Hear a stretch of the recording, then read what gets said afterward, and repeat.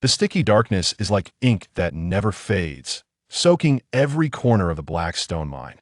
This is deep underground, a place that the sun can never reach, and even the wind smells of decay and despair. In the distance, a few beans-eyed oil lamps are struggling and jumping in the dull and turbid air. The light is dim and weak, only illuminating a few feet around the wick, casting a swaying, twisted, and elongated shadow, reflecting the rough rock wall like the silhouette of a dormant beast, hideous and silent. The rock wall is not smooth, but rough, cold, and covered with mottled marks left by years and pickaxe marks. In many places, the groundwater that seeps out all year round merges into a stream, winding down the stone surface covered with mine dust, and accumulating into puddles of turbid water with a fishy smell in the low-lying areas. The sound of dripping water was monotonous and persistent, tick-tick-tick-tick, echoing in the narrow and low mine tunnel, as if beating an eternal and life-threatening rhythm for this underground prison. The air was filled with an indescribable complex smell, the dullness of lack of circulation, the sour smell of sweat evaporated from countless miners, the dust produced by iron hitting rocks, the metal smell of, or that has penetrated for years, and the lingering damp and moldy smell like rotten moss, and even the faint smell of blood oozing from new and old wounds. All of this mixed together to form a disgusting, depressing, and suffocating mine smell. Shaun was lying in this corner where filth and despair intertwined. The ground beneath him was not flat land, but a hard, cold, uneven rock bed, scattered with sharp gravel and sticky mud. The sharp-edged stones mercilessly stabbed the already thin skin on his back, and every weak breath that moved his body would bring new stinging pain. The cold was like a poisonous snake, following the moisture, penetrating the tattered linen prison uniform on his body, which was almost unrecognizable, and ruthlessly eroding his already low body temperature. His left leg was twisted at an unimaginable and horrifying angle, and the pale broken bones even pierced the dirty black skin and flesh, exposing it to the dim air. The deep wound on his abdomen, with the edges turned outward, exposed the blurred flesh and blood, and was still slowly and continuously oozing out warm blood, dyeing the soil under his body into a dark red and black sticky. In the distance, the numb and tired knocking sounds of other miners could be vaguely heard. The rhythm of ding-dot-dang-dot-ding-dang was slow and heavy, like the beating of their long-numbed hearts. Occasionally, there were a few suppressed coughs. The sound was dry and painful, as if coughing out the lungs. In the distance, there seemed to be the supervisor's rough scolding and the crisp sound of whips hitting the air, but these seemed to be separated by a thick barrier, seeming distant and unreal. For Shaun, at this moment, he could only clearly feel the increasing pain, the rapidly fading vitality, and the coldness and despair that wrapped him up and dragged him into the bottomless abyss like a substance. He could clearly feel the shadow of death approaching. The cold tentacles had already wrapped around his limbs. His consciousness began to blur, and the darkness in front of him seemed to have life, spinning to swallow him up completely. Damn, another dying waste. A rough voice sounded not far away, accompanied by heavy footsteps. It was the supervisor Hailang. His eyes, full of violence and impatience, swept over Shaun, who was curled up in the corner, as if he was looking at a pile of useless garbage. "You still have one breath left? Humph, what a waste of food." Black Wolf approached and kicked Shaun's injured abdomen mercilessly with his hard leather boots. Puff, a mouthful of blood mixed with internal organs spurted out of Shaun's mouth. The intense pain woke him up from his semi-comatose state instantly, but his body didn't even have the strength to curl up. "Looking at your condition, you will definitely die today. It's too much of a hindrance to leave you here. You'll find 2 guys to drag you to the abandoned mine later." Black Wolf spat in disgust, and the spit fell on Shaun's face with an insulting meaning. The humiliation of dying, the severe pain of the abdominal wound being torn again, and the long-standing hatred for this cruel world. These supervisors who treat human lives as worthless, and the overwhelming hatred for his powerless fate. All these negative emotions were like a flood that broke through the dam, bursting out in the depths of Shaun's consciousness that was about to go out. Why?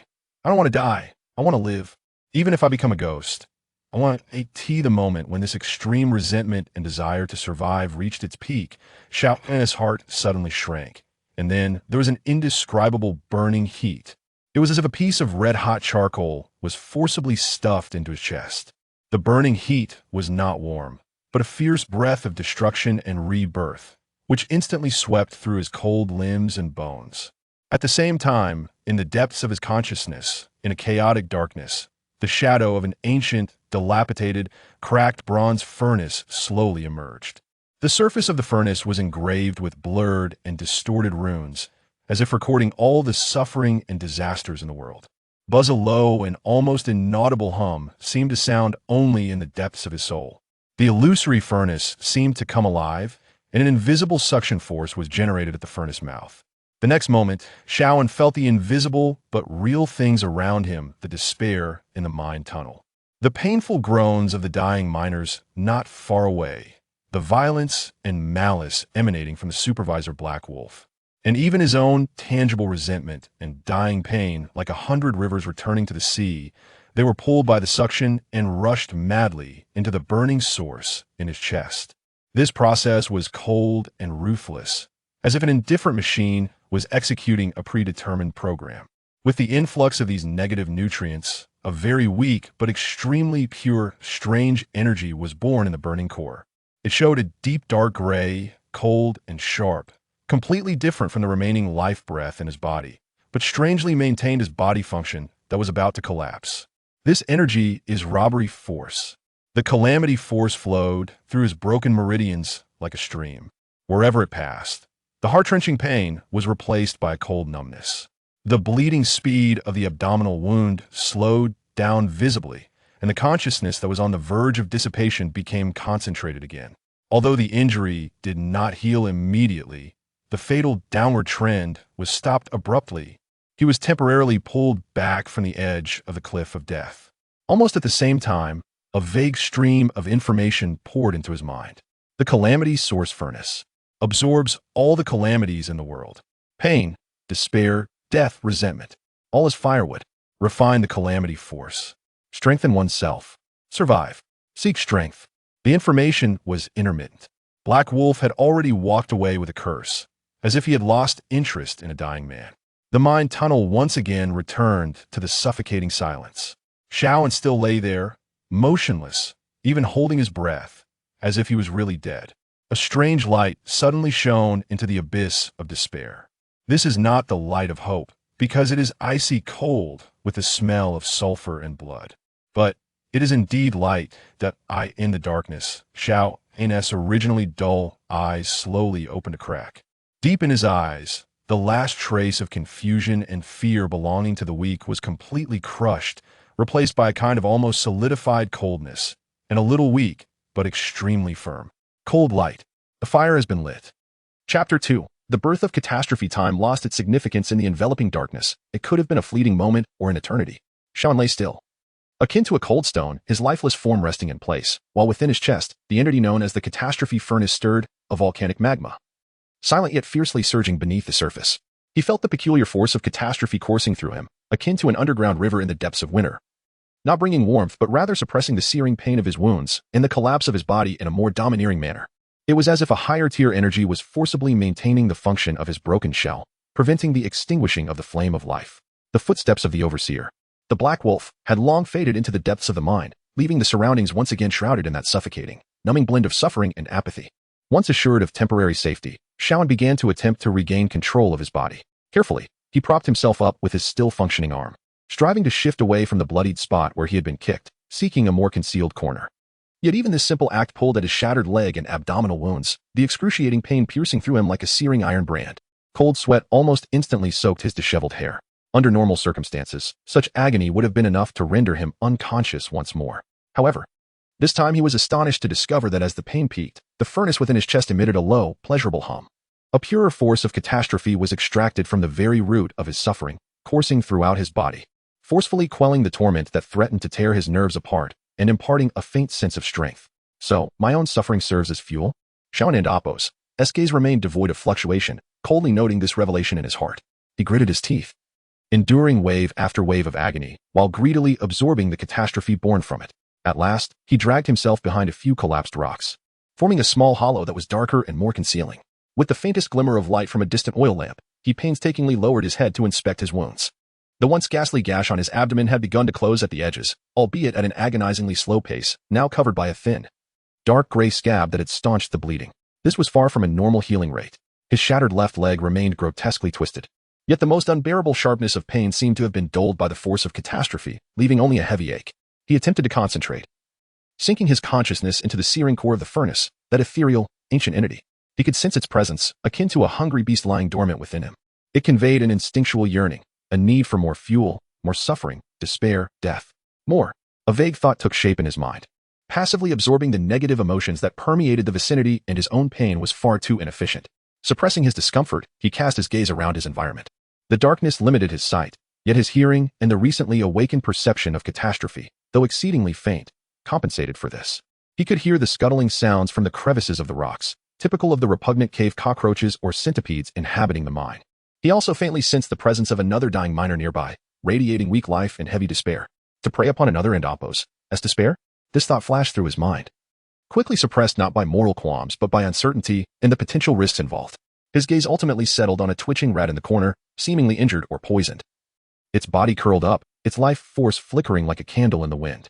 You are the one, Shaoan silently resolved. He concentrated, directing his thoughts towards the dying rat, envisioning the furnace in his chest extending invisible tendrils to siphon away its fear and the waning essence of life. The process was silent, devoid of any visible phenomena. Yet Shaoan distinctly felt a cold, death-laden energy, akin to fine threads being drawn from the rat, flowing into his furnace through some mysterious connection. The furnace trembled slightly, refining the energy. And then a more potent force of catastrophe surged forth, and that derived from his own suffering. The rat twitched once more before falling completely silent. A cold and clear sense of power coursed through Shaoan and Appo's limbs. He immediately harnessed this newfound energy, carefully directing it towards his abdominal wound. There was no warmth of healing, only a harsh sensation as if countless tiny files were grinding and stitching together. The muscles around the wound writhed visibly, growing and knitting together, and the dark gray scab thickened. Though far from complete recovery, this effect was nothing short of miraculous. He allocated a small portion of the force to nourish his severely weakened body from blood loss and hunger. The withered muscles felt as if infused with a spark of vitality. Though still fatigued, the near-death weakness had diminished considerably. Feeling the genuine growth of power within him and the improvement of his injuries, Shaoan and Appo's gaze grew increasingly cold and sharp. To absorb suffering, to plunder death. This was the law of the catastrophe furnace. Malevolent? Perhaps. Cruel? Inevitable. Yet, in the face of survival and the acquisition of strength, what did it matter? In this world where human life held less value than that of animals, the notions of goodness and morality were merely intoxicants for the weak to deceive themselves. Only power, only the strength held firmly in one's grasp, was the sole reality. The furnace's insatiable greed harmonized perfectly with his current thirst for survival and power. He was no longer merely the miner Shaoan waiting for death in the darkness. He was the host of the catastrophe furnace, a nascent monster that had just learned how to draw from suffering and feast upon catastrophe. The restoration of his body required time, and the severed leg posed a significant challenge. Yet he had already acquired the means to survive, as well as the fangs of retaliation. Just then, footsteps echoed from the depths of the mine, accompanied by a familiar and loathsome voice. Damn it, have those lazy bastards been caught yet? And that nearly dead waste. Drag it to the abandoned pit and toss it in, so it doesn't end Appo's stink up the place. It was the Black Wolf. He seemed to be returning. Shaoan and Appo's heart sank, but then the icy glint deep within his eyes flared to life. Chapter 3. The Savage Hound and Retribution. The darkness of the mine seemed to thicken. The distant flicker of the oil lamp resembling the feeble breath of a dying man, weak and ineffectual, unable to dispel the chill that permeated this corner soaked in despair. Shaoan remained curled behind a few collapsed rocks, akin to a wounded lone wolf retreating to its den, licking its wounds while remaining vigilant against the imminent danger. Although the force within him was faint, it slithered through his veins like a cold, venomous serpent. The wound in his abdomen, nourished by this power, had ceased to bleed, forming a dark gray scab that exuded an ominous aura. The pain from his broken left leg still surged in dull throbs, but the excruciating agony had been forcibly suppressed by the force. More importantly, the near-death weakness he had felt was gradually dissipating. Replaced by a cold and condensed sense of strength, though slight, it was undeniably real. He could sense the illusory furnace of power within his chest roaring silently like a famished beast, yearning for more fuel. The enhancement he had gained from absorbing the dying mouse was far more significant than drawing from his own suffering. This revelation sharpened his awareness that plunder was indeed the shortcut along this treacherous path. Damn it, move quickly. Drag that kid's corpse to the third abandoned pit. Don and Appo's let the stench taint my territory. The coarse curses grew nearer, accompanied by heavy, chaotic footsteps, resonating like a death knell against Shaoan's taut nerves. The Black Wolf. He is back. And it sounds like he is not alone. Shaoan's heart contracted sharply, yet his gaze turned even colder in an instant.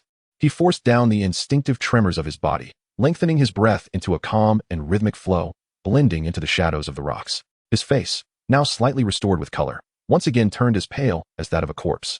His mind raced with thoughts. To flee? Impossible. His broken leg was a fatal injury, rendering him incapable of escape. To beg for mercy? That would only invite humiliation, leading to a quicker and more brutal demise. The Black Wolf relished tormenting the cries of the weak. The only path to survival lay in retaliation, with this newly birthed, insignificant force. And with this battered body that had yet to recuperate, he would confront a robust and ruthless overseer, along with any potential accomplices that might accompany him. It sounded like a cruel jest, a desperate joke. Yet, within Shaoan and Apos' eyes, there was not a trace of fear or hesitation. Only a profound calmness and a rapid analysis of the situation.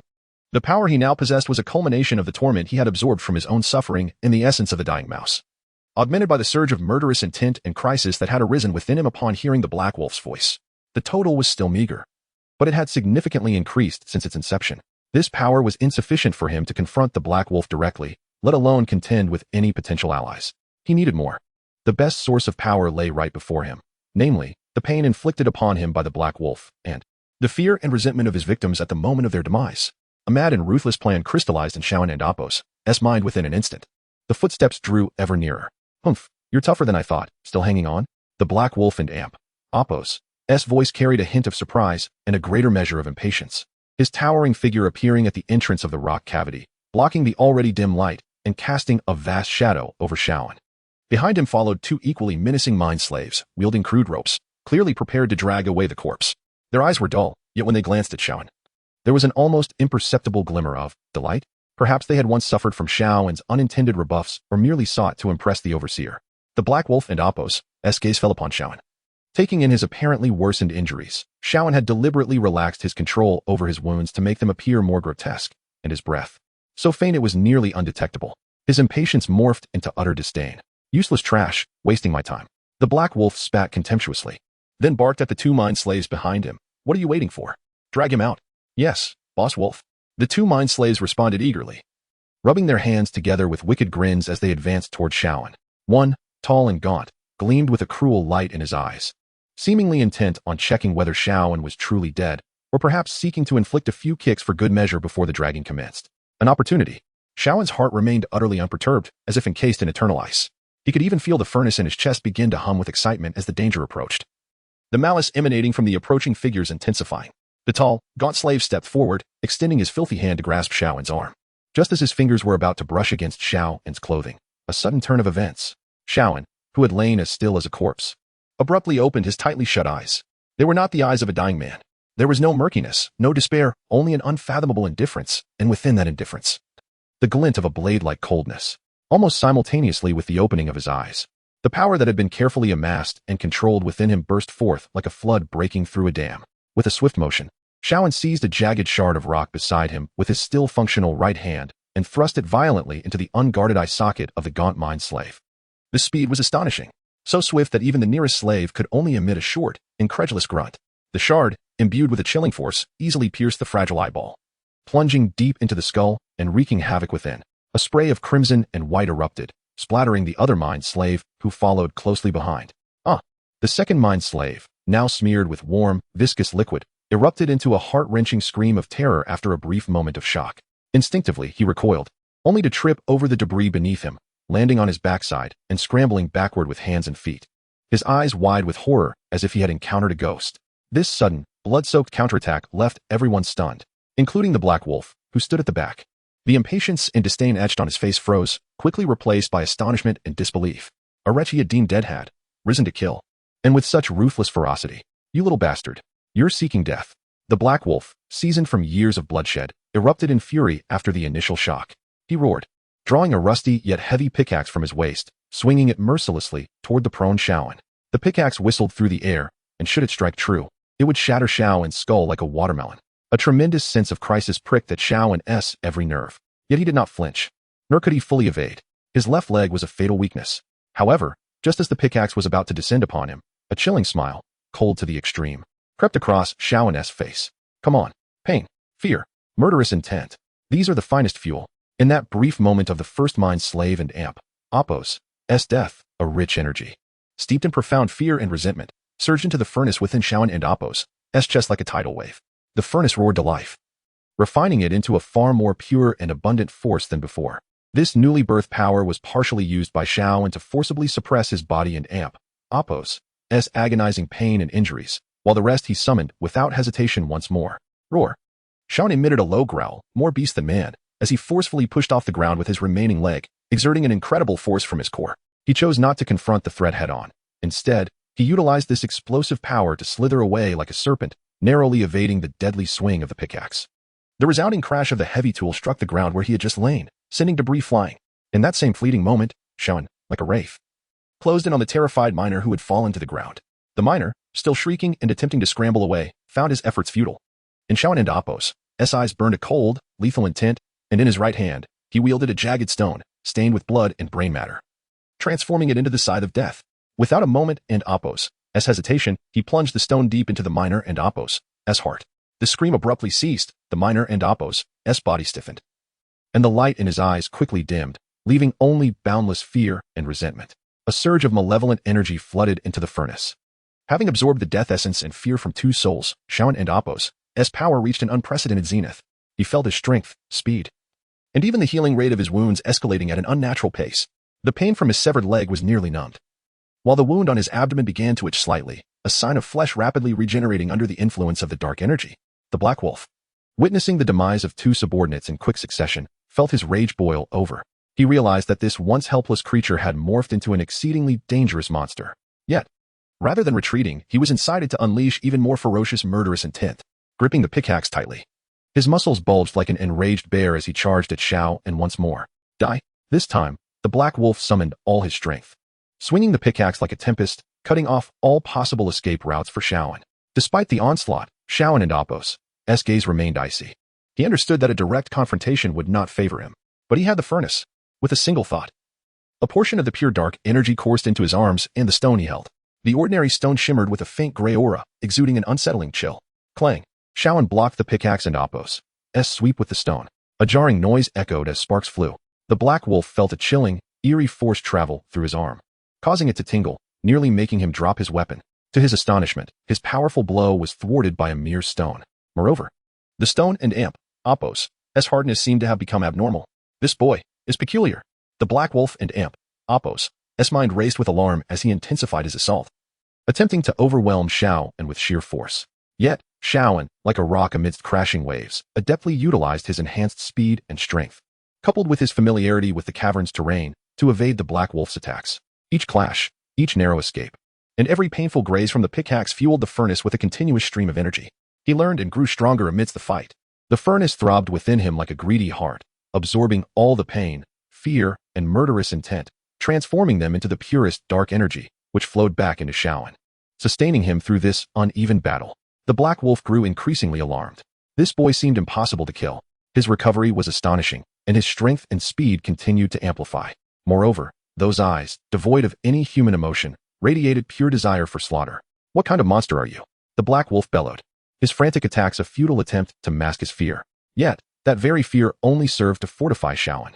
He could distinctly sense a thread of fear emanating from the Black Wolf, which was captured and absorbed by the furnace. As their energies fluctuated, the tide of battle began to shift inexplicably in Shaoan's favor.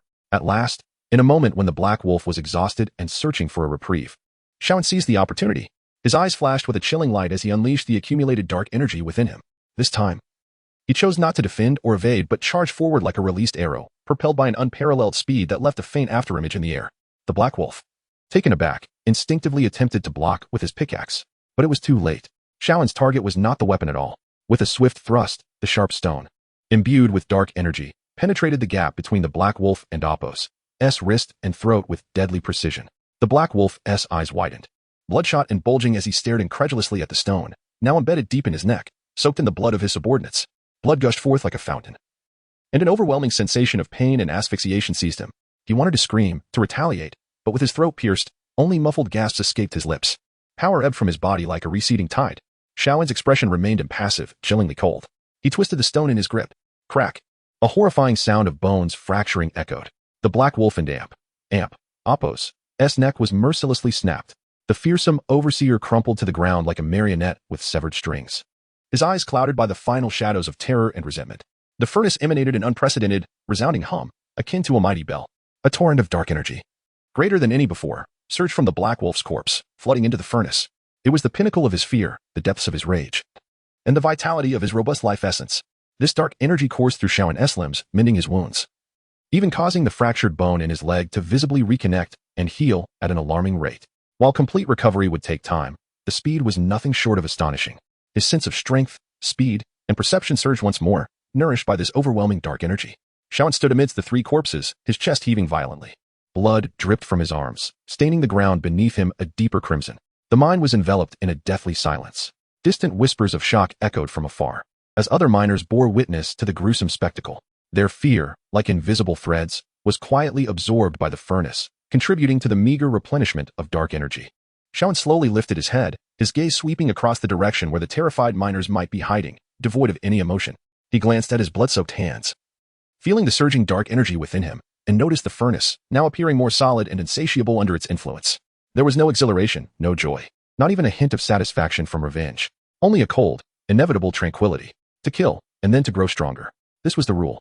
From the moment he activated the furnace on the brink of death, he had embarked on an irreversible path. Today, he had laid the first stone for his survival with the lives of 3 men. But it also signified that greater troubles were soon to come. The mine would not tolerate the existence of a miner who had slain an overseer. Shao licked the bloodstains, tinged with a metallic taste, from his lips, his gaze growing ever more indifferent. It mattered not. Having plunged into the abyss, he resolved to conquer the darkness completely. Dragging his somewhat impaired left leg, he commenced the methodical task of managing the scene, pulling the body into the deeper shadows, erasing the most conspicuous traces. With each step, his resolve was unwavering. Chapter 4. Whispers of the Forge. The acrid scent of blood mingled with the earthy and damp aromas characteristic of the mine, weighing heavily upon the chest like a tangible presence. 3 contorted corpses lay sprawled in the narrow passage, silently narrating the brief yet brutal struggle that had just unfolded. The wide-open eyes of the Black Wolf still reflected the utmost terror and malice experienced in its final moments, as if it sought to eternally brand this devouring darkness into existence. Shao stood amidst the pool of blood, his chest gently rising and falling, though his breath was now far more steady and robust than before. The surging force within him resembled a torrent of ice, washing over his limbs and bones. A tingling, yet painful sensation emanated from the fractured joint of his left leg, a testament to the astonishing speed at which flesh was forcibly mending under the influence of this overwhelming power. The once deep wound in his abdomen now bore only a ghastly trace, obscured by thick, dark blood clots. His body, having absorbed the life essence and resentment of the Black Wolf and its minions, was undergoing a metamorphosis akin to rebirth.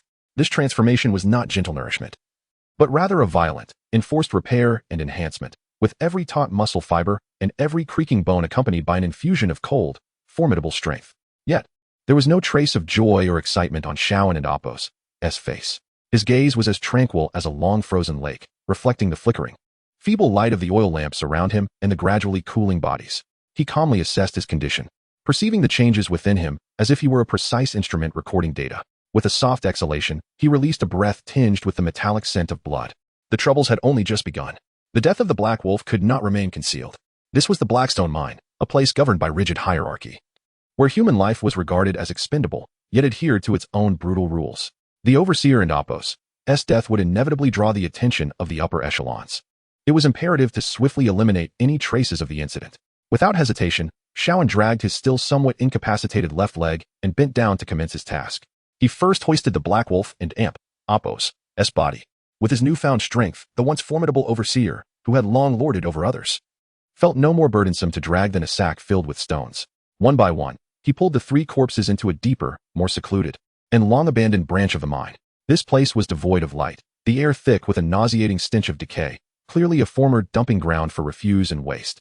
Subsequently, he gathered some rubble and mined detritus, hastily covering the bodies. The concealment was far from perfect, but in the chaotic depths of the mine, it would suffice to delay discovery for a time. Having completed this task, he returned to the scene of the battle, carefully using his feet to cover the most obvious stains of blood and brain matter with loose earth and stones, casting aside a sharp stone, now marred by sin, into a dark corner far away. Throughout the process, his movements were swift, his gaze focused, devoid of any emotional fluctuation, as if he were merely disposing of inconsequential refuse. The muffled breaths and furtive glances of other miners echoed around him. Shao could sense the fear, shock, and even a hint of hidden satisfaction within those gazes. Perhaps the Black Wolf and Amp, Oppos. S tyranny had long since bred deep-seated hatred among many. These emotions flowed like an invisible stream, silently merging with the cauldron of calamity within Shaoan and Oppos' chest. Though the quantity was meager, it was better than nothing. The cauldron acted like an insatiable glutton, welcoming all that came its way. After tidying up, Shaoan retreated to a rocky recess. This spot was relatively concealed, and the lingering scent of blood from the recent skirmish had yet to dissipate, ensuring he would not be disturbed for the time being.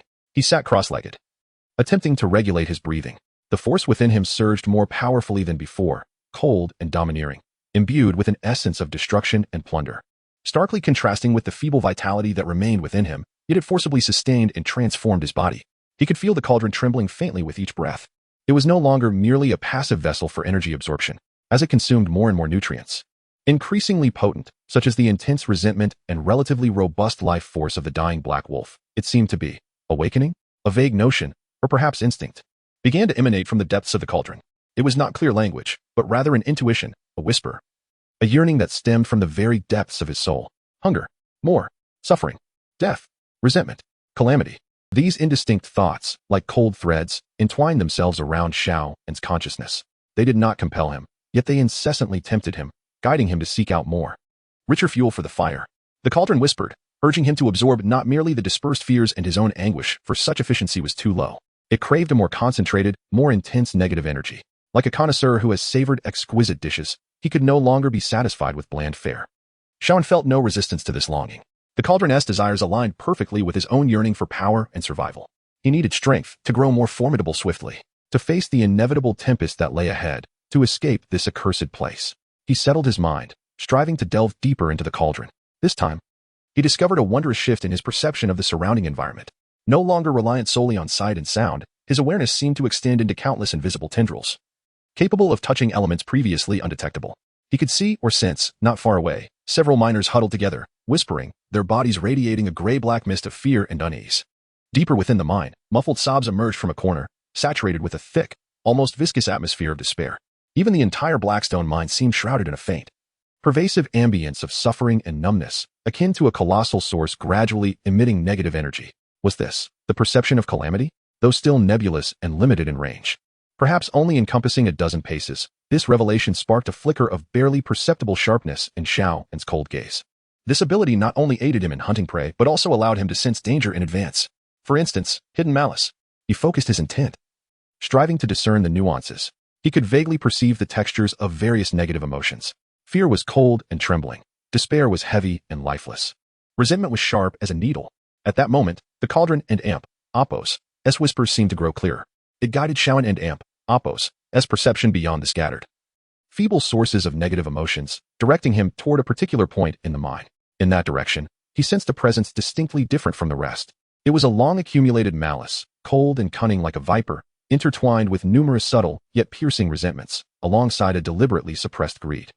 The intensity of this presence far surpassed that of ordinary miners, even more concentrated and pungent than the violent aura of the deceased black wolf. The cauldron's yearning intensified as well, akin to a shark scenting blood, instinctively yearning to pounce.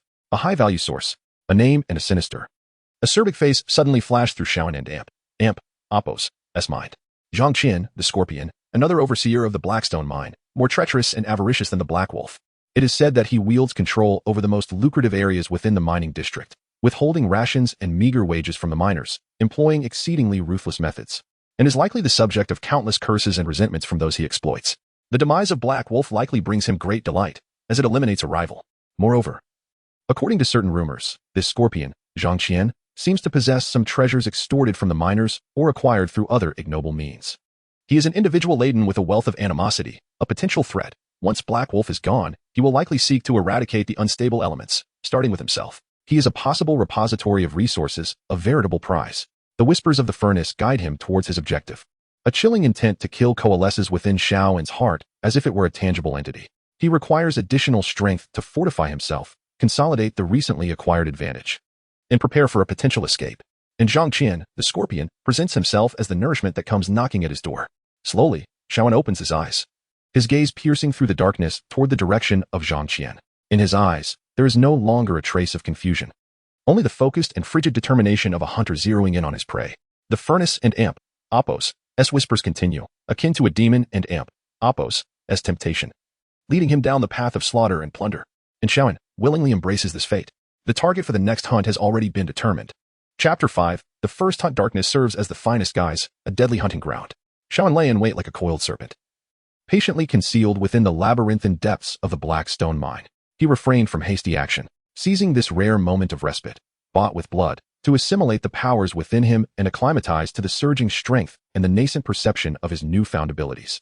His left leg, though still slightly limp, could now bear weight, and under the continuous nourishment of his abilities, it was recovering at an astonishing pace. More importantly, his strength, speed, and reflexes were incomparable to those of the previous day.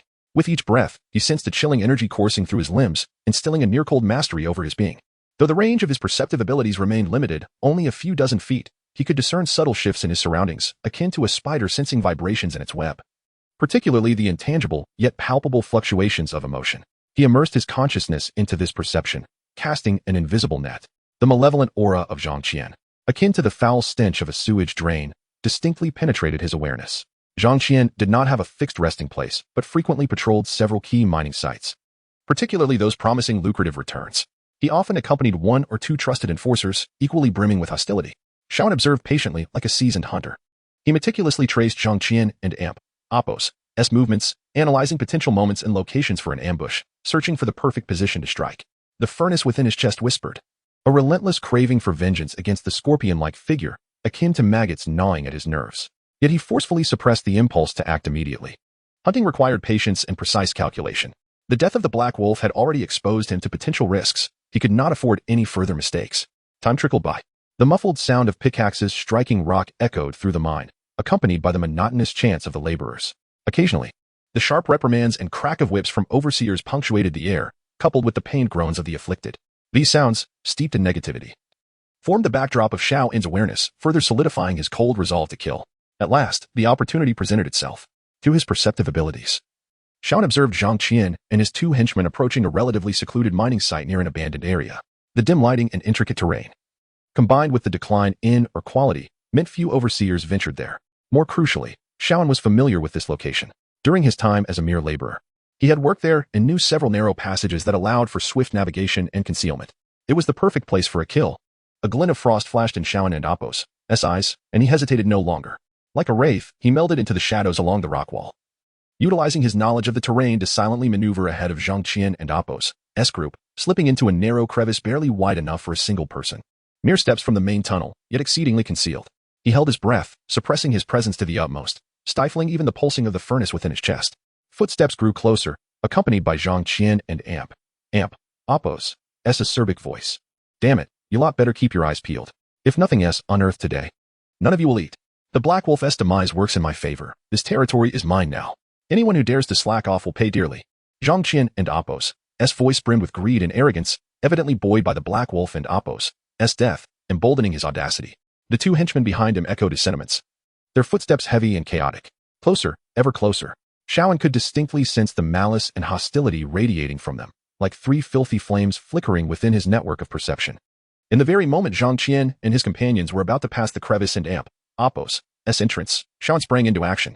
Like a hunting cheetah, silent yet swift, he erupted from the crevice, not targeting Zhang Qian, but rather the weakest of the henchmen, who lagged behind. With a sharp thrust, a jagged stone, sought from the vicinity. A makeshift weapon with equally sharp edges, was infused with the cold energy of his abilities, piercing the henchman's back with a cunning angle. The energy erupted, obliterating his heart in an instant. The henchman had no time to utter a sound. His body stiffened abruptly, eyes glazing over as he toppled forward. Almost simultaneously, Zhang Qian and the other henchmen sensed the disturbance and whirled around. But what awaited them was Xiaoan and Appos' ghostly figure, and a second, whistling stone hurled their way. This time, the target was the slower reacting henchman. Startled, the henchman instinctively raised his club to defend himself. Clang! The stone collided with the club, producing a dull thud. The henchman felt an eerie, chilling force surge through him, fracturing his grip on the club. He was horrified to discover the opponent and Appos' strength was terrifyingly formidable. Yet Xiaoan, undeterred by his initial miss, unleashed a tempest of ferocity, refusing to grant a moment and Appos' respite. He closed in like a relentless shadow, his left hand claw-like, exuding the invasive aura of his abilities, striking toward the henchman's face with blinding speed. The henchman barely managed a terrified gasp before Xiaoan's fingers dug into his eye socket. The shriek echoed hauntingly through the narrow mine. Shaoan's expression remained impassive as he exerted force, wrenching the eyeball from its socket, while simultaneously sweeping the stone across the henchman's neck. Blood erupted. The second henchman was dead. This all transpired in the blink of an eye. From the moment Shaoan initiated his assault to the elimination of both henchmen, a mere few breaths elapsed, efficient and bloody. Only then did Zhang Qian truly behold the face of his assailant.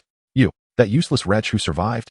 Zhang Qian and Appo's pupils constricted, disbelief and horror etched across his features. He recognized Shaoan, the laborer whose leg had been shattered by the Black Wolf, who was supposed to be awaiting death in a corner. Yet how could he not only survive but grow so powerful? After the shock came a profound fear laced with fury. Unlike the Black Wolf, Zhang Qian was no fool. He immediately understood that this adversary was targeting him, and his strength surpassed all expectations. You little bastard! Did you think killing my two useless lackeys would be the end of it? I'll send you to join the Black Wolf today. Zhang Qian screeched, his voice a mix of menace and desperation, as he drew a small, glimmering dagger from his waist. The blade shimmered with a sinister blue-purple hue, clearly laced with poison. Instead of charging forward, he cautiously retreated a step, his gaze hawkish as he scrutinized Xiao and for any sign of weakness. He valued his life more than the Black Wolf and was far more cunning. Shaoan regarded him coldly, his silence unyielding. The deaths of the two henchmen had unleashed torrents of fresh, fear-laden energy into the furnace, further amplifying his strength. He could sense his injuries healing further, his powers surging anew. Zhang Qian's caution played into his hands. He required time to adjust to his burgeoning strength and to let the fear ferment. What do you desire? Money? Or do you wish to escape this place? Zhang Qian and Appo's eyes darted as he attempted to buy time with words, seeking any vulnerability in Shaoan. I can assist you. Just spare me. And I will offer you riches, plenty of riches. I can also help you forge connections to leave this cursed place. Shaoan's gaze remained as frigid as ever, devoid of any fluctuation. Money? Escape? He certainly desired both. Yet he understood more profoundly that only the power he wielded was truly dependable. Before him lay the venomous scorpion, the very sustenance for his burgeoning power. The furnace whispered, yearning for the deeply accumulated resentment and the fear that burgeoned within Zhang Qian at this moment. Your words are excessive, came Shaoan's voice, hoarse and frigid, akin to the sound of metal scraping against metal. Before his words faded, he moved. Without a hint of warning, like a spring compressed to its limit suddenly released, his figure morphed into a blurred shadow, lunging fiercely towards Zhang Qian with a velocity surpassing that employed against the Black Wolf. Zhang Qian, ever vigilant, screamed as the poisoned dagger in his hand transformed into a serpent of darkness, viciously thrusting towards Shaoan and Appo's heart. Simultaneously, he recoiled, attempting to widen the distance. Shaoan's gaze sharpened, unwavering and unflinching. Just as the dagger was about to pierce his chest, a surge of calamity energy suddenly coursed into his chest. Searing pain erupted as the dagger embedded itself in Shaoan's torso, yet it penetrated less than half an inch before being halted by an incredibly resilient, frigid force, akin to striking a sturdy leather hide. The calamity energy surged vehemently, even attempting to erode the toxin upon the dagger, though pain radiated through him. The injury was far from fatal. Zhang Qian was aghast. His venom-laden dagger, even against a seasoned warrior, would spell immediate death upon contact. What manner of monster was this youth? This fleeting astonishment became his death knell. Shaoan, enduring the blow, wielded a makeshift stone, its edges dulled. Yet it fell upon Zhang Qian's wrist like a battering ram. Crack! The sound of shattering bone resonated clearly. Zhang Qian emitted a shriek akin to a slaughtered pig. His wrist contorted at an unnatural angle, the poisoned dagger flying from his grasp. Intense agony and terror erupted like a dam bursting, flooding into Shaoan's furnace. No, please don't kill me. I was wrong. I will give you all my money. Zhang Qian crumbled, tears streaming, desperately pleading for mercy. Yet Shaoan's gaze bore no trace of compassion. His left hand shot forth like lightning, seizing Zhang Qian's throat. The overwhelming force causing Zhang Qian and Appo's complexion to turn a shade reminiscent of liver. Tell me, where is your treasure hidden? Shaoan inquired coldly, his fingers gradually tightening. In my dwelling, beneath the floor, under the bed. Zhang Qian struggled to articulate, his eyes filled with pleading and dread. Excellent. Shaoan obtained the desired answer, no longer wasting time. With a sudden surge of strength, his left hand squeezed. A sharp crack echoed as Zhang Qian and Appo's cervical vertebrae were obliterated. The sly and tyrannical overseer crumpled, his body slackening. The last glimmers of light in his eyes swallowed by the infinite abyss. Buzz. The calamity source furnace erupted once more with a resonant hum. A torrent of calamity energy, more colossal and delectable than that absorbed from the Black Wolf, surged forth, intermingled with Zhang Qian and Appo's lifelong accumulation of resentment. The ultimate fear experienced at death, and his relatively well-nourished life essence, flooding in with fervor. Shaoan's body quaked as if forcibly inflated, each sinew trembling under the onslaught of this immense calamity energy, reinforcing him. The wound upon his chest visibly writhed and healed, leaving behind only a faint scar. The limpness in his left leg nearly vanished. He could distinctly sense his strength, speed, and defense significantly enhanced once more. especially his speed, which felt as though it had shattered some constraint, becoming lighter and swifter. This was the bounty of the hunt. This was the essence of power. Standing beside 3 new corpses, Shaoan reveled in the surging strength within him, his eyes glinting with a cold satisfaction. He refrained from immediately searching for Zhang Qian's hidden treasures, opting instead to swiftly dispose of the bodies and traces with even greater adeptness than before. Only then did he silently infiltrate Zhang Qian and Appo's humble abode, easily locating the parcel concealed beneath the floorboards of the bed. Indeed, it contained a substantial amount of silver and gold, a few vials of inferior healing ointment, and a tattered tome that appeared to be a rudimentary manual on body refinement. A delightful surprise. Shaoan stowed away the parcel, particularly the body refinement manual. Though crude, it might yield valuable insights from the furnace. Having completed these tasks, he vanished once more into the shadows of the mine. He needed a place of absolute safety to thoroughly digest the immense gains from this hunt, converting the surging calamity energy into his own strength, especially to enhance the speed he had just begun to transcend. The Blackstone Mine, this vast prison, could no longer confine him for long. Chapter 6, emerging from shadows in the depths of the rock and Appo's recesses, darkness, like the most faithful servant, completely engulfed Shaoan and Appo's figure. He sat cross-legged, resembling a cold stone statue, with only the subtle rise and fall of his chest indicating the rhythm of his breath. Each inhalation seemed to siphon the despair-laden air surrounding him. Within him, the furnace of calamity operated with an unprecedented efficiency, absorbing the immense calamity force from the venomous scorpion Zhang Qian and his minions, akin to tamed raging waves, repeatedly washing and refining his sinews and skin under his guidance. Particularly, the relatively pure essence of life and the intense resentment derived from Zhang Qian provided the most notable enhancement. He could distinctly sense that his speed had surpassed a certain threshold, not merely a muscle explosion but imbued with a newfound lightness, swiftness, and even a hint of eerie buoyancy. It was as if he could transform into a true shadow, merging seamlessly into the endless darkness at will. His strength and defenses swelled correspondingly, and the wound on his chest, inflicted by a poisoned dagger, had completely healed, leaving no trace of a scar. The surface of his skin shimmered with an almost inhuman resilience. Simultaneously, the whispers of the furnace seemed clearer. It no longer merely conveyed hunger and desire, but also subtly relayed vague information regarding energy circulation and the efficacy of techniques. The crude body refining tome scavenged from Zhang Qian's residence was firmly etched in his mind, with a slight exertion. The furnace instinctively identified several ineffective or even harmful energy routes within it, simulating a more direct, domineering, and fitting alternative aligned with the nature of calamity force. Although this deduction remained rudimentary and possibly concealed unknown risks, it was an invaluable treasure for the current Shaoan. Like a sponge absorbing water, he greedily assimilated any information and energy that could augment his strength. After an indeterminate period, when the last vestige of calamity force was thoroughly refined and integrated into his being, Shaoan slowly opened his eyes. In the darkness, his gaze shone with an astonishing brilliance, devoid of warmth, radiating an icy profundity and an almost tangible aura of intimidation. It was time to emerge. He required sustenance, water, and the necessity to make certain individuals aware of who now held dominion over this territory. Rising to his feet, he stretched his limbs, the subtle crackling of his bones resonating with explosive vitality. He stepped out of his concealed refuge, akin to a fierce tiger unleashed, silently merging into the mine's passageway. His presence did not incite much commotion, yet the miners, previously engaged in hushed conversations or numbly toiling, fell abruptly silent as if ensnared by a spell. Awe, fear, and even a tinge of curiosity pierced through the air, directed towards him. However, when Shaoan and Appo's cold gaze swept over them, they lowered their heads in a panic, trembling like startled rabbits, too afraid to meet his eyes.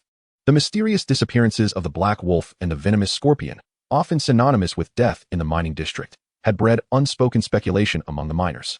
Especially those who had witnessed Shaoan's counterattack against the black wolf regarded him as a figure more terrifying than the overseers. This intangible intimidation was precisely the effect Shaoan sought. He traversed the mine's passageway, his pace unhurried yet imbued with an oppressive aura that rendered the atmosphere stifling. His left leg had fully healed, and he walked without a trace of limping. Suddenly, commotion erupted ahead. Several relatively tall miners, their faces twisted with malice, surrounded a slight youth, mercilessly beating him to seize the meager, hard, blackened cake that barely qualified as food. This was a common scene among the lower echelons of the mine. Survival of the fittest played out daily. In his former self, Shaoan would have merely averted his gaze or dared not approach.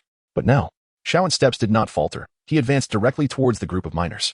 Engrossed in their brawl, they failed to notice his approach until the shadow cast by his figure enveloped them. One miner, upon catching sight of Shaoan's expressionless face and his eyes cold as ice, was instantly overtaken by terror. It's you, he exclaimed, retreating instinctively as if confronted by a specter.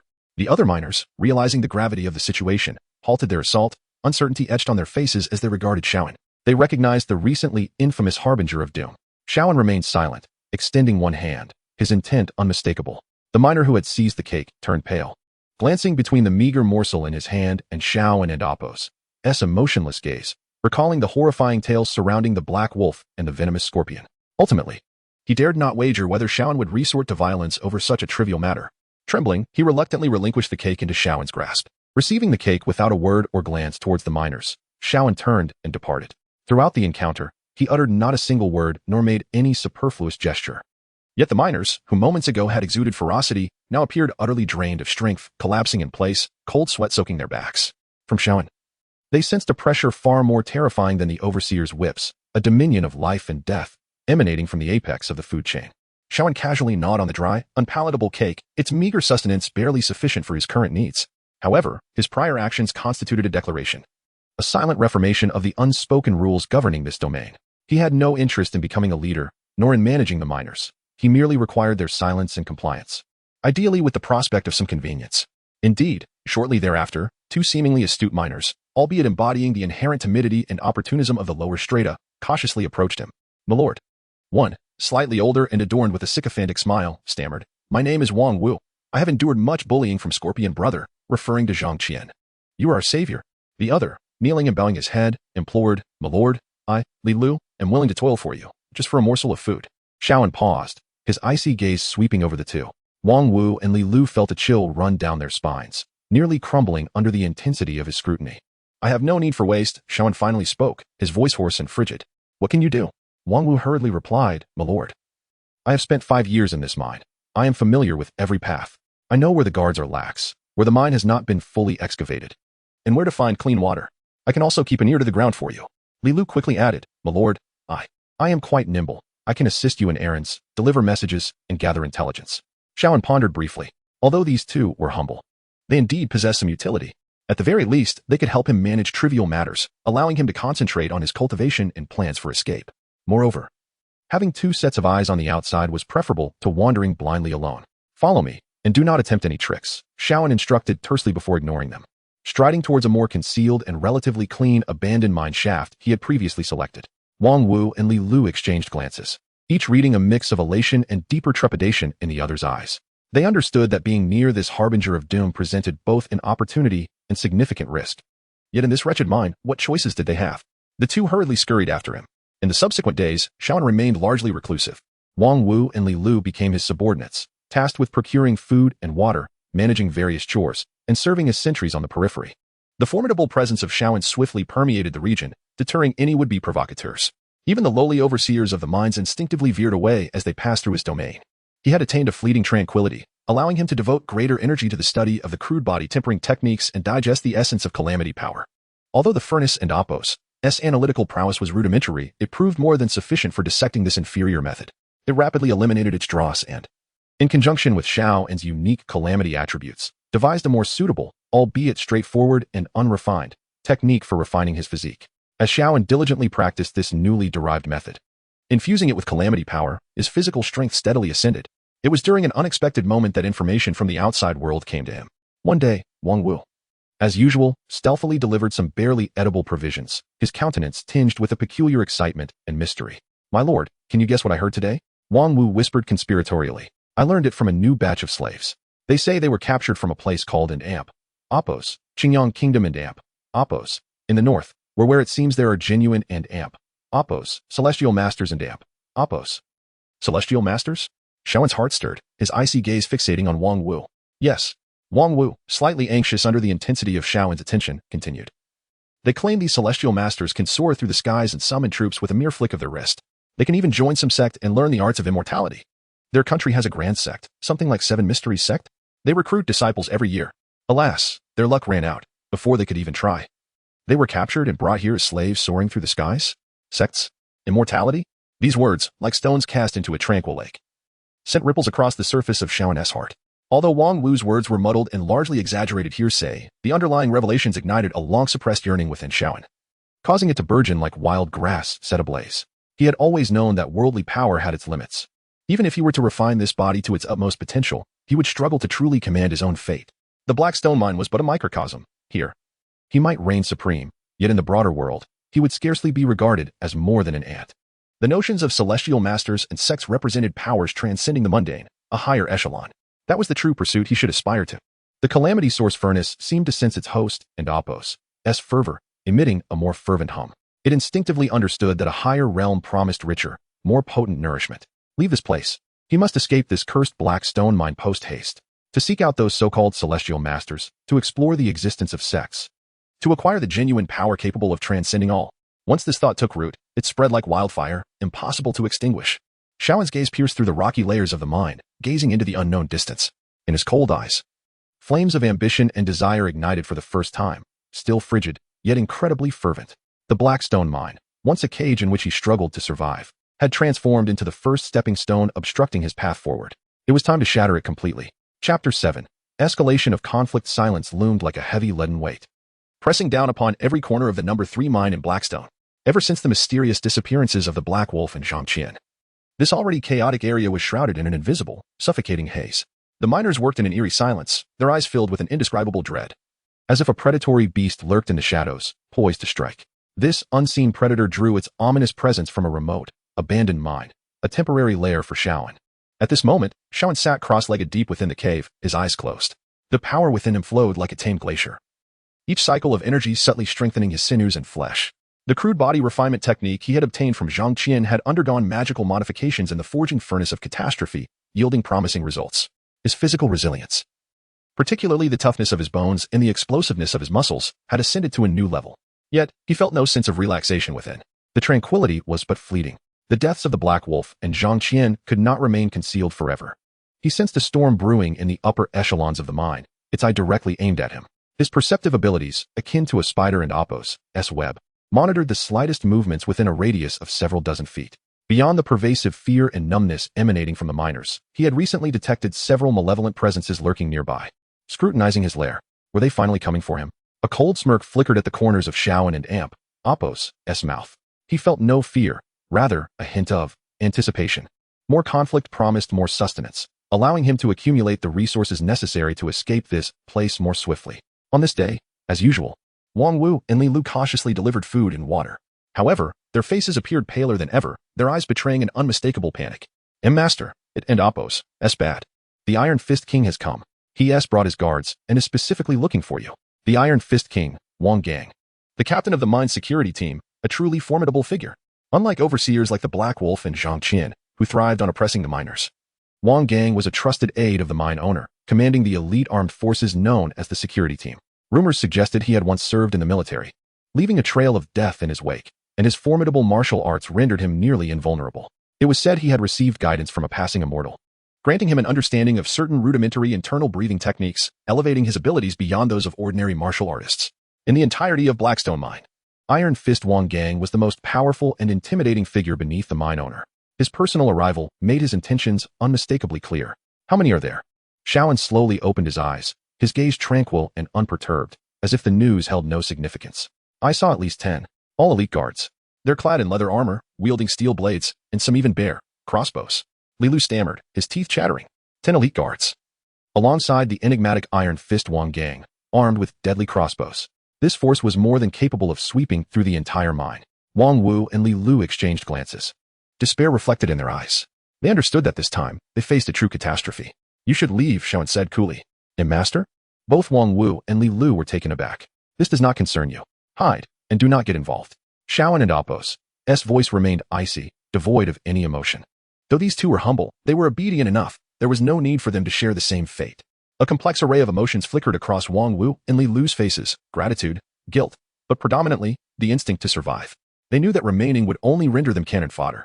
After bowing twice, they hurriedly disappeared into the shadows of the mine. Shaoan rose, stretching his limbs, the sound of cracking bones echoing in the stillness. He walked to the cave entrance, his gaze piercing through the darkness towards the mine and Apos' entrance. In his perceptive awareness, he sensed several fiery, malevolent auras rapidly approaching. The foremost presence was the most potent and fierce, akin to a searing iron, exuding an overwhelming pressure. Iron Fist Wang Gang.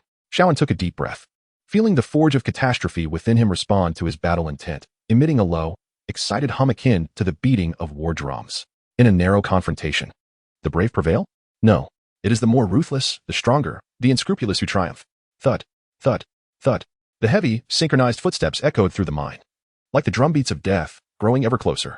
Soon, a semicircle of guards clad in black leather armor, brandishing gleaming steel blades and exuding fierce gazes, formed at the entrance of the side mine where Shaoan stood. Their movements were precise, clearly indicative of rigorous training. Two among them readied their crossbows, the cold arrowheads glinting ominously in the dim light. From the ranks of the guards emerged a particularly burly, rugged man, his arms muscular and veins pronounced. He wore simple attire rather than leather armor, yet his mere presence radiated an immense, mountainous pressure. His hawk-like eyes fixed intently upon Shaoan, shrouded in shadow. It was Iron Fist Wang Gang. You are Shaoan? Wang Gang's voice resonated deeply, authoritative and unwavering. You are the one who killed the Black Wolf and Zhang Qian? He did not pose a question. Rather, he stated it as fact, evidently convinced of his conclusion. Shaoan stepped forth from the shadows, his face devoid of expression. And if I did? His calmness caused Wang Gang and Appo's eyes to narrow. He had expected to confront a frantic or cowardly fugitive, yet was surprised to find his opponent so composed, as if he did not regard their group of over 10 as a threat. Humph, you possess courage, Wang Gang scoffed, his eyes gleaming with murderous intent. The mine has its rules. To defy authority and murder overseers is an unforgivable crime. The mine owner has commanded that you be executed on the spot, as an example. No sooner had he spoken than the guards behind him collectively shouted, drawing their blades with a flourish, an atmosphere thick with hostility enveloping the air. The tension crystallized into an icy stillness. The air was saturated with a palpable sense of impending violence. If you seek my life, let us see if you possess the capability to do so. Shaoan and Appo's voice remained flat, yet the power within him surged like a volcano primed to erupt. Fire. Wang Gang issued the command without hesitation. He never underestimated any foe, especially a desperate individual daring to defy the mine's authority. Whoosh, whoosh. Two arrows shot forth with a sharp hiss, akin to venomous serpents striking, aimed directly at Shaoan and Appo's face and chest. The speed was tremendous, the angles treacherous. Had it been the Shaoan up before, he would have struggled to evade such swift onslaughts. But at this moment, his body moved like a wraith, darting sideways with blinding speed, leaving a mere afterimage. Thud, thud. The arrows grazed his form, embedding themselves into the rock behind him, leaving two deep holes. What? Wang Gang and Appo's pupils constricted. This speed was far beyond that of a mere mortal. This fellow was indeed extraordinary. Kill. He roared, charging forward, his formidable frame akin to a descending tiger. Fists clenched with unyielding resolve, surging towards Shaoan. A faint yellow glow flickered around his iron fists, indicating the utilization of some internal breathing technique. The remaining guards surged forth like a tide, their steel blades whirling, forming a rudimentary encirclement that sealed off all escape routes for Shao and confrontation head-on. Shaoan's gaze was icy as he swiftly assessed the situation. It was unwise. The enemy was numerous, and with the formidable Wang Gang among them, a direct confrontation would surely lead to his demise. His body suddenly recoiled, nimble as a weasel, retreating into the narrow confines of the abandoned mine. Trying to flee?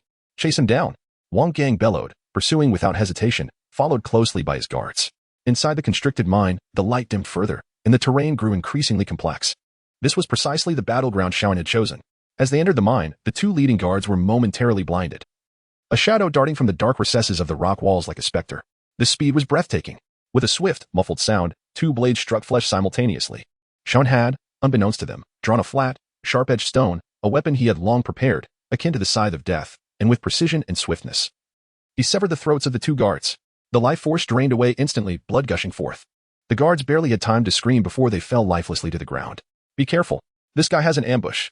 The guards behind shouted in alarm, their formation immediately faltering. Seeking death, Wang Gang roared, his iron fists swinging with ferocious wind, aimed directly at Shaoan's face. Shaoan evaded the blow, his footwork elusive as a slippery eel, utilizing the narrow terrain to dodge and weave, while his stone slice struck from various angles with relentless precision. Clang, clash. Slicing sounds echoed, mingled with pained gasps, reverberating through the narrow mine. Shaoan maximized his speed advantage, akin to a phantom in the shadows, using the rocks and corners as cover. Each time he reappeared, he would inevitably claim the life of a guard. His strikes were merciless, targeting the throat, eye sockets, and heart. The energy he channeled into the stone made it exceptionally sharp and resilient, capable of breaching the defenses and life force of his adversaries. Conversely, the guards found it exceedingly difficult to inflict significant harm upon him. The confined space restricted their numbers and formation, rendering their blades unwieldy and their crossbows useless. Shaoan's acute awareness of impending danger allowed him to anticipate most attacks, and with his extraordinary speed, he consistently evaded them by mere fractions of an inch. However, the battle came at a cost. Occasionally, he would fail to dodge entirely, receiving superficial cuts from blades or being grazed by Wang Gang and Appo's fists, leaving crimson trails across his body. Yet, the agony from these wounds served as the finest fuel for his furnace of power. The furnace within his chest roared to life, converting the fear, pain, and death he absorbed during the fight, along with his own suffering, into pure energy, mending his wounds and maintaining his peak condition. The more he fought, the more invincible he became, like a relentless, pain-immune machine of slaughter. Ah! Thud! Cries of despair echoed. In the blink of an eye, more than half of the elite guards had fallen. The remaining 2 or 3, all injured, huddled around Wang Gang, trembling in fear, unwilling to advance. The mine was thick with the stench of blood, littered with severed limbs and splattered gore, resembling a hellish nightmare. Wang Gang, with his imposing physique, bore several varying wounds.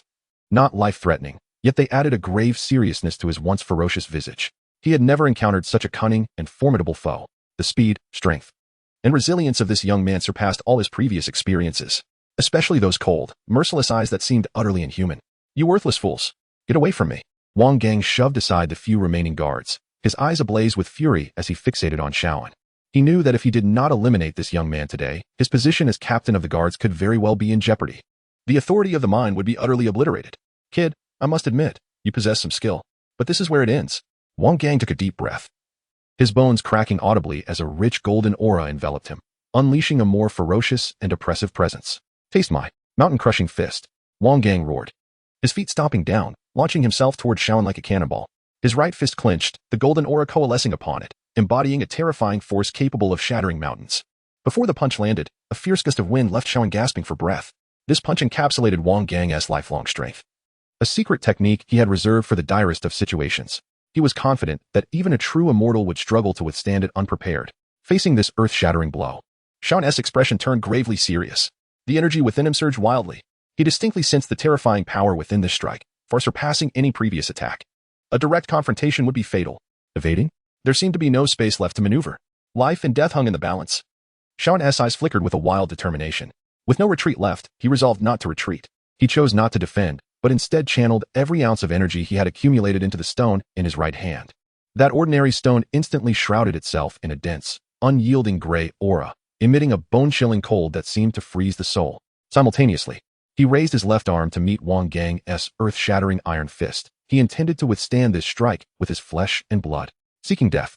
A cruel smile flickered in Wang Gang's eyes. Boom. A thunderous crash resounded. Wang Gang's iron fist struck Shaoan's left arm with brutal force. Crack. The sickening sound of bones fracturing echoed. Shaoan's arm shattered instantly, contorting grotesquely, blood gushing forth as excruciating pain engulfed him like a tidal wave. Yet this extreme agony transformed into the fiercest fuel for his furnace. The furnace erupted with a piercing roar. An overwhelming surge of energy erupted like a volcanic explosion. Just as Wang Gang's previous strength waned, and his new strength had yet to manifest, his sinister grin still lingering, Shaoan's stone, enveloped in gray light, struck with the speed and precision of a venomous snake, driving itself fiercely into Wang Gang's exposed heart. Splat. The stone effortlessly pierced through Wang Gang's protective aura, penetrating as if slicing through tofu. The icy, bone-chilling energy surged into Wang Gang's heart. You. Wang Gang's sinister smile froze in place, transforming into sheer astonishment and disbelief. He slowly lowered his head, staring at the ominously embedded stone in his chest, feeling his heart rapidly succumb to the cold, destructive force. His life force draining away. He could not comprehend why the opponent would trade an arm for this mutually fatal strike. He was even more baffled as to why his protective aura crumbled like paper before that peculiar stone. Shaoan remained expressionless, allowing blood to pour from his left arm as he forcefully twisted the stone in his right hand. Ugh! Wang Gang emitted a muffled groan. The last flicker of life in his eyes extinguished, his towering form crashing to the ground, splattering blood and dust everywhere. Within the cavern, silence was once again restored, broken only by Shaoan and Appo's labored breaths and the rhythmic drip of blood from his left arm onto the ground. He stood unsteadily, his complexion as pale as parchment. The excruciating pain in his arm threatened to render him unconscious. Yet the furnace of calamity within him voraciously absorbed the immense essence of life and resentment from the dying master, Wang Gang, as well as the pervasive aura of blood and death that enveloped the surroundings. Waves of pure and more formidable calamity energy surged forth, forcibly mending his shattered arm and the wounds on his body. He had emerged victorious, but at a grave cost. This battle had proven to be the most arduous and perilous since acquiring the furnace, illuminating the stark reality that his current strength paled in comparison to that of true powerhouses. He had to depart swiftly. Shaoan had no time to linger. He grimaced through the pain, using calamity energy to temporarily seal the wound on his arm. He began to quickly scour the battlefield, collecting spoils, before staggering deeper into the abyss of the cavern. He understood that the downfall of Iron Fist Wong and his guards would undoubtedly stir a colossal upheaval within the Blackstone mine. The mine owner would not let this transgression go unpunished. Time was not on his side. Chapter 8. The evolution of the furnace. Darkness enveloped him. Thick as ink and bone-chillingly cold, Shaun curled up deep within a narrow, dust-laden abandoned ventilation shaft. This was an utterly secret corner he had discovered through his intimate familiarity with the mining area's terrain. A place even the most seasoned of mine rats would struggle to locate. Leaning against the frigid rock wall, his complexion was as pale as parchment. Beads of cold sweat continuously oozing from his forehead, dampening his disheveled hair. His left arm dangled at an unnatural angle. The shattered bones and torn flesh sending waves of excruciating pain that felt as though they might tear him apart. With each heartbeat and breath, the ruptured nerves tugged mercilessly, delivering unbearable torment. Despite the chaotic operation of the robbery source furnace, which released frigid robbery energy in an attempt to mend him, the severity of his injuries was overwhelming. The violent force of the mountain-crushing fist had not only shattered his bones but also injured his internal organs. This was the closest he had ever been to death since acquiring the furnace. Had it not been for the furnace absorbing both his near-death agony and the immense energy unleashed at Wang Gang and Appo's demise, forcing him to cling to life and begin repairs, he would likely have succumbed to excessive blood loss or been discovered and reduced to a pulp by the incoming mining crew. Yet, even in survival, his situation remained precarious. He could distinctly sense the overwhelming rage erupting from the upper levels of the mine, ignited by the downfall of Wang Gang and the guard team. Casting a tangible shadow over the entire Blackstone mine, the search parties had likely scattered like rabid dogs, leaving him with little time. He needed to recover swiftly. At the very least, he must regain some degree of mobility. Gritting his teeth, Shaun bore the searing pain that penetrated to his very marrow. This agony itself served as one of the furnace and Appo's finest fuels. He immersed all his focus into his chest, attuning himself to the ethereal and ancient bronze furnace. At this moment, the furnace was operating at an unprecedented speed. Wang Gang, as the pinnacle of Blackstone Mine and Appo's military might, possessed a life essence far purer than that of previous foes like the Black Wolf or Zhang Qian, particularly due to his rudimentary training in internal energy techniques, which contained a thread of energy that, though faint, surpassed the mundane. Now, this legacy, along with his intense unwillingness, resentment, and fear at the moment of his death, surged into the furnace like rivers returning to the sea, greedily devoured and refined by the dark gray flames. The furnace emitted a low, urgent hum, akin to a colossal mill grinding something hard. Streams of robbery energy, now more refined and concentrated than before, gushed forth like an icy spring. Part of it rushed madly towards Shaun and Appo's gravely injured left arm and internal organs, forcibly mending the damaged tissues in a near-primitive manner. While another portion coursed throughout his body, replenishing his nearly depleted stamina and gradually enhancing his physical form. The splintered bones, forcibly fused by the robbery energy, creaked painfully, while the severed muscles and blood vessels writhed and knitted together. This method of repair was excruciating, like countless fine needles piercing and grinding within his flesh. Yet the results were immediate. Amidst this intense agony and restoration, Shaun keenly sensed an unusual change. As the furnace refined and absorbed Wang Gang and Appo's life essence imbued with internal energy, its internal structure seemed to tremble subtly. It felt as though a stomach accustomed solely to coarse grains had suddenly tasted a morsel of meat. Though the quantity was minimal, it activated some deeper, digestive instinct. The robbery energy produced through this refinement appeared to transform, no longer merely frigid and destructive but imbued with an elusive vitality. What astonished Shaun even more was that as Wang Gang's energy legacy was continuously digested, vague and fragmented snippets of information began to surface from the depths of the furnace, akin to bubbles rising through water, flooding into his consciousness. These were not vivid memories but rather instinctual silhouettes of actions, nebulous sensations regarding the application of power. The clearest among them was undeniably the final move executed by Wang Gang, the mountain-crushing fist. Though incomplete and marred by the traces of robbery energy distortion, Shaun could distinctly perceive a faint yellow energy coursing through specific meridian pathways, its explosive trajectory vaguely outlined. This was the embryonic form of a technique's deduction? His heart raced. Although his expression remained impassive, a tempest surged within him. Previously, while the furnace could optimize techniques, it primarily corrected based on instinctual energy flow.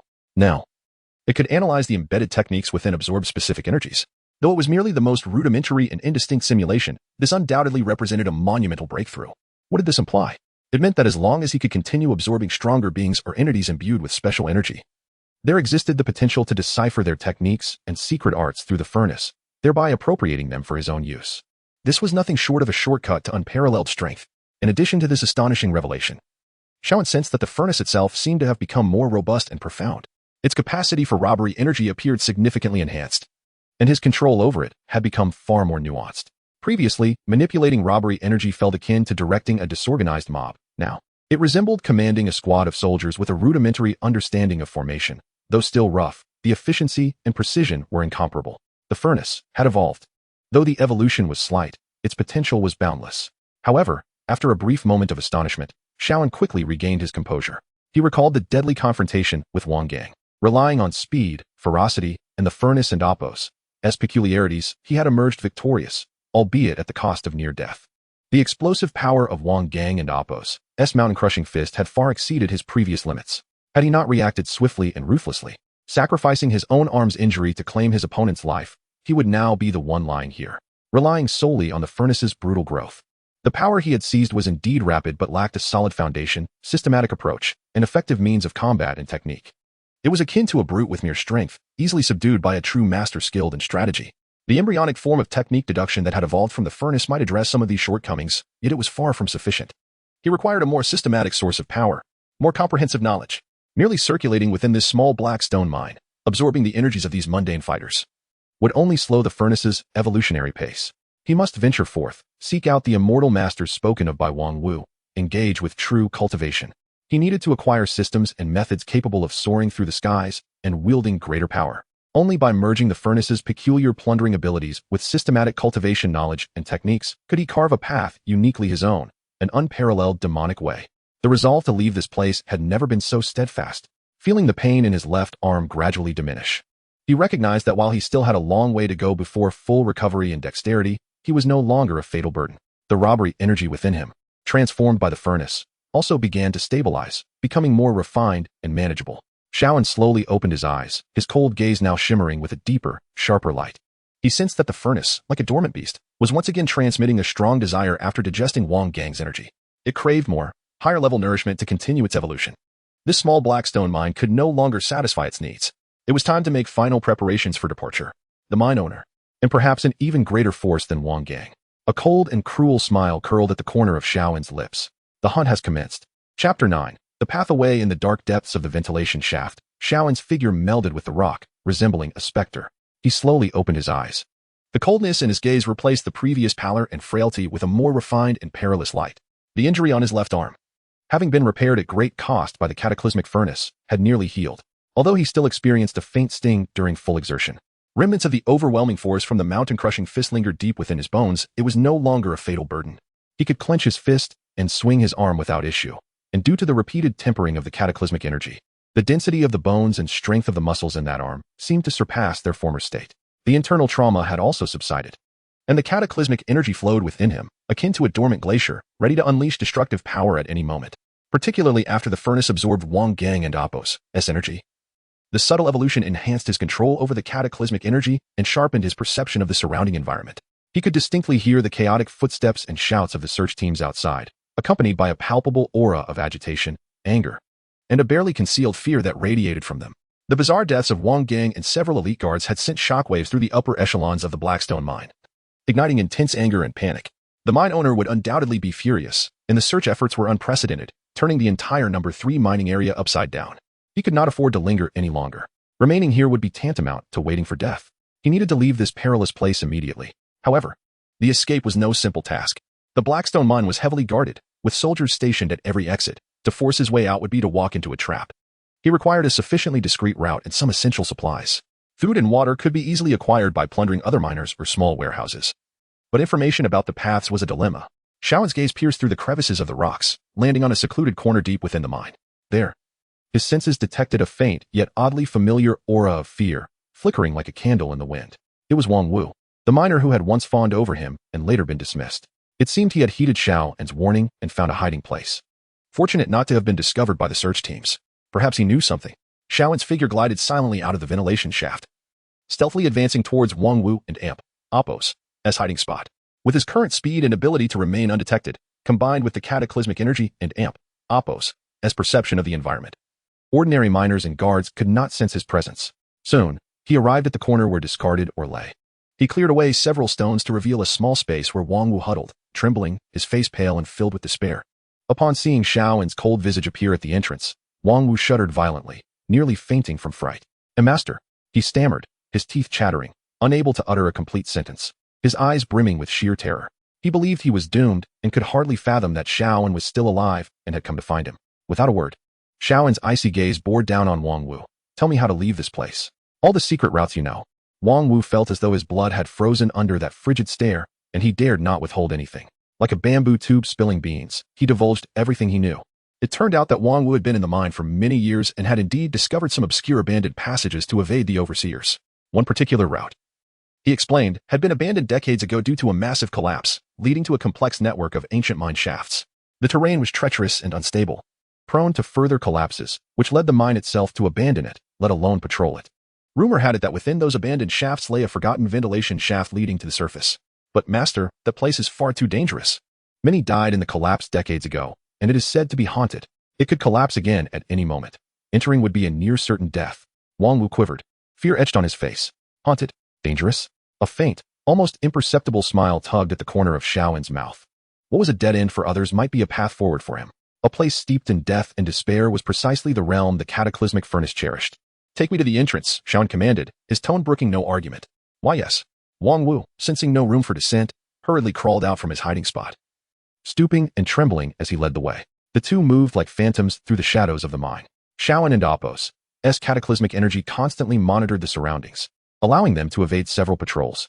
Wang Wu and Apos' familiarity with the terrain proved beneficial, guiding Xiaoan deeper into the more remote and ancient sections of the mine. The surroundings grew increasingly desolate and dilapidated, the air thick with a musty, suffocating odor.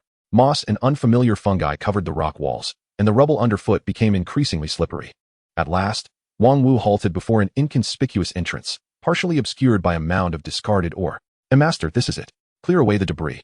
And behind it lies the entrance to the abandoned mine. I will stop here. Wang Wu and Apos' voice trembled with a pleading tone as he looked at Xiaoan. Ignoring him, Xiaoan used his cataclysmic perception to scan the interior of the entrance. Indeed, a chilling, deathly silence mixed with the rancid remnants of bygone grievances emanated from within, reminiscent of a gateway to the underworld. This is it. He turned to Wang Wu. His cold gaze fixed upon him. Wang Wu trembled under that scrutiny, collapsing to his knees and repeatedly bowing his head. Master, spare me. I am loyal to you. I dare not harbor any ulterior motives. Please, allow me to accompany you. I am willing to serve you faithfully. I will not be a burden. Take him along? Xiaoan's expression remained inscrutable. Wang Wu still held some utility, being familiar with the terrain and capable of serving as a guide. However, he was also a liability, weak, timid, and in a perilous place like the abandoned mine, he would only slow Xiaoan down or, driven by fear, potentially attract unnecessary trouble. More importantly, he knew too much. He was aware of the deaths of Hailang, Zhang Qian, and could possibly deduce that Wang Gang and Apos' demise was also connected to Xiaoan. He knew of Xiaoan's escape route, a burden who knows too many secrets and possesses little value. A fleeting glimmer of cold ruthlessness and logic crossed Xiaoan and Apos' eyes. Get up, he said flatly. Wang Wu froze for a moment, then erupted with joy, believing Xiaoan had acquiesced. He scrambled to his feet, a sycophantic smile spreading across his face. Thank you, master. Thank you. However, just as the smile blossomed, it was abruptly frozen. A cold hand, like an iron vice, seized his throat without warning. Ugh! Wang Wu's eyes widened in disbelief and despair. He could never have imagined that the master who seemed ready to spare him a moment ago would suddenly strike with such lethal intent. Xiaoan remained expressionless as his grip tightened gradually. He was even disinclined to absorb Wang Wu's meager fear and resentment. For one so utterly self-serving, eliminating a potential threat required no justification, nor did it necessitate any emotion. Crack! A faint crack of bone echoed through the air.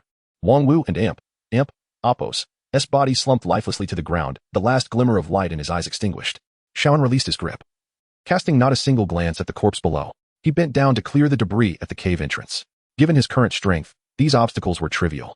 Soon, a dark, foreboding passageway, barely wide enough for a single person to stoop through, emerged before him, emanating a chilling aura. Before entering, Xiaoan cast a backward glance at the familiar yet blood-soaked and despair-laden mine tunnel. The Blackstone Mine. A prison that had consumed years of his youth and bore witness to his rise from desolation in his eyes, there was no trace of nostalgia, only a profound indifference. He raised his hand, a surge of pure chaotic energy coalescing in his palm, and forcefully struck a loose boulder above the entrance. With a resounding crash, the massive rock plummeted, sealing the entrance to this forsaken mine shaft. Fragments flew, dust billowed. The tremendous noise and tremor would undoubtedly attract the attention of distant search parties, drawing them to this spot. Yet, this concern was of no significance to Xiaoan. He required a modicum of chaos to cloak his tracks. Whether this upheaval would ensnare the innocent or yield unforeseen consequences was never within the realm of his consideration. Having completed this task, Shawan felt no hesitation. He stooped and plunged into the cavern, dark as the maw of a great beast. A chill, damp air saturated with the scent of death enveloped him. Ahead lay an unyielding darkness, as if leading into an abyss of the unknown. Yet, Shawan's steps did not falter. His figure swiftly vanished into the infinite blackness. Behind him lay a burning hell. Before him, an uncertain, perilous path. The journey had already commenced. Chapter 10. A new beginning. Endless darkness enveloped Shawan, as if it were a frozen, lifeless expanse, chilling every inch of his skin.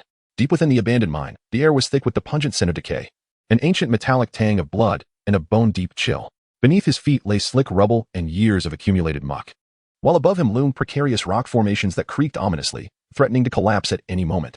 This was a realm of death, a forgotten tomb. Most ordinary souls would find themselves consumed by the overwhelming darkness and fear within mere moments, or become hopelessly lost, ultimately becoming a part of this desolate domain. Yet for Shawan, this place felt akin to his own backyard. The essence of calamity thrived here. The rich aura of death, the lingering resentment of ages past, and the faint, desperate imprints left by miners who perished in landslides, all vividly manifested in his perception, like flickering will-o'-the-wisps guiding him through the shadows. The calamity source furnace within his chest emitted a steady, contented hum, greedily absorbing the pervasive negative energy. Although of low quality, its abundance and persistence nourished his body, hastening the final recovery of his injured left arm. He could even sense fragmented, wandering shards of consciousness, unresolved obsessions of the deceased miners, imbued with malice and resentment towards the living. Were he an ordinary man, these intangible taints would have eroded his sanity, driving him to madness. Yet, as these remnants approached Shawan, they were immediately repelled by the far more dominant and frigid aura emanating from the calamity source furnace, retreating like mice from a cat. Some of the weaker fragments were even drawn in, consumed, transformed into pure calamity energy. Truly, this was a treasure trove, Shawan mused coldly. He swiftly and silently advanced in the direction indicated by Wang Wu, which also resonated with his own perception as the most likely route to the outside world. His speed was remarkable, his form ghost-like as he navigated the rugged, impeded mine tunnels with ease. When encountering obstacles from landslides, he infused calamity energy into his arms, clearing a path with strength far surpassing that of an ordinary human. This endeavor was not without its challenges. The interior of the abandoned mine was highly unstable, and he faced several minor collapses, with rocks raining down like a tempest. Yet, thanks to his precognitive calamity perception and extraordinary reflexes, Shawan consistently evaded danger, emerging unscathed. Time slipped by in the darkness, perhaps a day, perhaps longer. After clearing a passage blocked by fallen rocks with sheer force, a breeze unlike that within the mine rushed toward him, carrying the fresh scents of earth and vegetation. An exit. Shawan and Appos, his spirit lifted, and he quickened his pace. Ahead lay an exceedingly steep incline, resembling a naturally formed crevice, or perhaps a disused shaft hewn by human hands. Light filtered down from above, faint yet sufficient to dispel the stifling darkness. Without hesitation, he ascended, employing both hands and feet like the most agile of monkeys, scaling the slick, steep rock face. Infusing his limbs with calamity energy granted him remarkable strength and grip, enabling him to find purchase even on the smoothest surfaces. After climbing for several dozen feet, the light above grew brighter. At last, he grasped the edge of the opening, flipping himself out into the world. The long-awaited, albeit not overly radiant sunlight bathed him, causing Shawan, who had been shrouded in darkness for so long, to squint slightly. A biting cold wind swept past, imbued with the unique crispness of the wilderness, a stark contrast to the damp chill of the mine.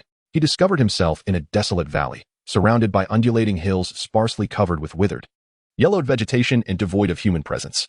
The sky loomed heavy and gray, the low-hanging clouds threatening rain or snow. Clearly, he had ventured far from the confines of the Blackstone mine. He had successfully escaped. Shawan straightened his posture, inhaling deeply. The air was free of the mine's contamination, carrying a flavor of liberation that, while cold, seemed to stir a subtle, imperceptible heartbeat within his once frozen heart. Turning back, he beheld an inconspicuous opening concealed by brambles and rubble, the very shaft from which he had emerged. Without deliberate searching, no one would ever discover it. In the distance lay the direction from whence he had come, the Blackstone mine that had entombed him for years and bore witness to his fiery rebirth. Though separated by rugged mountains, he could still sense the chaos and fury that loomed over that land, stirred by his very existence. The mine owner must be seething with rage now, having lost his most capable enforcer, Wang Gang, along with several elite guards, while allowing the true culprit to escape, a heavy blow to his authority and dominion over the mine. Yet, what concern was it of mine? Shawan felt no emotional upheaval. His gaze devoid of sentiment, marked only by indifference. The Blackstone mine was merely a sordid, dark beginning in his journey through life, a stepping stone he had ruthlessly trodden upon to break free from his chains. The people and events there were but fleeting shadows, unworthy of a single thought. He turned his gaze toward the unfamiliar, enigmatic wilderness before him. The calamity source furnace within his chest pulsed gently, as if acclimating to this new environment. It hungrily absorbed the ambient energy swirling in the air. Xiaowen sensed that, aside from the usual vitality, there lingered a faint yet undeniable peculiar energy. This energy was cool and pure, entirely different from the calamity energy within him. Inhaling even a trace invigorated his spirit. Could this be the spiritual energy that Wang Wu spoke of, essential for the cultivation of the celestial masters? Though nearly negligible, its existence affirmed that he was on the right path. This world indeed harbored a power system beyond the mundane. Simultaneously, the furnace seemed to detect something else. This wilderness was permeated with a different kind of negative energy, more primal and savage than the deathly aura of the mine, perhaps the ferocity of beasts, or some inherent desolation of the land itself. This energy was also absorbed by the furnace, albeit with lower efficiency, yet it was better than nothing. A new world. A new source of nourishment. A glimmer of fervent desire appeared in Xiaowen and Amp, Appo's cold gaze. A pure, unadulterated quest for power.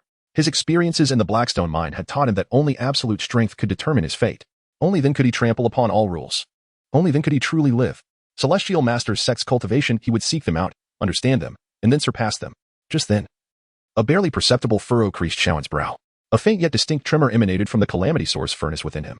This sensation did not arise from the surrounding environment, but pointed toward a distant direction, as if something far away resonated momentarily with the furnace. Was it merely an illusion? Xiaowen concentrated for a moment, but that tremor dissipated like ripples in water, eluding capture. He did not delve deeper.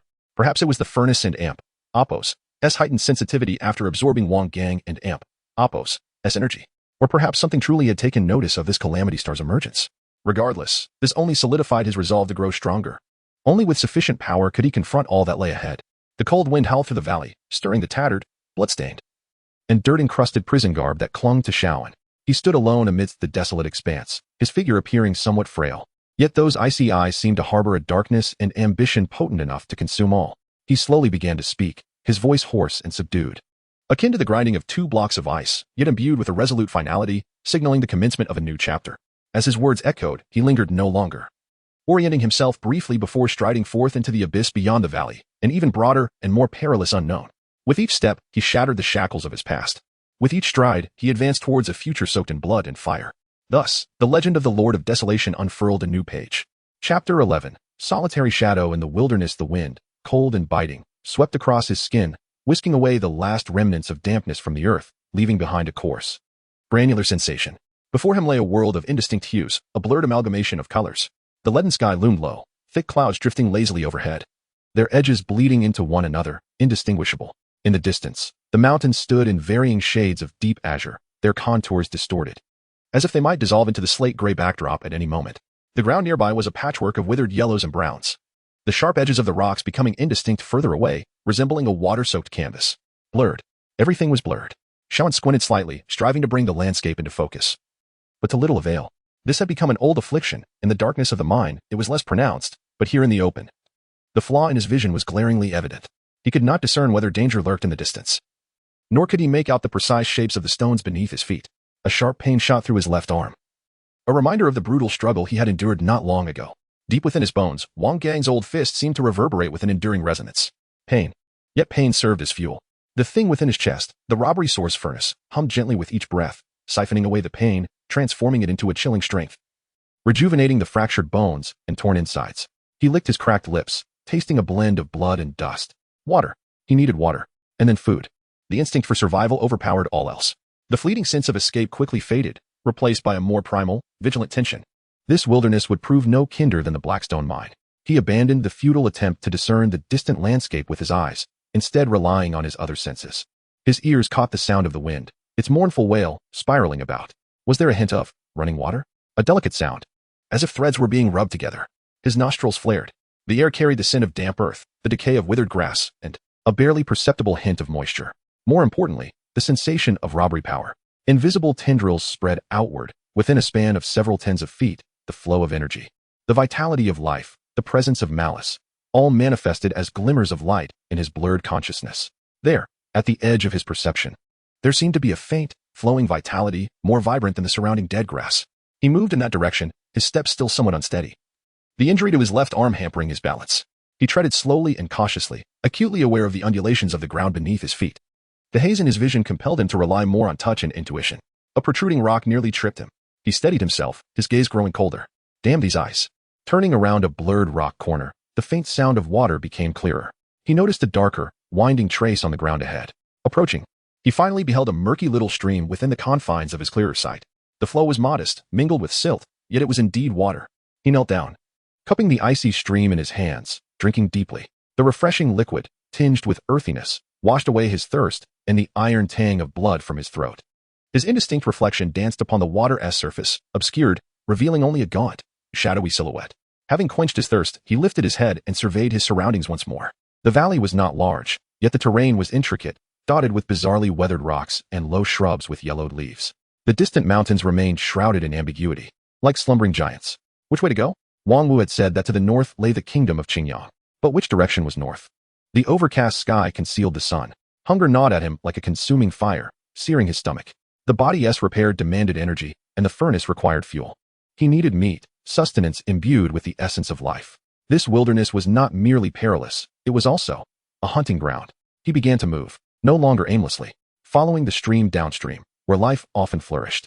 He stifled his breath, blending into the environment, his blurred vision compelling him to conceal his presence. Much like a shadow in the dark, the sound of the wind, the rustling of foliage.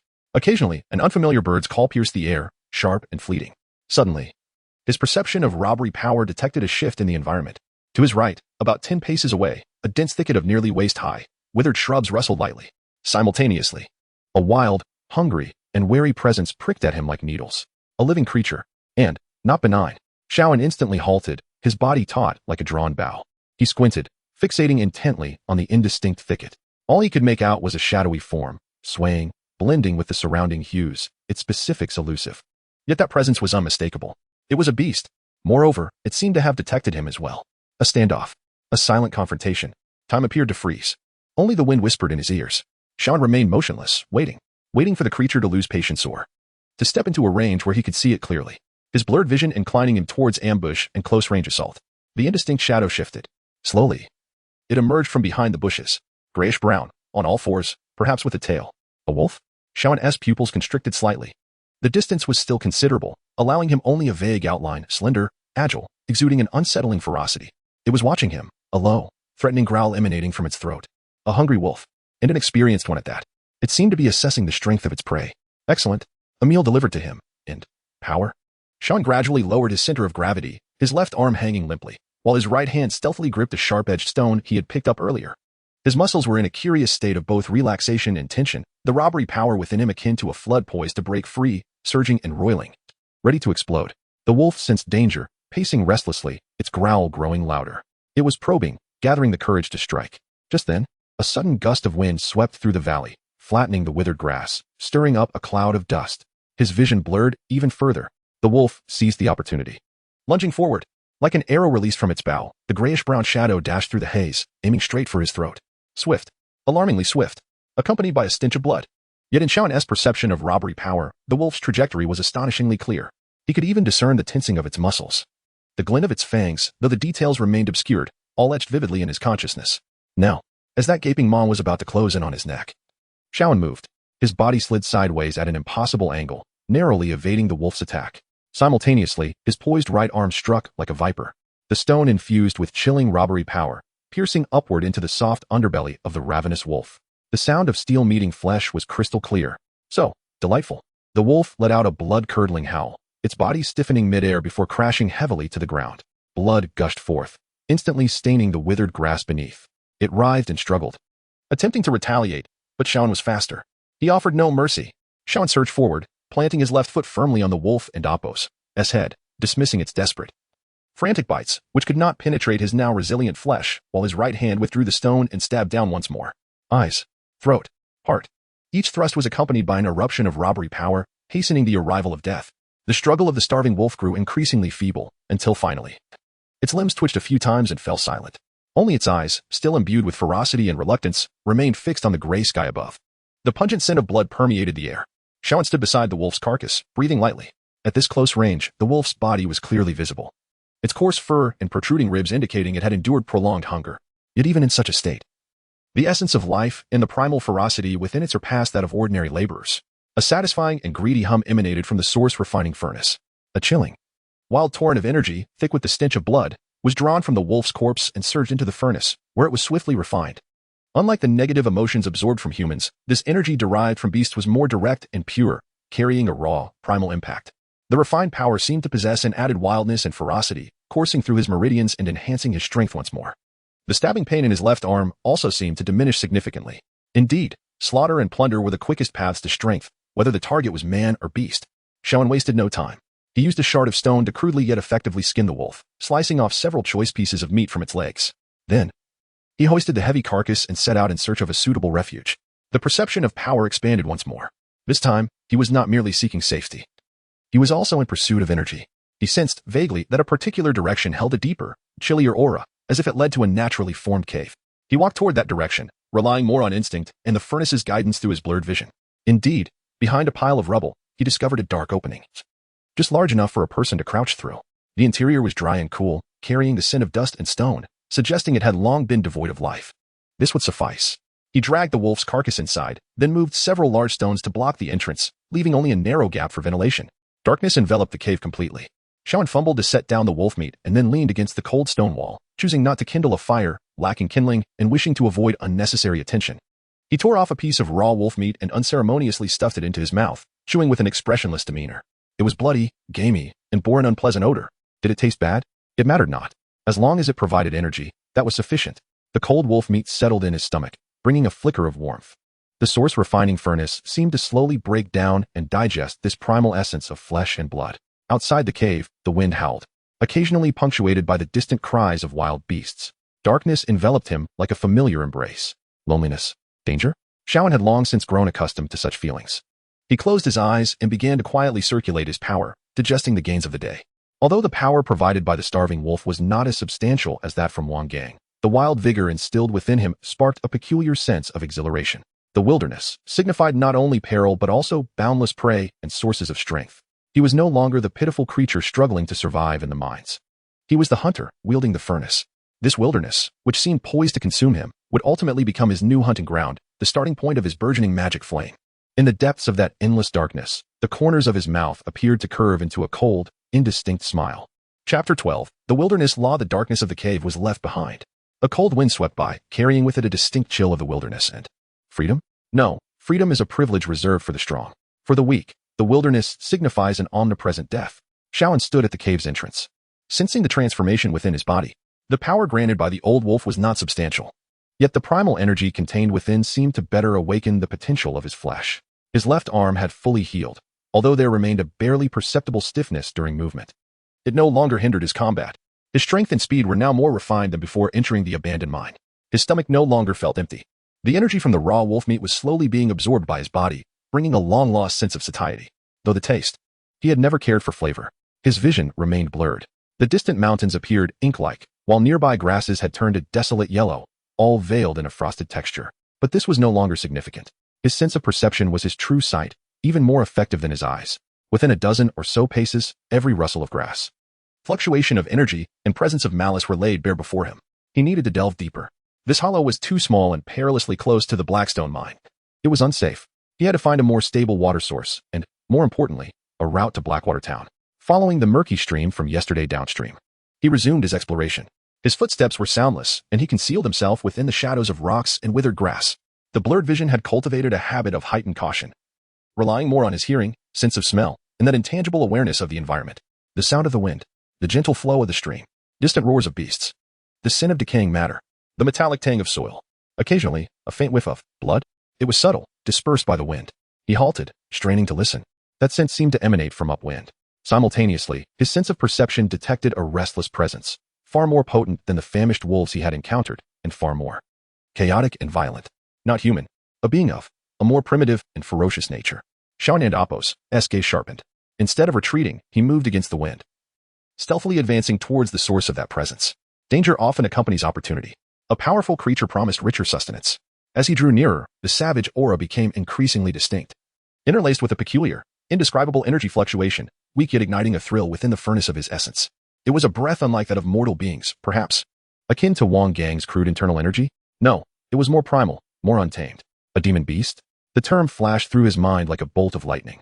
The world of the immortal masters spoken of by Wang Wu seemed to be drawing near. He crouched low, using a massive moss-covered rock as cover, cautiously peeking out. In his obscured vision, Chaos unfolded before him. Several trees, as thick as a bowl, lay broken, and the ground appeared as if plowed by a giant, strewn with rubble and blood. In the midst of this devastation, a colossal, indistinct shadow was hunched down, tearing at something. The shadow was immense, surpassing any beast he had ever seen, resembling a wild boar that had attained sentience, or perhaps some other monstrosity.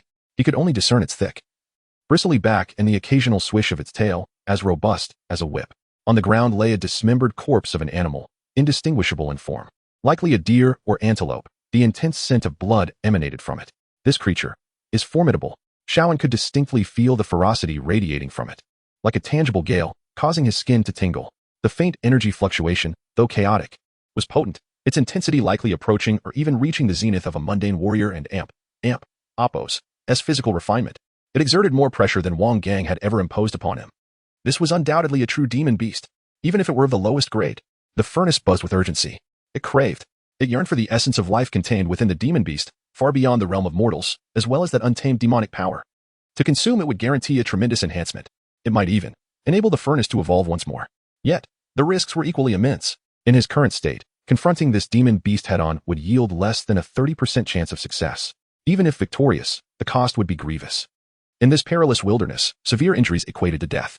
Shaoan and Appos' gaze was as icy as ice itself. He was not swayed by the allure of power. He observed, assessed, and sought the opportune moment. The demon beast seemed engrossed in the ecstasy of feasting, oblivious to his presence. Its violent tearing of flesh produced a sound that was grating to the ears. Time passed gradually. Like the most patient of hunters, Shaoan remained motionless. Even his breathing minimized to a whisper. Suddenly, the demon beast halted its feeding, abruptly lifting its head, its massive, indistinct skull turning towards Shaoan's concealed position. 2 points of crimson light ignited in its blurred visage, akin to burning coals, filled with vigilance and savagery. Discovered. Shaoan's heart raced. Had the wind shifted? Or had he inadvertently revealed his presence? No. Within his sense of perception, another aura manifested. Behind the demon beast, deeper within the shadowy forest. That presence was subtle and chilling, imbued with familiar greed and malice. It was human, and there were more than one. The mantis stalks the cicada. Unaware of the oriole behind? Shaoan immediately comprehended. The demon beast had not detected him, but rather another group of hidden hunters. Almost simultaneously. Whoosh, whoosh, whoosh. Several arrows, blending with a cold light, shot forth from the forest behind the demon beast, targeting its eyes and neck with lethal precision. Roar. The demon beast howled in pain, emitting a deafening roar. A violent shockwave erupted from its center. Rubble and splintered wood were hurled high into the air. 2 arrows struck its dense hide, embedding shallowly, failing to inflict fatal damage. Yet one arrow appeared to graze its eye, inciting further rage. Attack. A low command resonated from the thicket. Subsequently, 4 or 5 indistinct figures emerged from the shadows, wielding various weapons, knives, swords, axes, surrounding the injured and enraged demon beast. These figures moved with agility and coordination, clearly seasoned hunters or adventurers. They exuded a potent aura, likely seasoned warriors in the art of body refinement. The leader's presence even faintly approached that of Wang Gang. A brutal battle between man and beast erupted. Blades flashed and roars reverberated. The demon beast, with its tough hide and immense strength, bore the power to shatter mountains with each charge and swipe of its claws. Though the hunters coordinated impeccably, they remained at a disadvantage in direct confrontation, with many being thrown aside or torn asunder by the beast and Appos' claws, blood spraying in all directions. However, the weapons they wielded were no ordinary tools, infused with internal energy or force that could breach the demon beast's defenses, leaving varying depths of wounds. The scene was chaotic and sanguine. Shaoan remained hidden, like a serpent in the shadows, coldly observing the unfolding events. Although his vision was blurred, his sense of perception relayed the energy flows and life and death struggles on the battlefield with clarity. He was waiting for a scenario where both parties would suffer greatly, or waiting for an opportunity to gain the maximum benefit at the minimum cost. The battle raged fiercely. Though the demon beast was fierce, it was but one against several, and it had been wounded. The humans, skilled in coordination, seemed well experienced in dealing with demon beasts, gradually wearing down the creature's stamina and life force. Slowly, the demon beast's movements began to falter, its wounds multiplying, blood saturating the ground in dark crimson. Its roars were tinged with weakness and unwillingness. Meanwhile, the humans paid a heavy toll for their efforts. 2 individuals lay sprawled on the ground, their fates uncertain. The remaining hunters, each wounded and gasping for breath, looked on. The leader among them, his breath the strongest, bore a deep claw mark on his sword arm. His complexion pale. An opportunity arose. As the monstrous beast emitted a mournful wail and its movements grew noticeably sluggish, the leader prepared to deliver a fatal blow. In that instant, Shaoan sprang into action. His figure darted from behind the rocks like a wraith, moving with unparalleled speed. Not a sound escaped him. His targets were neither the mortally wounded beast nor the battered hunters, but rather the two fallen comrades whose lives hung in the balance. With a swift and silent motion, the icy stone shard sliced through the necks of the two injured men with the precision of the Grim Reaper's scythe. The surge of death energy erupted, extinguishing their remaining vitality in an instant. The unexpected turn of events stunned the hunters, who were engaged in their assault on the beast, leaving them in shock as they turned in horror. But it was too late, having absorbed the fear and life essence of the dying men. The death energy within Xiaoan surged dramatically. Without a moment's pause, he shifted his form, like a parasite, ensnaring the nearest lightly wounded hunter. The hunter perceived a fleeting blur before a chilling aura of malice enveloped him. In sheer terror, he instinctively swung his blade to defend himself. Clang! The stone shard clashed against the steel blade, sending sparks flying. The hunter felt an ominous, chilling force coursing through him, sending pain shooting through his hands, nearly causing him to drop his weapon. Xiaoan and Appos, as assault came like a tempest, offering no respite. With a left punch infused with death energy, he struck true to the hunter's chest. Crack! The sound of shattered ribs echoed as the hunter screamed in agony, flung backward. The entire sequence unfolded in the blink of an eye. You scoundrel! You seek death! The leader's eyes widened in disbelief. He could never have anticipated a betrayal from behind at such a critical moment, especially from someone with such formidable and mysterious strength. He abandoned his final strike against the beast, roaring in fury as he swung his sword toward Xiaoan. The blade glinted dangerously, slicing through the air. At the same time, the dying beast seemed to rally for one last roar, lunging at the nearest hunter with renewed ferocity. Chaos erupted, facing the leader's enraged attack. Xiaoan's gaze remained icy. He sensed the opponent's formidable power. A direct confrontation would be unwise. With a near-boneless grace, he leaned back just in time to evade the sharp edge of the sword. Rather than counterattack, he darted toward another hunter, locked in a desperate struggle with the beast. Choose the soft fruit to squeeze. To weaken the enemy's remaining strength amidst the chaos was the wisest course of action. Another scream pierced the air. The already gravely injured hunter was torn apart in the relentless assault from both the beast and Xiaoan. After unleashing its final strike, the beast exhausted all its strength. Its massive form crashing to the ground, silence enveloping it completely. In the blink of an eye, the once five-member hunting party was reduced to the solitary figure of its strongest leader. He stood alone amidst the carnage and corpses, his trembling hand clutching the sword. Gaze transfixed on the blurry figure before him, exuding a chilling aura of death, filled with horror, rage, and a flicker of fear. Who are you? He croaked. Xiaoan offered no reply. He slowly raised his right hand. The bloodied stone shard aimed once more at his prey. The battle was far from over. The final and most succulent nourishment lay before him. The furnace hummed with excitement, the air thick with the stench of blood, death, fear, despair, and rage akin to the richest of wines, intoxicating and rendering it ever hungrier. This is the law of the wilderness. The weak are devoured by the strong, and the victor reigns supreme. Be they man or beast, this truth remains unchanged. And he, Xiaoan, was determined to embody the ultimate expression of this brutal law. The icy aura of malice spread like a tangible mist. Chapter 13. Plunder and Intelligence. The air was thick with the metallic scent of blood, mingling with the distinctive aroma of beastly flesh and human iron. It permeated the battlefield, where Xiaoan stood amidst the chaos. Beneath his feet lay shattered rocks, splintered trees, and corpses. The massive beast lay utterly cold, its dark brown mane caked with congealed crimson. The once formidable hunters had been reduced to twisted remnants, exuding the stench of death. The last leader, whose neck he had snapped, still bore an expression of horror and defiance. With an impassive demeanor, he bent down to search the leader's body. The touch was chilling. He retrieved a small pouch of silver coins, several inferior healing potions, now merely dregs, and an ancient-looking, hefty steel sword. The scabbard was made from shark skin, and the hilt was wrapped in coarse hemp rope for grip. As he drew the sword, a glint of cold light flashed in the dim sky. Although the blade bore several minor nicks, indicating past battles, it was still relatively well-maintained, infinitely superior to the stone shard he had relied upon, which dulled after just a few uses. He hung the sword in its sheath at his waist. Compared to being empty-handed or relying on makeshift weapons, this was at least a respectable armament. The furnace of his plundering essence continued to hum softly within his chest, digesting the remnants of this slaughterous feast. The primal energy of the beast, the relatively pure life force of the hunter-leader, and the despair and terror of the others in their final moments. These vast and chaotic energies were being refined by the furnace into a more potent and agile force, nourishing his limbs and bones. The heaviness in his left arm seemed considerably lessened. To his surprise, the blurred world around him appeared slightly clearer. It was not completely vivid. The distant mountains remained as indistinct as a watercolor painting, yet the textures of nearby rocks and the colors of bloodstains on the ground seemed more defined. Not entirely blurred into one mass. It was as though the fog shrouding his vision had thinned. Was it due to the energy absorbed from the hunter-leader, the beast's primal power, or perhaps a combination of both? Could the furnace also mend this? A flicker of intrigue stirred within Xiaoan, though he did not pursue it further. Regardless of the cause, The minor enhancement in sight was a boon. At the very least, close-quarter combat would be more precise. He lingered only briefly. The air was saturated with the scent of blood, which would soon attract other beasts, or even humans. He swiftly tidied the scene, collecting valuable materials from the beast, such as claws and potentially inferior beast cores, and rummaging through the hunter's remains, finding little of worth.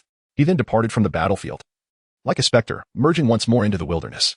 For the moment, food and water were not lacking, wolf meat and a stream, but other essentials for survival, such as salt, flint, more durable clothing. He was still clad in tattered prison garb, and most importantly, accurate information and routes regarding Heishui town remained pressing concerns. He needed to hunt again. This time, the target would be humans. He followed the general direction he had previously assessed, utilizing his essence perception to scout for signs of human activity. The wilderness was vast, yet not devoid of paths. Trails worn by repeated footfalls, the occasional remnants of campfires, or abandoned rudimentary traps hinted at previous human passage.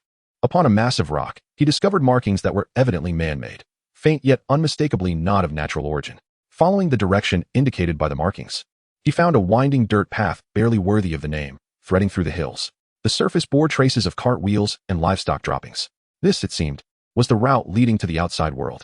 The next task was to find a suitable ambush site. He stealthily traversed the dirt path like a crouched leopard, continually assessing the surrounding terrain. His essence perception acted as an invisible eye, scanning every potential hiding spot or ambush point. At last, he halted at a narrow mountain pass. Steep stone walls flanked either side, with only a slim path in the middle, barely wide enough for 1 or 2 carts. One side of the pass was overgrown with dense shrubs and vines, providing excellent concealment, while the other was strewn with weathered rocks that appeared precarious to dislodge. Perfect. Shawan and Appo's figure silently vanished into the thick underbrush. He cleared a small area, then lay still as a rock, waiting. Cold patience was one of his most abundant qualities. In the despair of the Blackstone mine, he had learned to lie in wait like a viper, biding his time for the opportune moment to strike. Time passed in the monotony of the wind's whisper and the occasional chirp of insects. Half a day? A full day? Shawan felt as if he had melded with the environment, even his breathing becoming imperceptible. The furnace within him operated slowly, absorbing the thin negative energy around him to sustain his bodily functions. Finally, his essence perception detected a hint of movement. From upstream of the pass came the creaking of wheels and the sounds of human voices. Several faint, yet unmistakably human life forces approached. They were here. Shawan's focus sharpened to a razor's edge. He squinted through the gaps in the foliage, straining to see the entrance of the pass. In his blurred vision, several moving figures and the outline of a heavy cart pulled by a mule slowly came into view. As the distance closed, he discerned that 2 individuals were leading the way, likely guards, their weapons visibly sheathed at their sides. A stout figure, presumably a merchant, sat atop the cart, and a driver followed closely beside the mule. For in total, what were their capabilities? He scanned them with his essence perception. The guards and Appo's auras were somewhat stronger than that of ordinary men, yet still limited, akin to the average overseers in the Blackstone mine, perhaps even less formidable. The merchant and driver exuded even weaker energy. Fat sheep, and sheep without much resistance. A flicker of barely perceptible excitement crossed Xiao An's cold gaze. This presented almost no challenge, but it was perfectly suited to fulfill his needs. He did not act immediately. Instead, he waited until the cart fully entered the pass, reaching its narrowest point before he made his move. Rather than charging directly, his target was the loose rocks on the opposite side of the pass. With a subtle release of essence, he struck precisely at several critical support stones, with a grating sound that sent chills through the spine. The rocks tumbled down like a dam breaking. In an instant, they blocked the cart's path and startled the mule, which reared back in alarm. What was happening? Watch out for falling rocks. The sudden upheaval plunged the merchant caravan into chaos.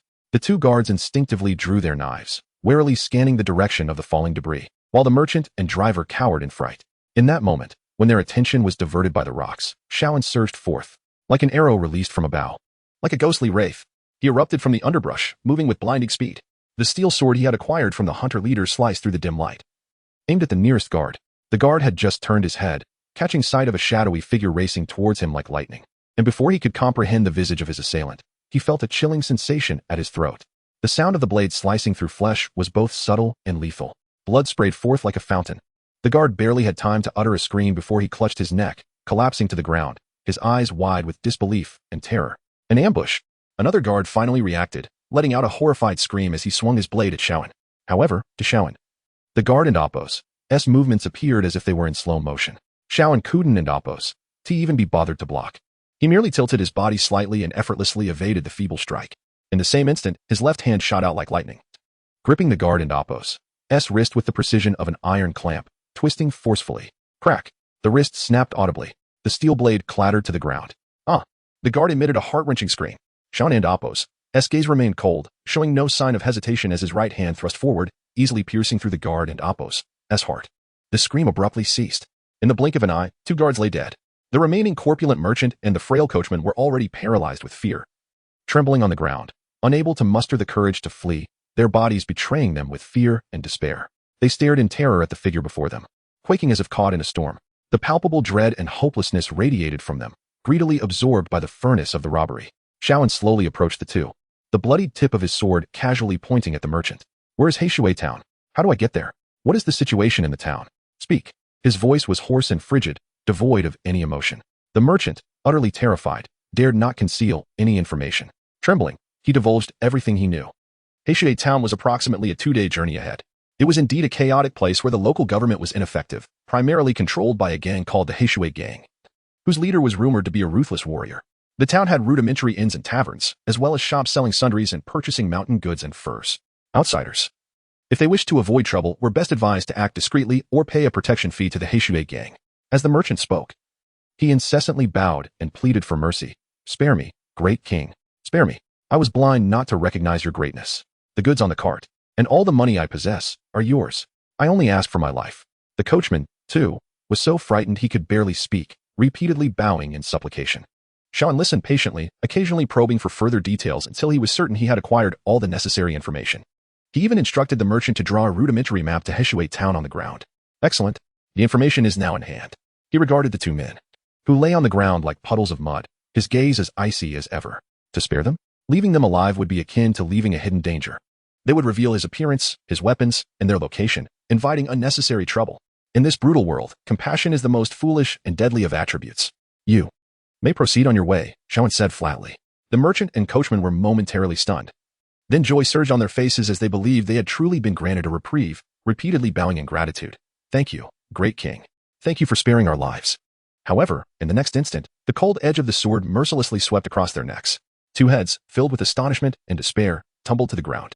Rooting out the threat was a principle Xiao steadfastly adhered to. The furnace emitted a satisfying hum once more, absorbing the intense fear that erupted from the 2 just before their demise. Xiao expressionlessly wiped the blood from his blade and began inspecting the goods on the cart. As expected, it contained provisions, fabrics, and a small amount of salt and ironware intended for sale in Heishui town. In a concealed compartment of the cart, he discovered the merchant and Apos' money pouch, containing some copper coins and a few pieces of silver. While not substantial, it would suffice for him to establish himself in Heishui town. He also found flint, some crude tools, and a set of coarse clothing that was still wearable. He meticulously collected the useful items, especially the salt, flint, money, and the simple map. After exchanging his tattered prison garb for the relatively clean coarse cloth, he no longer appeared as conspicuous. Having completed these tasks, he cast one final glance at the bloody narrow pass, his expression unchanging. For corpses, a broken cart would soon be devoured by the beasts of the wilderness or discovered by those who came after. But that was no longer his concern. He turned, orienting himself using the map, and set forth along the dirt path leading to Heishui town. With his internal prowess surging, his strength steadily increasing.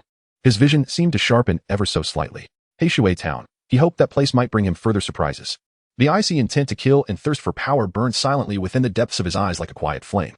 Chapter 14. The crucible of body refinement. The winds howled through the valley, echoing like the wails of tormented souls. Xiao and Apos' figure moved like a specter, racing along the rugged mountain path. He deliberately avoided the conspicuous dirt road leading to Blackwater town, opting instead for the more arduous and concealed ridges and dense forests. Following the ambush and plunder, he did not linger for a moment. Though he had successfully acquired resources and intelligence, it also suggested that his whereabouts might have been revealed. Even if he had eliminated all witnesses, traces of the scene could never be entirely erased. Blackwater town lay just ahead, but before he could enter, he needed to make his final preparations. He sought an utterly secure location to assimilate his recent gains and transform his burgeoning power into a solid foundation. His experience at the Blackstone mine had taught him that possessing power without a foundation was akin to constructing a tower upon sand, seemingly formidable, yet easily toppled. The memory of Wang Gang and Apos' crumbling mountain fist lingered heavily in his mind. His senses, attuned like invisible tendrils, swept the surrounding environment. The forest was dense, shrouding the sky and casting the area in dim light. The air was thick with the moist scent of decaying vegetation, mingled occasionally with the faint odor left by wild beasts. His vision retained a frosted haze, yet it seemed slightly clearer than before. He could barely discern the rough texture of nearby tree trunks and the veins of withered leaves beneath his feet. This subtle improvement filled him with deeper anticipation regarding the crucible's capacity to restore his body. At last, concealed beneath a steep cliff veiled by a cascading waterfall, he discovered a damp, shadowy cave. The entrance was narrow, allowing only a single person to sidle in, yet inside lay a hidden expanse, dry and spacious, with air circulation and a small, sweet, crystalline pond seeping from the rock crevices. Perfect. He meticulously examined the cave and Appos, its interior and exterior, confirming the absence of wild beasts and any signs of human presence. Then he moved several large stones to cleverly obstruct most of the entrance, leaving just enough space for ventilation and observation of the outside world. Within the cave, darkness enveloped him completely. Yet, this darkness instilled a profound sense of security in Shaun. He navigated deeper into the cave, setting down the heavy sack of plundered goods acquired from the merchant. Producing a flint, he attempted several times before finally igniting a small fire. The flickering flames dispelled a portion of the darkness and chill, casting wavering, distorted shadows upon the rocky walls. He simply prepared the remaining wolf meat and the small, fleshly fragments imbued with a hint of demonic energy he had harvested from the beast, roasting them over the fire. The sizzling fat dripped, emitting a mouth-watering aroma. With an impassive expression, he tore off a large piece of roasted meat and swallowed it in hearty bites. The scalding meat and oil slid into his stomach, bringing a long-forgotten sense of fullness and warmth. These energy-laden foods would serve as the foundation for the grueling body refinement to come. Having filled his stomach, he extinguished the fire, allowing darkness to reclaim the space. Then, he sat cross-legged, immersing his consciousness entirely within himself. First, he took stock of his gains. Slaying the demonic beasts in that band of hunters, particularly the final leader, had bestowed upon him a considerable amount of plundered energy, more refined than any previous encounter. Especially the fragments of demonic energy and the leader's internal breath, which excited the crucible immensely. Most of this energy was employed to heal his wounds. Yet a significant portion remained stored, swirling like cold liquid energy at the bottom of the crucible. Next was the crude body refinement manual obtained from the Scorpion Zhangqian. Although the content was rudimentary and riddled with errors, under the crucible's analysis and deduction, it became a catalyst. The crucible, using this as a foundation alongside the vague insights gained from absorbing Wang Gang's internal breath and the wild energy characteristics of the beasts, had astonishingly devised a completely new body refinement technique specially tailored for the operation of plundered energy. Shaun mentally dubbed this technique Plundered Bone Demon Body Prototype. It discarded all the gentle, gradual aspects of the original method, evolving into something extraordinarily domineering and fierce. Its core principle was to wield vast amounts of plundered energy as a hammer, using his own flesh and bones as an anvil, forcibly forging, destroying, and then reshaping. Each session of practice resembled a self-inflicted form of torture, yet its effects far surpassed ordinary body refinement methods. According to the crucible's deductions, if perfected, his physical strength would surpass that of his peers, allowing him to perfectly harness and utilize the increasingly pure and potent plundered energy. Shaun hesitated not for a moment. Pain. He was long accustomed to it. As long as he could grow stronger, even the most excruciating suffering was merely a stepping stone to the pinnacle of power.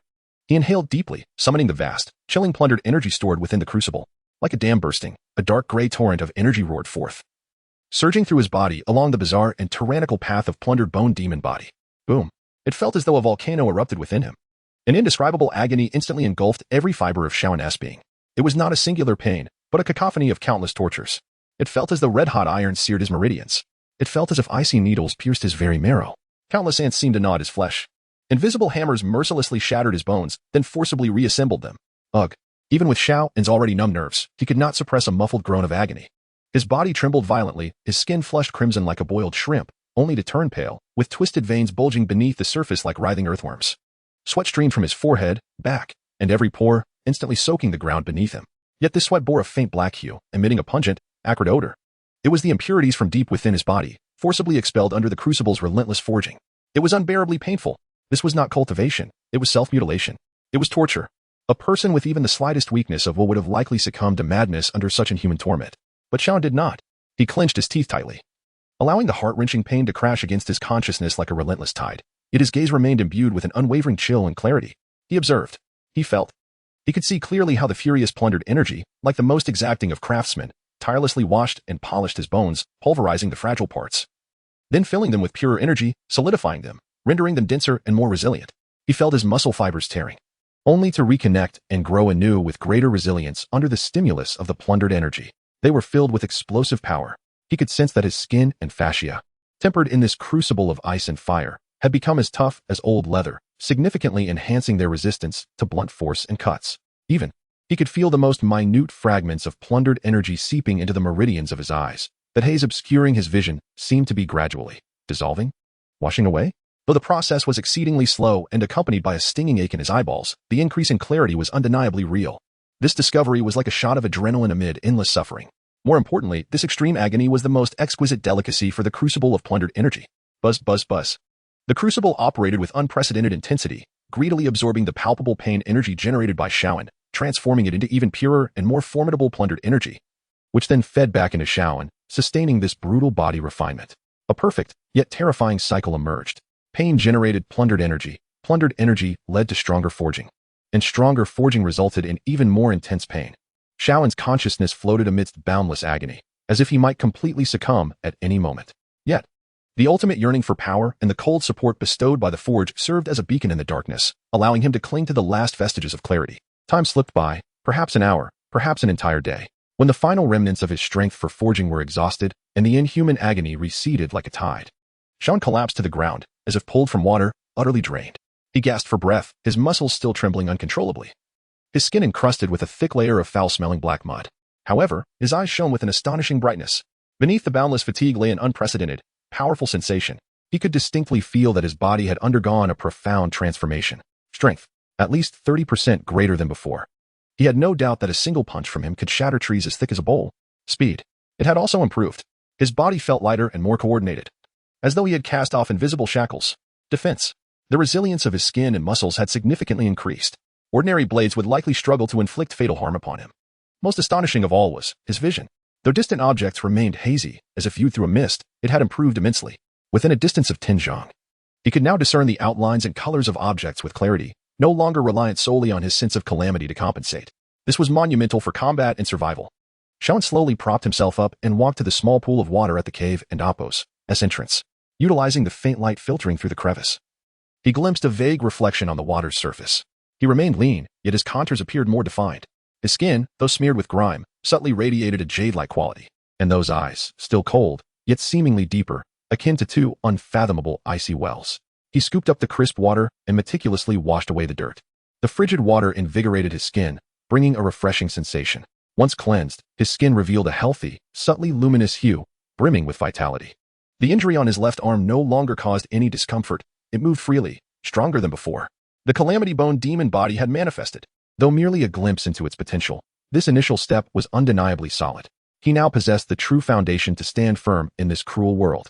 The Calamity Source forge within him spun slowly. Following the agonizing feast he had endured, it seemed more solidified, with its internal space expanded, capable of storing more calamity energy. Shaoan donned the coarse cloth garments acquired from a merchant. Though still ordinary, they no longer bore the mark of humility on him. Instead, they exuded an ineffable aura of danger. He approached the cave and Appo's entrance once more, pushed aside the massive stone blocking the way, and stepped outside. The sky had darkened again. Perhaps it was the second day, or perhaps longer.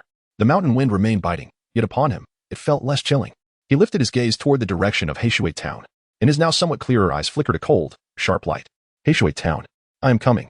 I hope you are. Sufficiently intriguing. Chapter 15. Blackwater Town. The dirt road meandered like a gray serpent slithering across the desolate earth. At the road and Appo's end, the figure of Shaoan emerged, appearing as an inconspicuous ink blot slowly moving beneath the leaden sky. His pace was unhurried. The coarse fabric of his clothing rustled in the cold wind, and at his waist hung a steel sword, a trophy from the hunter chief. Its sharkskin sheath coarse yet unexpectedly harmonious with his current demeanor. Having endured the brutal ordeal of the bone robber's initial body refinement, his physique had undergone a complete transformation. He felt invigorated, his steps light, and the long journey had not drained him of energy. More critically, his vision, now somewhat clearer, allowed him to better observe this unfamiliar world. Although the distant scenery remained hazy, within a span of several dozen paces, he was no longer blind to his surroundings. Ahead, on the horizon, a cluster of low, chaotic buildings gradually materialized, resembling a dirty patchwork on the earth. The yellowish rammed earth walls, the crooked wooden roofs, and the sparse smoke lazily spiraling towards the sky were soon dispersed by the chilling breeze. Blackwater Town. According to the merchant he had slain, this was the largest human settlement within 100 miles, a quintessential chaotic frontier town bordering the wilderness. As he approached, the air thickened with a complex emlang of odors. Gone was the pure stench of the wild and the scent of decaying vegetation, replaced instead by the fador of livestock waste, the acrid smoke of poor-quality coal, the sour aroma of rotting food, and a more potent, viscous scent unique to human society. Shaoan's perceptive instincts were like a finely woven net, distinctly capturing the essence of these smells. Poverty, akin to a malignant growth, exuded a grim, oppressive aura of despair. Oppression emanated from townsfolk and gang members.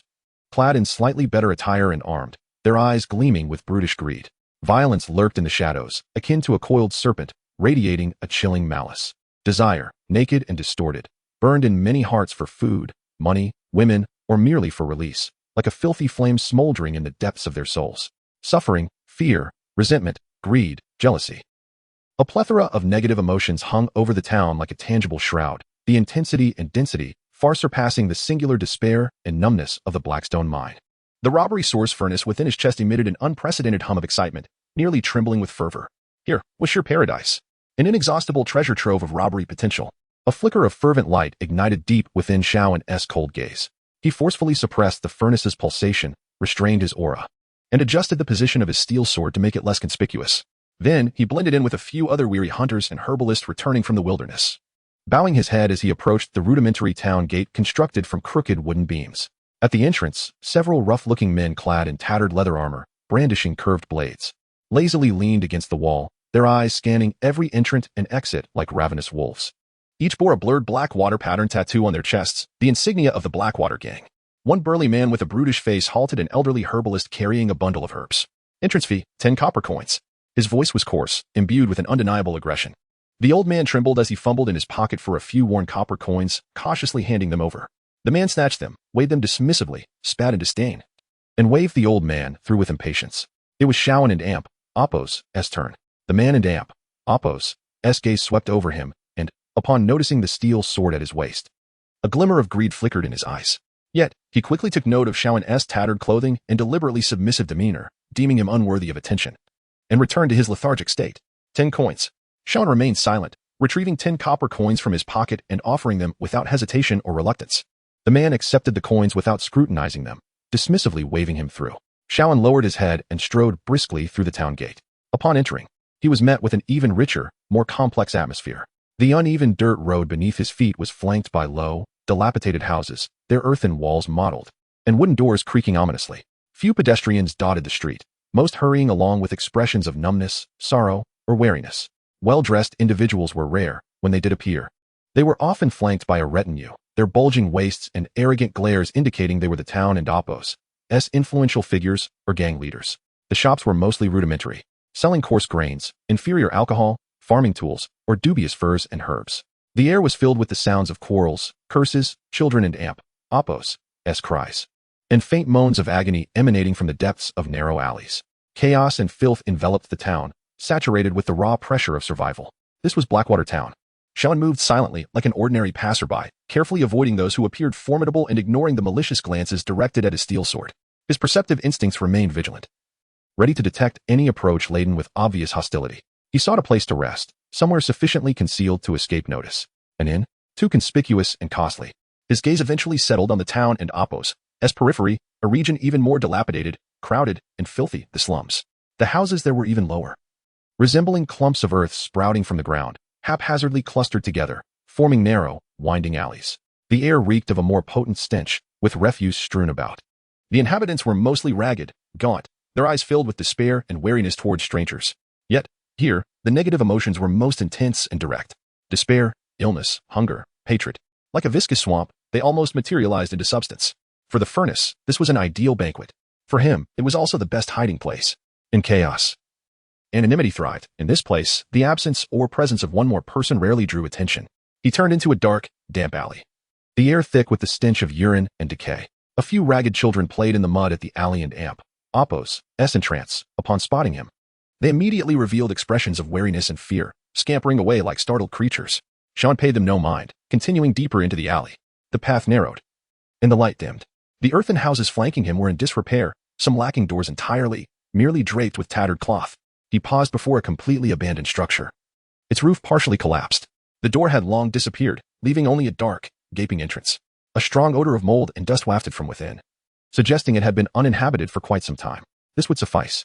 He did not enter immediately, but first used his perceptive instincts to carefully probe the interior.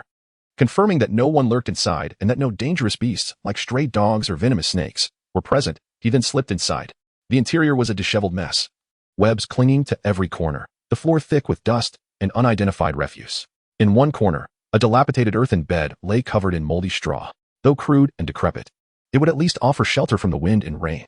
Shaun cleared a relatively clean area and, without kindling a fire, sat against the wall, placing his steel sword within reach. Then he closed his eyes, beginning to attune himself to this new abode.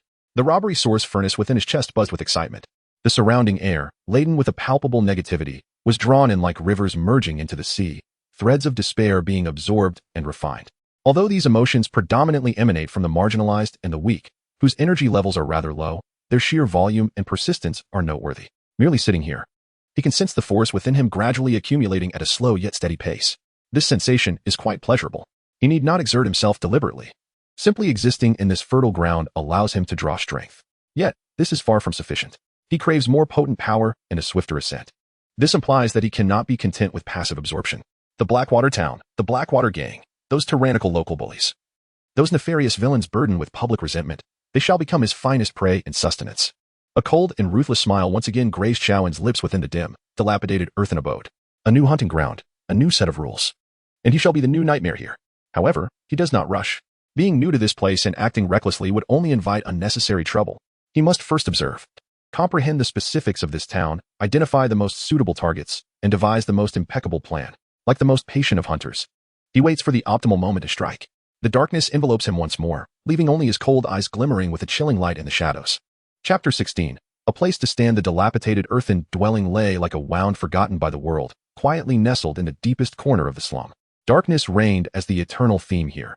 Even during daylight, the sun could only reluctantly seep through the holes in the roof or the cracks in the walls, casting a few meager, mottled beams of light, akin to the last flicker of life in a deceased's eyes. Shaoan sat cross-legged on the frigid ground, appearing as a rock fused with the shadows. He had been here for 2 days. 2 days were sufficient for him to acclimatize to the atmosphere of Blackwater town, and for the furnace of plunder to draw the first wave of steady and nourishing energy from this fertile land. The air was saturated with despair, pain, resentment, and greed, flowing like a relentless stream into the furnace within his chest, where it was refined into pure plunder power, gradually nurturing his flesh and meridians. This sensation resembled roots delving into fertile yet toxic soil, drawing strength with each passing moment, while simultaneously being assimilated by the darkness of the land. Yet, relying solely on this passive absorption was too slow. It was akin to seedlings nourished by rain, forever incapable of growing into towering trees. He needed a more proactive and efficient means to acquire strength. He required a true foothold, not merely a hiding place, but a stronghold capable of consistently providing resources, money, information, and most importantly, plunder power. Blackwater town was a vast hunting ground, and he needed to delineate his first territory within this domain. These past 2 days were not spent idly. By day, he would ghost out of the earthen dwelling, wandering through the slum and the surrounding streets, markets, and alleys. He deliberately kept his head low and hunched his back, rendering himself as inconspicuous as a commoner crushed by the weight of life. His slightly improved vision allowed him to discern the faces and expressions of passers-by, capturing the subtle nuances of fear, flattery, or concealed malice. Meanwhile, his perception of plunder power acted as eyes in the darkness, silently surveying everything.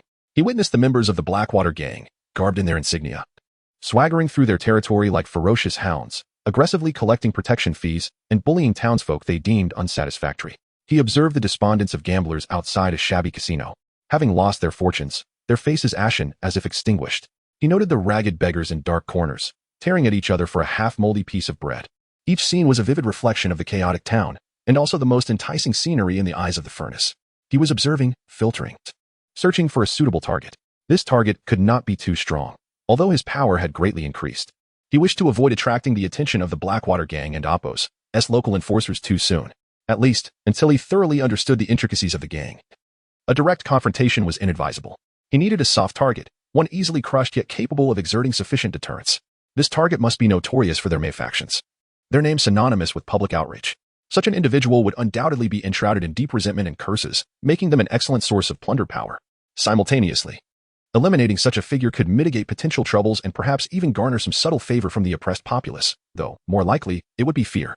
Ideally, this target would also possess some trivial resources, such as the authority to collect protection fees on a certain street, a small underground gambling den, or merely an industry that could provide a steady source of food and money. All these could serve as his initial capital for establishing a foothold. After a few days of observation, a name and a vague image began to crystallize in his mind: Lucien the Toothless. A local tyrant entrenched in the eastern part of the slum, particularly around the vegetable market. It was said that he was once a fugitive, but somehow managed to align himself with a minor leader of the Blackwater gang, emboldened by this newfound backing to wreak havoc in the market. He maintained a gang of 7 or 8 ruffians, extorting protection fees from hardworking vendors who toiled day and night for a meager living. Should they resist, they faced the risk of having their stalls overturned or worse, broken limbs or even devastation. Greedy, cruel, and lecherous, Lusan's reputation was already notorious in the slum. Nearly all who had suffered under his tyranny cursed him in secret. Shaoan's perception of plunder power clearly detected a thick, almost tangible cloud of resentment, swirling like a maggot around the area frequented by Lusan. Judging by Shaoan's senses, Lusan and Apos' strength was likely only slightly superior to that of a common foreman at the Blackstone mines, far inferior to that of Black Wolf, not to mention Wang Gang. His underlings were merely insignificant brutes, posing no real threat. This was the target. Weak, despised, yet controlling a territory in the vegetable market that, while not vast, could provide a steady yield. It was the perfect first stepping stone tailored for him. With the target identified, the next step was to gather more detailed intelligence and formulate a plan for the hunt. Shaoan, like the most patient of hunters, commenced his sustained tracking and surveillance of Lusan. He utilized his unremarkable appearance and inherent affinity for shadows and corners to silently linger near the vegetable market. He observed Lusan, a short, rotund man with a face full of flab and missing several front teeth, perhaps the origin of his nickname, strutting through the market with a few disreputable lackeys in tow. He witnessed Lusan brutally kick over the stall of an elderly vegetable vendor merely because her tribute had arrived half an hour late. The old woman knelt on the ground, weeping as she gathered the scattered vegetables, while the surrounding vendors and passers-by dared not voice their anger. Their eyes filled with fear and deeper resentment. This intangible energy flowed into Shaoan's furnace like a sweet spring. He saw Lusan enter a dingy gambling den at the street corner after collecting the fees. That was his lair, one of his primary sources of income. Shaoan's perception of plunder power extended within, sensing the frenzy, greed, and despair emanating from the gamblers ensnared in their losses. Alongside Lusan and a few enforcers brimming with a nauseating sense of triumph and brutality. On a particularly quiet night, he stealthily positioned himself outside Lusan's relatively lavish abode in the slum. The wall was low, and he could hear the cries of a woman mixed with Lusan's coarse curses. Shaoan did not enter. He merely listened intently, absorbing the potent anguish and humiliation radiating from within. All of this would serve as kindling to ignite his murderous intent. After several days of observation, he had a comprehensive understanding of Lusan's patterns, strengths, weaknesses, their location, and number of minions. This was a perfect target, vigilance low, indulgent in pleasure, weak in power, yet immensely detestable. Eliminating him would pose minimal difficulty. Shaoan returned to the crumbling, earthen dwelling. In the darkness, he slowly polished the steel sword at his waist. The cold blade reflected his expressionless eyes. The plan had taken shape. He required no elaborate schemes. To deal with such a wretch, the simplest, most direct, and fear-inducing method would be the most effective. He intended to announce his arrival to the entire slum, even the entirety of Blackwater town. By making it known that a presence more fearsome and ruthless than Lusan had descended upon them, he would declare his arrival through Lusan's blood and wails, establishing his first solid foothold in this chaotic land, steeped in fear and death. The furnace roared, yearning for the impending feast. A cold and cruel smile crept upon Shaoan and Apos' lips. The hunt was about to begin. Chapter 17. The ruthless sweep night enveloped the dilapidated slums of Blackwater town like a thick layer of ink, shrouding its filth and decay. Only a few flickering oil lamps in the distance illuminated the narrow alleys, casting distorted shadows reminiscent of ghostly flames. The air was imbued with the peculiar chill of night, mingled with the inescapable stench of poverty and despair. At the corner of the market street, the dimly lit gambling den continued to buzz with life. A corner of the entrance curtain was lifted, revealing shadows moving within, accompanied by the cacophony of shouts, the sharp clatter of dice, and the frenzied howls of those who had lost everything, like festering pus tainting the stillness of the night. This was the lair of the infamous Lusan, whose ill-gotten gains extorted during the day were mostly squandered here at night, or funneled into deeper, more sinister channels leading to the Blackwater gang. At this moment, Lusan sat bare-chested, his flabby torso adorned with shoddy tattoos, one foot propped on a rickety table as he clutched a handful of greasy copper coins, spitting vitriol at a group of dejected gamblers before him. Damn it. If you can't afford to lose, don't play. If you don't pay me back tomorrow, be prepared to lose a finger. Get out. The gamblers, pale as death, their eyes brimming with despair and malice, dared not voice their anger, resembling stray dogs as they were shoved out by Lusan and Apos' henchmen. Lusan guffawed, revealing his signature rotten teeth, stuffing the coins into his pocket before taking a swig of cheap liquor from the table. He surveyed the room, relishing the thrill of dominance as he gazed upon the timid enforcers and remaining patrons, reveling in his reign over this territory. Unbeknownst to him, the tattered curtain at the entrance fluttered as if stirred by an unseen breeze. A shadow, coalesced from the deepest darkness, slipped silently into the den. The newcomer, clad in coarse, unremarkable fabric, was lean, his expression inscrutable, save for a pair of eyes that glimmered with an unsettling chill beneath the dim oil light. A long sword, wrapped in cloth, hung at his waist, unassuming. He stood quietly at the entrance, appearing merely as an unwitting visitor. Yet, his senses had already expanded like a spider's web, capturing every detail within the den, the brutishness of loose sand, the ferocity of the henchmen, the gambler's greed and despair. These potent negative emotions were as tantalizing as the most exquisite delicacies, igniting a low hum of excitement within the furnace of his chest. His gaze, akin to that of a hawk locking onto its prey, fell upon the boastful loose sand, oblivious to the impending doom. The moment had arrived. The den within the gambling den seemed to freeze for an instant. A few nearby henchmen noticed the unfamiliar intruder and the unsettling chill that surrounded him. Out of place in the raucous atmosphere. "Hey, you, what are you doing here? Get lost," barked a scar-faced thug. His brow furrowed as his hand instinctively rested on the knife at his waist. The newcomer ignored him, not even sparing a glance. His stride unbroken as he advanced directly toward loose sand. This dismissal ignited the thug's fury. In this territory, no one had dared to show such disdain. "You and Apo's, re-asking for it." The scar-faced thug roared, drawing his knife and lunging at the intruder and Apo's back with deadly intent. The surrounding gamblers gasped, anticipating the gruesome end of this audacious fool. However, the ensuing scene unfolded with such swiftness that it nearly left the onlookers in disbelief. Just as the knife was about to strike, the newcomer, as if endowed with eyes in the back of his head, did not turn around. With lightning speed, his left hand shot back. With pinpoint accuracy, his fingers clasped the thug's wrist like an iron vice. Ugh! The thug felt as though his wrist were ensnared by a searing iron clamp, a piercing pain coursing through him. Even more shocking was the revelation of the intruder and Apo's incredible strength. He could no longer advance his knife. How could this be? Before the thug could process what was happening, the newcomer's arms surged with power. Crack! The sharp sound of bones snapping echoed. The thug's wrist was brutally twisted backward. A scream erupted, akin to a slaughtered pig, reverberating throughout the den. Yet, the scream was abruptly silenced. The intruder snatched the knife, not bothering to glance at the thug, and thrust it forward with casual ease. The icy blade sank effortlessly into the thug and Apo's heart. Blood sprayed forth as the thug and Apo's body slumped to the ground. His eyes wide with terror and disbelief.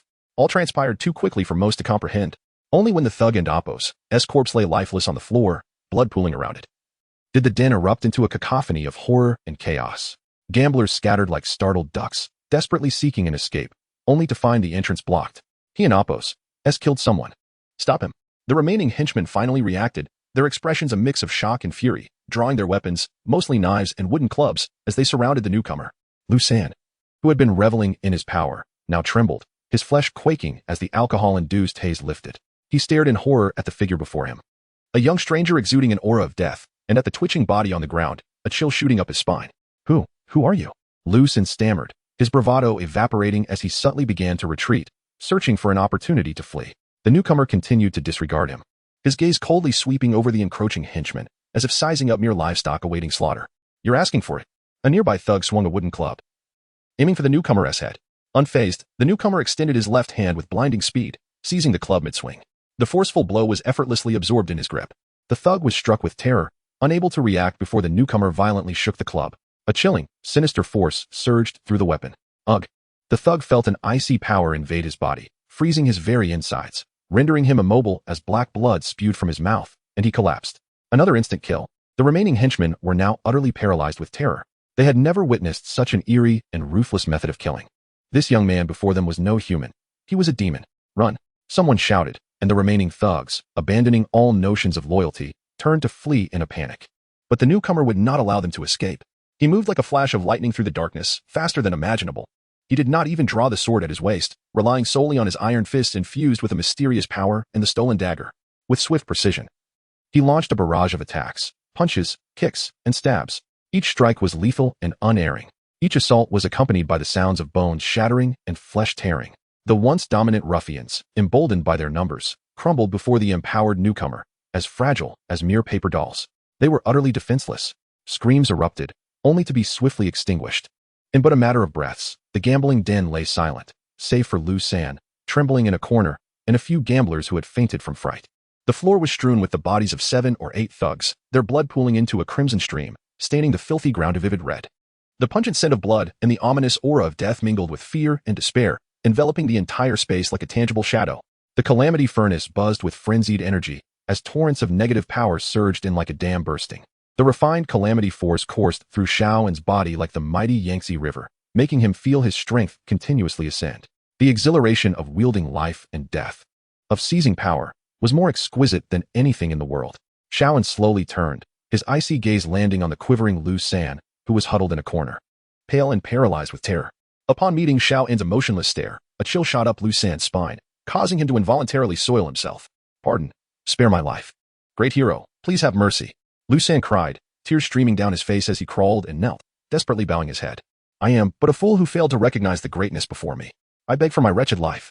I am willing to offer all my money. No. This gambling den, and the territory of Kaisha Street, all for your mercy." "Silence." Xiao An and Appo's cold voice interrupted him. He approached Lu San, towering over the man who had just moments ago exuded arrogance, now reduced to a pitiful creature. To kill him would be too merciful. While such an act would absorb his fear and resentment at death's door, perhaps Lu San could serve a more valuable purpose. A living puppet, wholly governed by fear, could prove more useful than a mere corpse. At least until Xiao An fully dominated this territory, he required a visible figurehead to manage it. A glint of icy calculation flickered in Xiao An's eyes.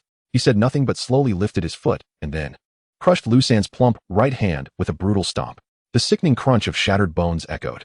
Lu San erupted into a heart-wrenching wail, convulsing violently like a fish pulled from water. His fingers and metacarpals were mercilessly pulverized, the excruciating pain nearly causing him to faint. Yet this was not the end. Xiao An, expressionless, lifted his foot again and forcefully stomped on Lu San's left hand. Another bone-crushing sound followed. Lu San let out an even more agonizing scream. The peak of pain and terror erupted from him like a tidal wave, greedily absorbed by the calamity furnace. The calamity force generated from enduring torture while alive seemed more potent than that from mere death. Leaning down, Xiao An's cold gaze fixated on Lu San, who was nearly unconscious from agony.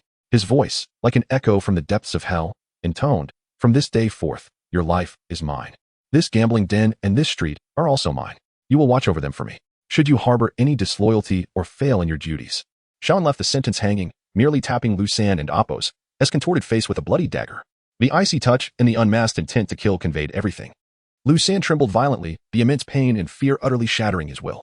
He gazed at the devilish youth before him, nodding in submission, unable to summon even a flicker of resistance.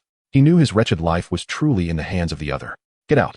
Xiao An withdrew his foot, dismissing Lu San as one would discard refuse, no longer glancing at him. Lu San felt as if a great weight had been lifted. Disregarding the intense agony in his hands, he crawled towards the exit, leaving behind 2 trails of humiliating blood. Xiao An paid no heed to him or the stunned gamblers. He simply stood amidst the chaos and corpses, relishing the surging calamity force within him and the satisfaction radiating from the furnace. After this night, the slums of the eastern district of Blackwater Town would no longer know Lu San.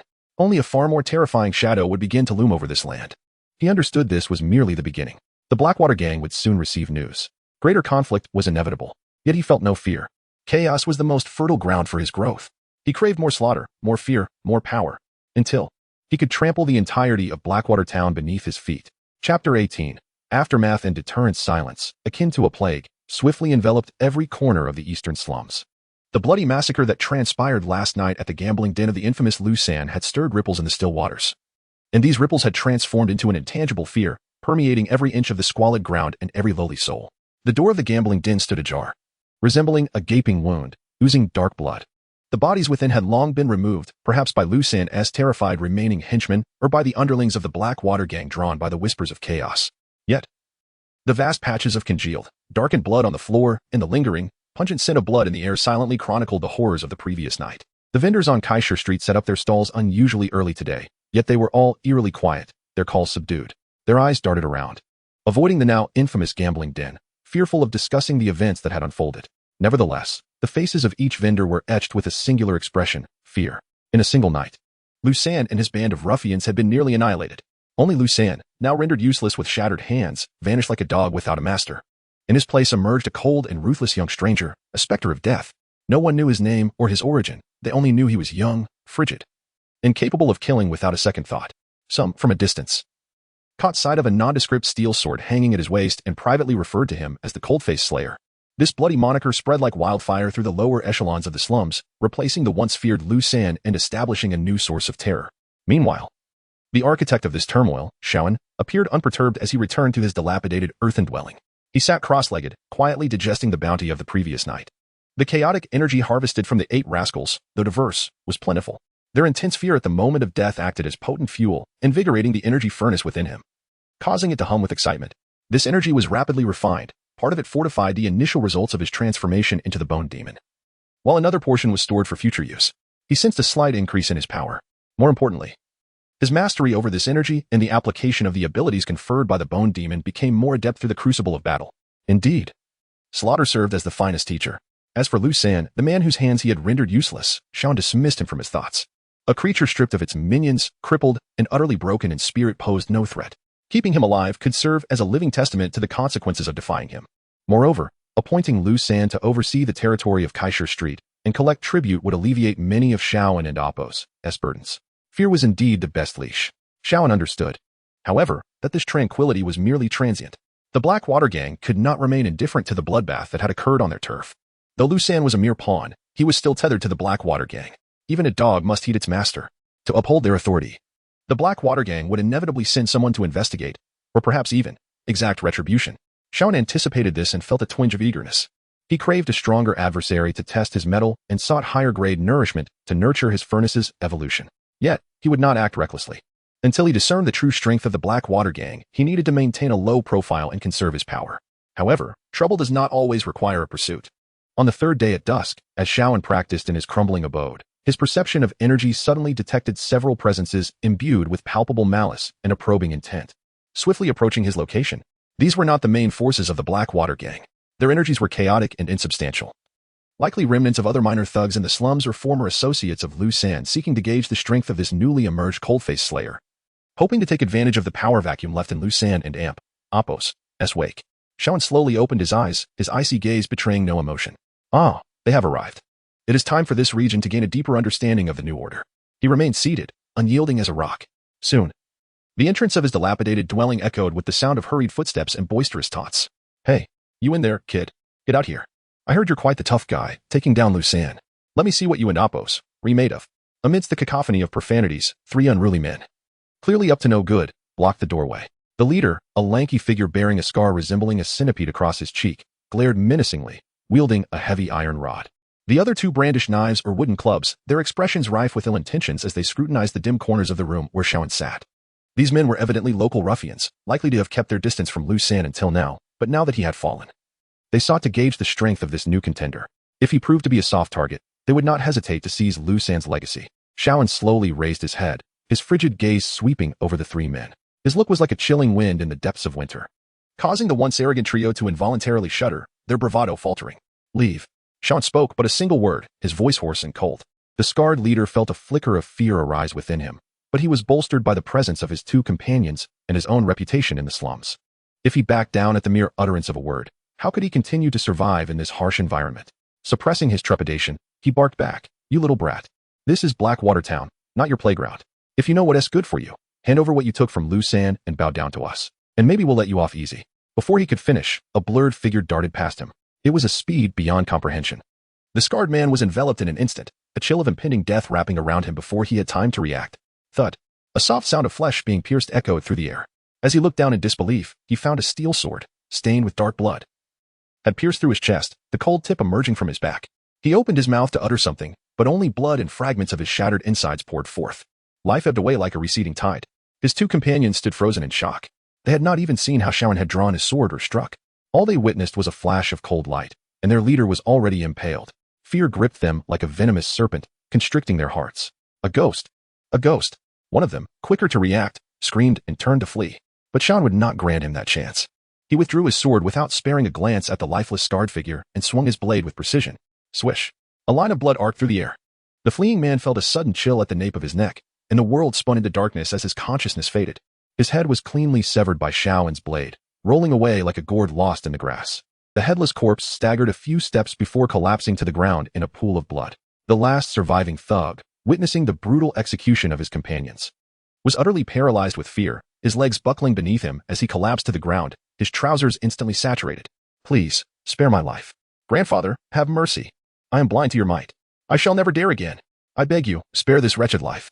He fervently bowed his head, striking it against the filthy ground with a resounding thud, blood streaming from his forehead. Shaun, wielding a bloodied steel sword, approached him with deliberate steps. His icy gaze scrutinized the wretch as if he were mere vermin. To slay him? The thought flitted through his mind momentarily. Yet, a sudden impulse stirred within him. Perhaps leaving a survivor would yield greater impact. Spreading fear could prove more potent than mere slaughter. Furthermore, allowing a thoroughly terrified tongue to linger might save him considerable trouble. He uttered no words, merely tapping the thug and Appo's cheek lightly with the blade and amp, Apo's flat side. The frigid touch sent the thug trembling even more violently. Leave. Inform others that this is my territory. Should there be a next time? Shawan and amp, Apo's unspoken threat hung in the air, his cold eyes and dripping sword speaking volumes. Yes. Yes. I understand.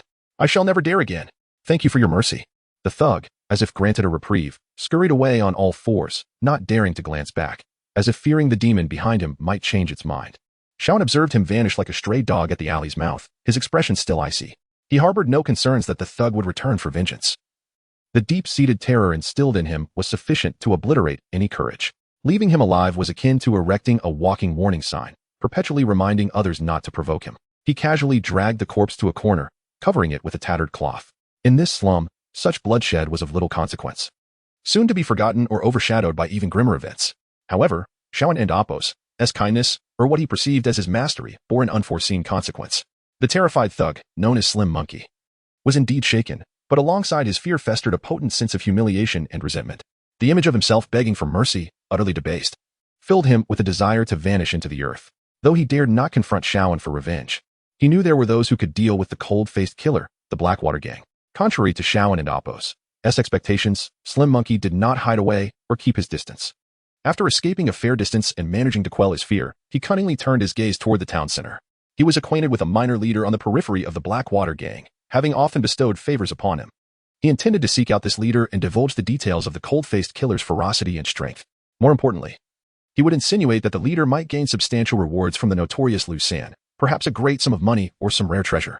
Only then could he capture the Blackwater Gang and Apo's attention and orchestrate a deadly ambush. Shawan remained oblivious to all this. He believed he had the situation under control, leaving behind a tool to disseminate fear, unaware that this very tool would soon turn into a dagger aimed at his own heart. He retreated deeper into his earthen abode, continuing his meditative practice. The furnace absorbed the fear and death energy of the two thugs he had recently encountered, growing even stronger.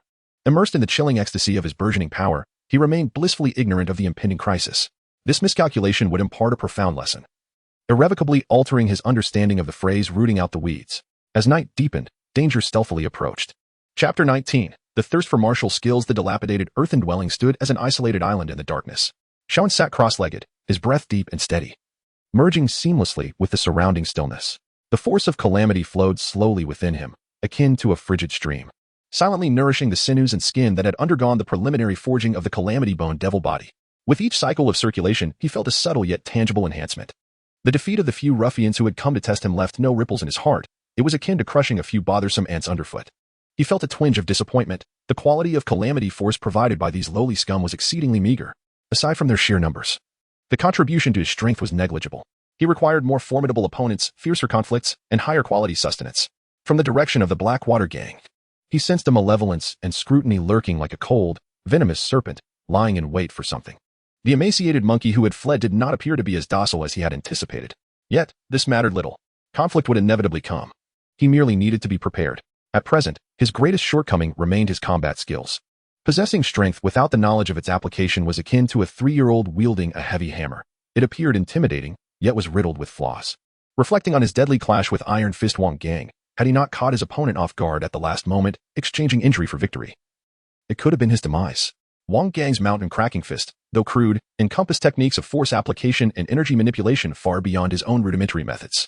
He yearned for true martial techniques, systematic skills that would allow him to unleash his power to its fullest potential. The body refinement manual obtained from the venomous scorpion Zhang Qian had long been drained of its value, and the derived calamity bone devil body was merely a means to enhance his physique, not a method for combat. He must seek out new martial arts manuals. However, in Blackwater Town, such pursuits were far from simple. Authentic martial arts manuals, even those of mundane caliber, were often treasured by the powerful factions, not easily accessible. The Blackwater Gang likely possessed such texts, but attempting to seize them would be akin to extracting teeth from a tiger's maw. Shawan furrowed his brow, a flicker of contemplation crossing his icy gaze. Perhaps he could explore alternative avenues? The handless Lucan, though a wretched being, had lingered at the bottom of Blackwater Town for many years and might possess some knowledge. Alternatively, the slain hunter leader, did he conceal anything beyond that steel sword?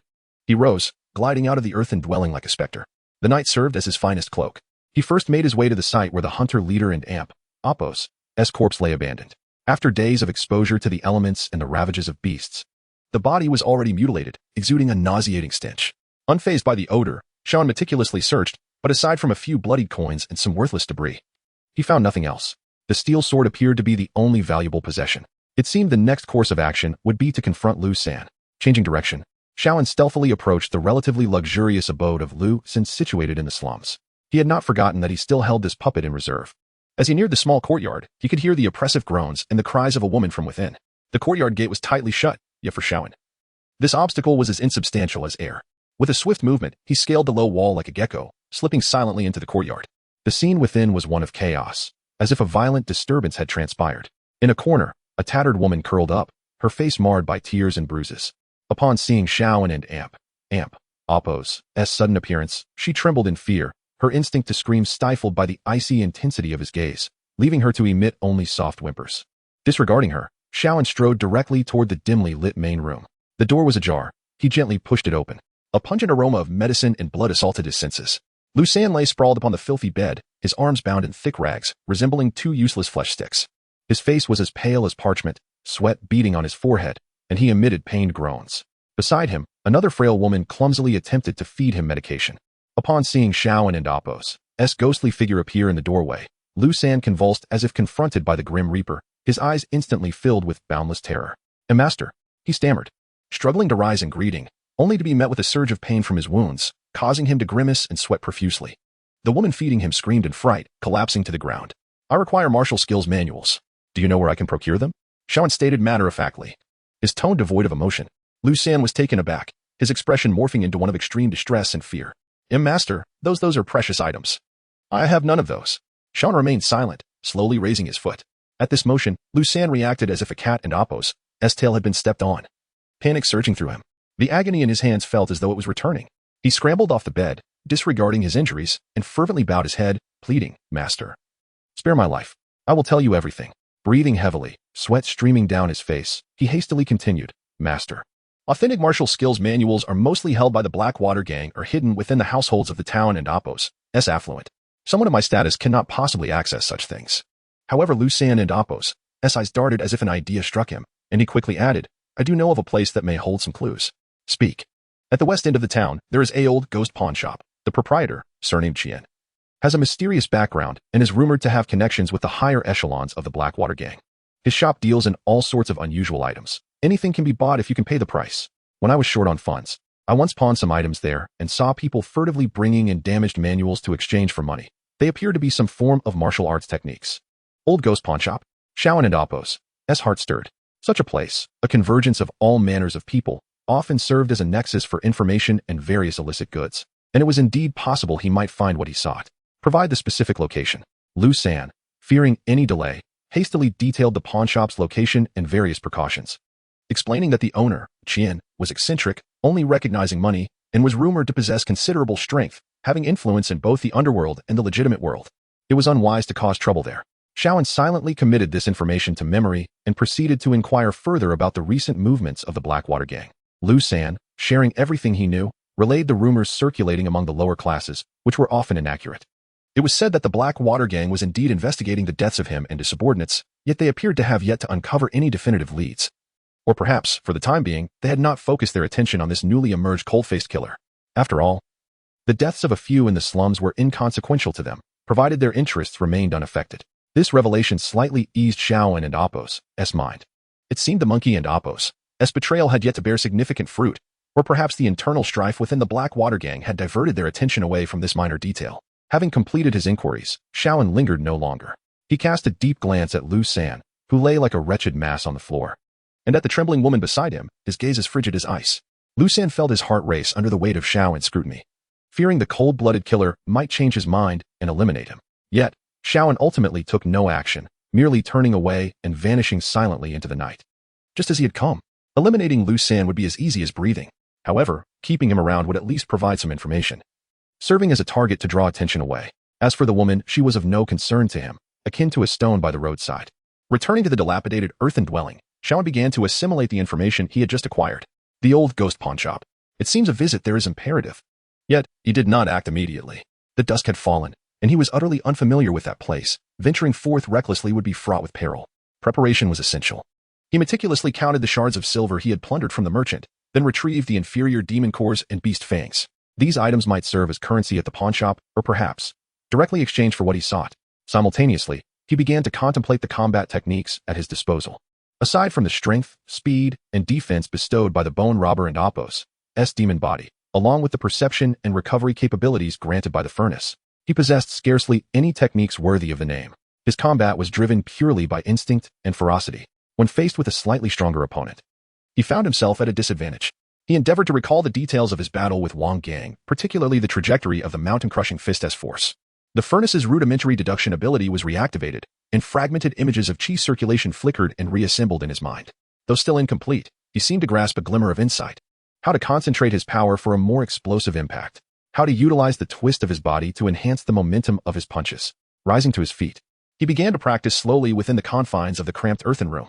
Lacking structure or system, he relied solely on the intuitions swirling in his mind and the instincts of his body, throwing punches, kicking, and dodging repeatedly. With each motion, he endeavored to channel the power within him, emulating the relentless momentum of the mountain-crushing fist. Although the results were minimal, he could indeed sense a slight increase in the ferocity of his strikes. The power not only fortified his physique, it appeared capable of simulating, or even distorting other systems of strength. This revelation sparked a glimmer of excitement in Shaoan and Apos' eyes. If he could acquire more martial arts manuals, even if they were fragmented or erroneous, could the furnace not analyze and transform them, ultimately deriving a unique set of techniques that truly belonged to him? This notion ignited an insatiable desire for martial prowess within him. The old ghost pawnshop. He must go. Whatever the cost, he must obtain those martial arts manuals. The more, the better. In the darkness, Shaoan and Apos' silhouette resembled an unyielding machine, tirelessly practicing those formless, rudimentary techniques. Sweat drenched his garments, and his muscles groaned under the strain. Yet his gaze grew increasingly bright and cold, filled with an unquenchable thirst for power. To grow stronger. To become invincible at any cost. Chapter 20. A re-examination of the furnace's projection. The dilapidated earthen dwelling resembled a forsaken cocoon, enveloping the metamorphosing Shaoan. Since he resolved to seek the martial arts manual at the old ghost pawnshop, he had succumbed to a near-manic state of cultivation. By day, he stealthily lurked like a specter in the shadows of the slums, observing the movements of Blackwater Town while absorbing the pervasive negative emotions that permeated the land. By night, he returned to his meager lair, repeatedly practicing the amorphous techniques gleaned from his combat experiences with Wang Gang, while attempting to optimize and refine them using the rudimentary projection capabilities of the Calamity Source furnace. This endeavor was tedious and painful, yet it bore a chilling allure.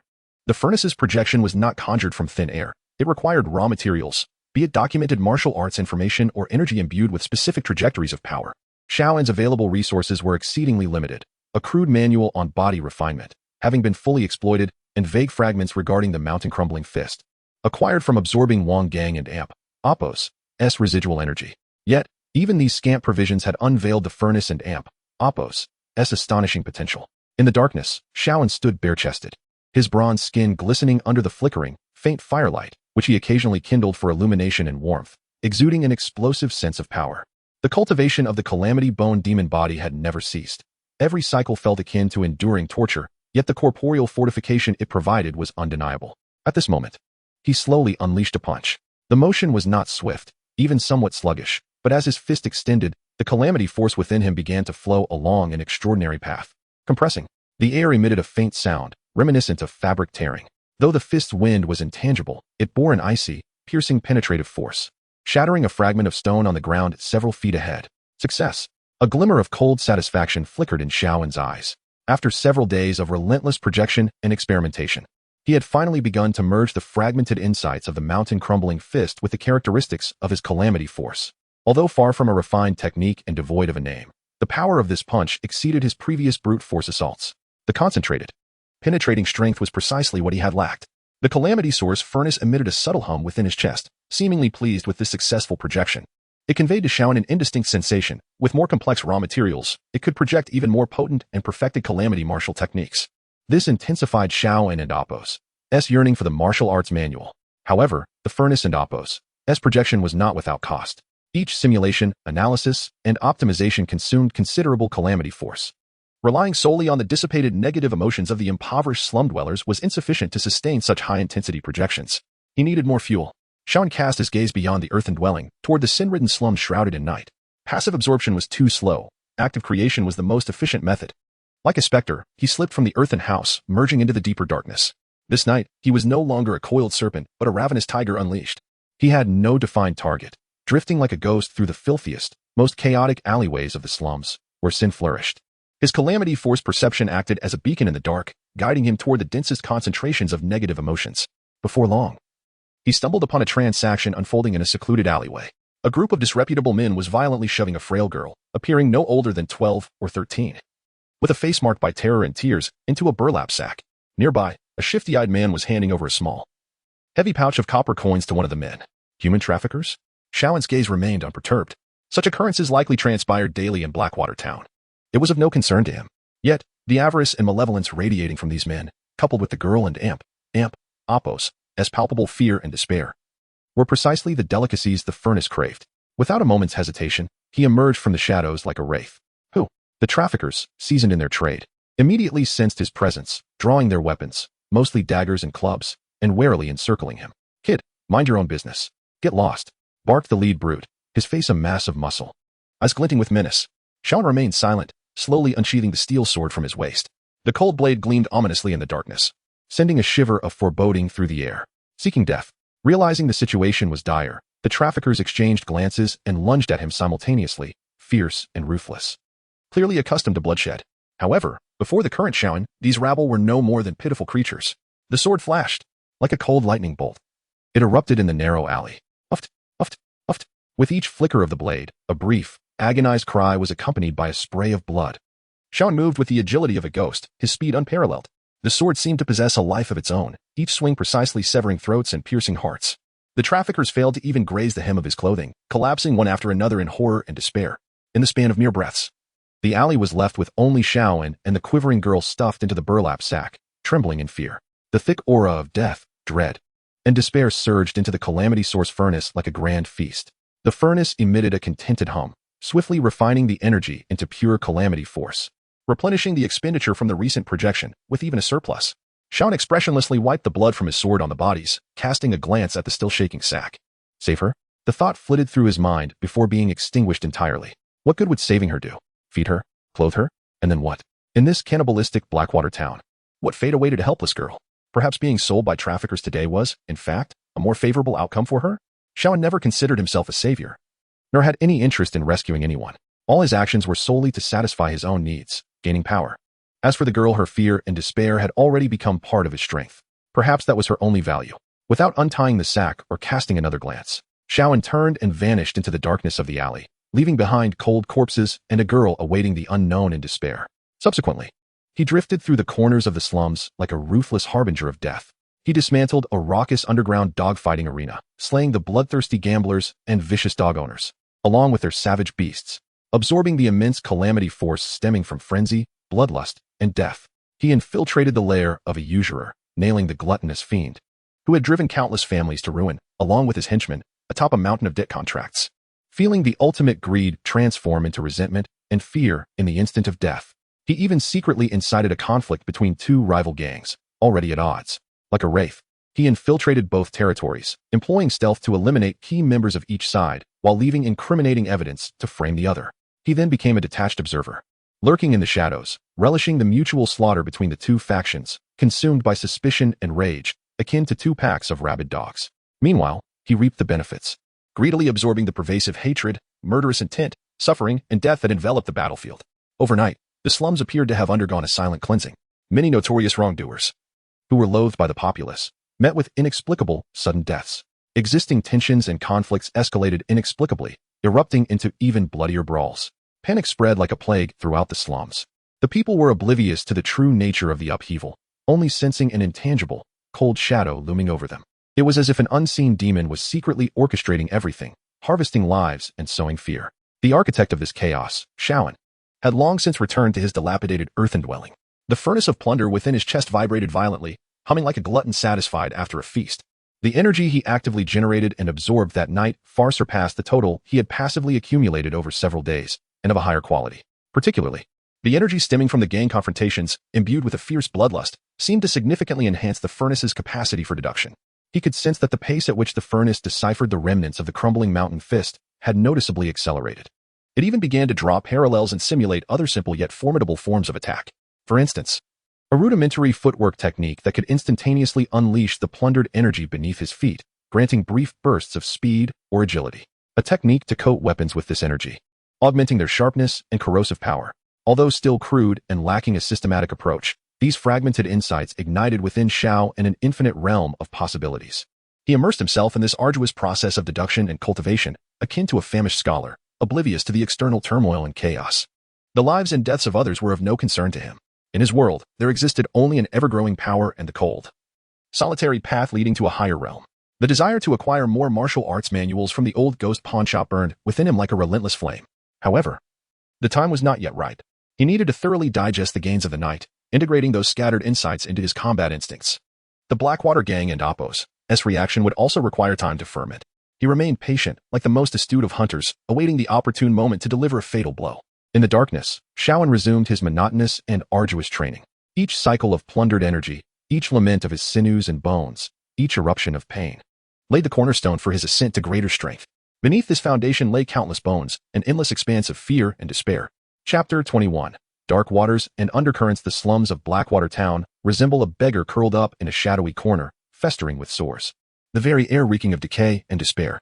Yet, in recent days, this atmosphere has been tainted with an indescribable sense of dread, akin to the sound of ice-cold salt being thrown into a boiling pot of oil, sizzling yet eerily silent. The bloody incident at the gambling den run by Lu San and the subsequent sporadic yet relentless deaths, human traffickers brutally murdered in alleyways, lone sharks nailed to their own walls, and minor gangs clashing in inexplicable violence, have cast a heavy, invisible cloud over the hearts of the townsfolk. Whispers of speculation circulate in hushed tones about the cold-faced specter responsible for these calamities. Fear spreads like a contagion, causing even the most brazen local thugs to temper their arrogance, terrified that they may be next. Amidst this turmoil, Shaoan remains as calm as the eye of a storm. He continues to seclude himself in the dilapidated earthen dwelling, a statue merging with the darkness. The immense power he absorbed from the chaos of that night has largely been digested, fortifying his physical form through the cultivation of the bone robber and Appo's demonic body, enhancing his resilience and capacity to bear the calamity's force. His exploration of the fragmented techniques of the crushing mountain fist has also granted him a foundational understanding of various rudimentary skills to unleash this power through his fists, feet, and footwork. He senses his strength escalating at a terrifying pace with each passing day. Simultaneously, he keenly detects the surging malice and scrutiny emanating from the Blackwater Gang. Like waves crashing upon the shore, ever more frequent and increasingly brazen, in his perception of calamity. The malevolent and greedy glimmers representing gang members resemble flies drawn to the scent of blood, frequently appearing on the outskirts of the slums. It seems the scrawny monkey he had spared has indeed not disappointed him. Fear has not rendered him docile. Rather, it has become a catalyst, drawing greater troubles to his doorstep. Shaoan's cold gaze betrays no surprise or regret. Instead, it glimmers with a barely perceptible anticipation. These unwelcome intruders are perfect for testing his latest achievements. He yearns for a more substantial confrontation to solidify his intimidation and clear the path for his forthcoming venture to the old ghost pawnshop. One afternoon, the sky darkened ominously, as if it were about to weep. As usual, Shaoan was silently cultivating calamity energy and honing his physical form within the earthen abode. Suddenly, he opened his eyes, a glint of cold light flashing within them. They have arrived. In his perception of calamity, a dozen points radiating intense malice and brutal intent were rapidly converging upon his vicinity. At the forefront, one presence exuded overwhelming dominance, embodying the ferocity that comes from years of violence. Though not as formidable as Iron Fist Wang Gang, he surpassed the likes of Lu San by several degrees. Among them, a familiar yet faint aura of sycophantic resentment lingered. It was the scrawny monkey. He had indeed brought forth his backing. Shaoan slowly rose, stretching his limbs with a series of resounding cracks. He chose neither to flee nor rush out, instead standing quietly in the shadows, awaiting his visitors. Before long, the cacophony of heavy footsteps grew nearer, accompanied by boisterous shouts and the sound of kicks. Get the hell out of my way. Don't block the path. Scarface Wu is on the job. Death to intruders. A group clad in matching black attire, superior to the ordinary gang members, wielding steel blades and iron clubs, stormed into the previously tranquil alley like ravenous wolves invading a sheepfold. They ruthlessly pushed aside any hindrances, kicking at beggars huddled against the walls, their eyes fierce and bloodthirsty. Leading them was a burly middle-aged man, his face marked by a savage scar slicing from his forehead to the corner of his mouth. He wore his shirt open, revealing a tattooed chest, his hands playing with two glistening iron balls, his gaze dark and greedy. This was Scarface Wu, a figure of some notoriety within the Blackwater Gang. Behind Scarface Wu, a small, sharp-featured figure, with beady eyes flickering nervously, was the scrawny monkey, eagerly nodding and gesturing towards Shaoan and Appo's decrepit dwelling, incessantly chattering. His face was a mask of obsequiousness and venomous hatred, his eyes burning with a desire for revenge. Wu Go, it's right here. That brat is inside. He not only robbed Lu San of his territory and money, but also killed several of our brothers. He must have gained quite a fortune. The scrawny monkey exaggerated his claims, attempting to incite Scarface Wu's greed. Upon hearing this, a glimmer of avarice indeed flickered in Wu's eyes. He had little interest in Lu San's territory, but if there were genuine benefits to be had, the situation would change. More importantly, the gang had issued orders to investigate the recent disturbances in the slums. Capturing this audacious brat presented a prime opportunity for him to distinguish himself. Humph. A nobody daring to wreak havoc in Blackwater Town. Scarface Wu scoffed, his grip tightening around the iron balls. Boys, surround this dilapidated shack. Today, let this brat learn the consequences of offending the Blackwater gang. Yes, Wu go. The gangsters responded in unison, swiftly dispersing to encircle the crumbling earthen house. Their weapons gleaming ominously under the somber sky. The atmosphere grew tense and charged. The surrounding impoverished residents had long since fled into their own ramshackle homes, too frightened to even breathe. Only a few pairs of fearful yet curious eyes peeked through cracks in doors or walls. Scarface Wu stepped forward, addressing the darkened doorway with a booming voice. You inside. Get out here, hand over what you've stolen, and sever your own arms. Perhaps I, Wu Go, might spare your life. Inside, an eerie silence prevailed. The wind whistled through the cracks, producing a mournful sound. Scarface Wu furrowed his brow, feeling his pride wounded. Anger flashing across his face. Damn it. How dare you? Give me. Before he could finish, a cold, hoarse voice drifted from within. Like a chilling breeze from the netherworld. Noisy. As the words fell, a shadowy figure materialized at the doorway like a wraith. It was Shaoan. Still clad in his plain coarse garments, a seemingly inconspicuous steel sword hanging at his waist. His expression remained devoid of emotion, his cold gaze sweeping over the gathered crowd. His eyes bore no trace of sentiment, akin to a deity gazing down upon mere ants, instilling a sense of trepidation in all who met his gaze. Scarface, who felt a jolt of unease at Shaoan and Apos' eerily calm demeanor, quickly replaced by a surge of fury. He was a notable figure in Blackwater Town. When had he ever been so contemptuously disregarded by a mere youth? What audacity! It seems a lesson is in order to remind you of your place. With a sinister grin, Scarface Wu raised his hand. Go. Disable him. With that command, a dozen henchmen lunged at Shaoan like famished wolves, blades and clubs slicing through the air towards him. They were seasoned fighters, ruthless in their attacks, and coordinated in their assault. Yet, to Shaoan, their strikes were still too slow. His figure moved. Without a thunderous display of might, he embodied a ghostly swiftness and ethereality. He chose not to withstand their onslaught, but rather shifted his footwork with a deftness that defied expectation. The body, like willow catkins in the wind, astonishingly evaded the initial onslaught of attacks at perilous angles. This was the embryonic form of footwork he deduced from the furnace. Though rudimentary, when paired with his extraordinary speed, the results were astonishing. In the next moment, he slipped into the crowd like a wraith, drawing his sword.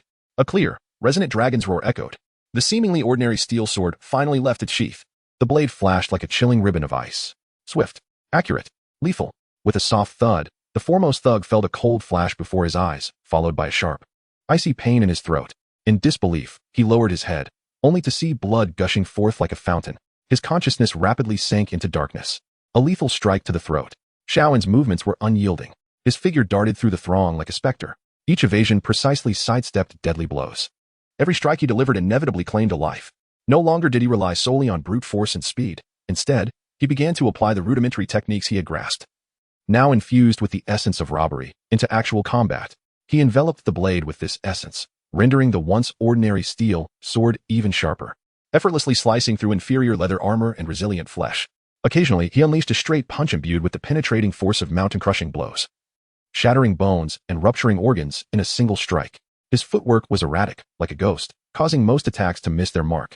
The cries of anguish, the gasps of astonishment, the clashing of weapons, the sound of bones shattering, all wove together into a bloody symphony of death within the narrow alley. Scarred-faced Wu, initially arms crossed with a malicious grin, soon found his smile frozen in shock and disbelief. The elite thugs he had brought were mercilessly slaughtered, as if they were mere vegetables, in a matter of moments. The opponent's movements were perplexingly elusive, astonishingly swift, and his swordplay was brutally precise. Every strike aimed at vital points without a hint of wasted effort. This was no battle, it was a one-sided massacre. Retreat. Quickly retreat. Scarred-faced Wu finally succumbed to fear. He realized he had gravely underestimated his adversary. This lad was no mere dragon crossing the river. He was a voracious beast ready to devour. If this continued, he would surely lose his own life here. As he bellowed orders to retreat, he swung his iron shield, attempting to fend off Shaoan and buy himself time to escape. Yet Shaoan had no intention of granting him such a favor. He had long set his sights on this leader, the juiciest prize of the night. With a cold snort, Shaoan and Apos' figure flickered. entwining itself around scarred-faced Wu like a malignant growth. The steel sword transformed into a series of icy flashes, akin to a venomous serpent striking, relentlessly targeting Wu's vital points. Scarred-faced Wu, a seasoned warrior, possessed formidable martial skills, wielding his heavy shield with impeccable defense. The clang of metal echoed incessantly. But Xiao and Apos' onslaught was simply too rapid, too enigmatic. Each strike bore a frigid essence capable of corroding his protective energy. After only a handful of exchanges, Scarred-faced Wu felt his arms numb, his vitality surging uncontrollably, and his vulnerabilities exposed. Die. Seizing the opportunity, Xiaoan's eyes flared with a chilling light. A punch imbued with penetrating force struck fiercely against scarred-faced Wu's chest. With a resounding thud, it felt as though an invisible hammer had struck him. His protective energy shattered instantaneously. His ribs fractured under the impact. Like a kite severed from its string, he was propelled backward, spewing forth a torrent of blood mixed with fragments of his insides before crashing heavily to the ground, convulsing a few times before falling silent. With the leader slain, the remaining 2 or 3 thugs were utterly terrified, scrambling for the alley's exit. This time, Xiaoan did not pursue. He stood amidst the carnage, enveloped by the thick scent of blood. The furnace of robbery within him surged, absorbing the abundant energy brought forth by this slaughter. Scarred-faced Wu, as a minor leader of the Blackwater gang, offered a far richer essence of life and the terror of his final moments than those ordinary thugs. Pure essence of robbery flowed back into him, nourishing his body and revitalizing the furnace's analytical capabilities, dissecting Wu's rudimentary martial skills and energy techniques. He slowly approached the 2 trembling, nearly fainting escapees. The cold tip of his sword pressed against one man's throat. The man immediately broke into tears, frantically bowing and pleading for mercy. Return and inform your leader, Xiaoan and Apos. S voice was hoarse yet icy, like a decree from hell. Clean your neck and await my return. With that, he sheathed his sword, casting not another glance at the 2, and turned to walk back into the dilapidated earthen dwelling. As if the gruesome slaughter had been but a trivial interlude, the 2 fortunate enough to escape scrambled away from the alley, their hearts filled only with boundless fear and the chilling ultimatum left by that devilish figure. They understood that the skies over Blackwater Town were about to change. A more significant storm was imminent. Meanwhile, Xiaoan quietly awaited, anticipating the arrival of the startled big fish delivering itself to his door. The old ghost pawnshop, the leader of the Blackwater gang, more martial techniques, greater power. Everything lay within the scope of his plans. Or rather, all stirred beneath the cold and ruthless impetus of his desires. Chapter 22. The old ghost pawnshop in the western district of Blackwater Town. The streets are somewhat wider and tidier than the chaotic squalor of the slums. The buildings lining the streets are predominantly made of blue bricks or stone, imbued with a sense of time-worn history. This area serves as a gathering place for local artisans, small shops, and certain peculiar trades. Deep within an inconspicuous alley lies the old ghost pawnshop. It bears no sign. Only a weathered, blackened wooden door stands tightly shut year-round, adorned with 2 tattered white paper lanterns, upon which the character for pawn is scrawled in crooked ink. The lanterns appear unlit, exuding an eerie and sinister aura even in daylight, as if they are a portal to an unknown realm. Ordinary townsfolk tend to steer clear of this place unless driven to desperation. Whispers abound regarding the pawnshop and its proprietor, Old Ghost Qian, with tales that are both numerous and unsettling. Some claim he has lived for centuries, a cannibalistic specter. Others say he can traverse the realms of the living and the dead, dealing exclusively in the business of the deceased. There are even rumors of his immense wealth, commanding respect from both the righteous and the wicked, including the leader of the Blackwater gang. Regardless of the veracity of these rumors, they shroud the pawnshop in an air of mystery and peril. At this moment, Xiaoan stands before the black wooden door, clad in his ordinary coarse linen attire, a steel sword wrapped in cloth at his waist. His expression remains inscrutable, resembling an inconspicuous traveler. Yet his eyes, now slightly clearer, possess a hawkish sharpness, scrutinizing the door and the area enveloped in a palpable sense of foreboding just beyond it. He senses a complex aura emanating from behind the door, a potent blend of greed and cunning, as cold as a viper, lingering resentment, clinging like a ghost to inanimate objects, and perhaps even a trace of something faint yet remarkably pure, a remnant of spiritual energy or magical essence, flickering like fireflies in the dark. At the core lies a profound, ancient essence, tinged with decay and desolation, residing deep within the pawnshop. This subtle presence evokes an instinctive wariness in Xiaoan. Clearly, Lu San, the toothless informant, spoke the truth. This old ghost Qian is indeed no ordinary figure. Without hesitation, Xiaoan raises his hand and gently knocks on the black wooden door. Thud, thud, thud. The sound resonates starkly within the silent alley. After a moment, a cough, reminiscent of an old bellows, emerges from within, followed by a voice that is aged and hoarse, as if long and used. Who is it? Living or dead? What do you wish to pawn or purchase? Xiaoan's voice is equally cold, like stones scraping against each other. The door falls silent for a moment. Seemingly weighing something, before the creaking sound of a latch being drawn back echoes and the door opens a crack. A frail, age-spotted hand, with long, dark nails, emerges from the gap, gesturing for Shaoan to enter. Shaoan sidesteps inside. The door closes behind him with a barely audible sound, as if it had never been opened. Darkness envelopes him. The interior of the pawnshop is dimly lit, illuminated only by a small oil lamp behind the counter, casting a feeble yellow glow. The air is thick with an indescribable, pungent mixture of scents, decaying wood, musty old books, rusted metal, and a faint, chilling aura that seems to emanate from the grave. Behind the high counter sits a figure, exceedingly thin and hunched, nearly swallowed by a long, dark robe made of unknown fabric. Only a sparse tuft of white hair and a face etched with deep wrinkles akin to weathered bark are visible. His eyes, half open, are murky like dusty glass beads, yet occasionally gleam with an insight into the world. Before him lies a haphazard display of peculiar items, rusted iron scraps, broken jade hairpins, shards of ancient pottery, and even a desiccated segment of human fingerbone. Each object seems entwined with a faint, chilling aura and a story of its own. This, undoubtedly, is Old Ghost Qian. As Shaoan's perception of the surrounding energy settles upon him, it feels as though a stone has sunk into the sea. He can only discern the profound essence, unable to gauge its depths. The old man appears to possess some means of shielding his presence, or perhaps his power surpasses Shaoan's imagination?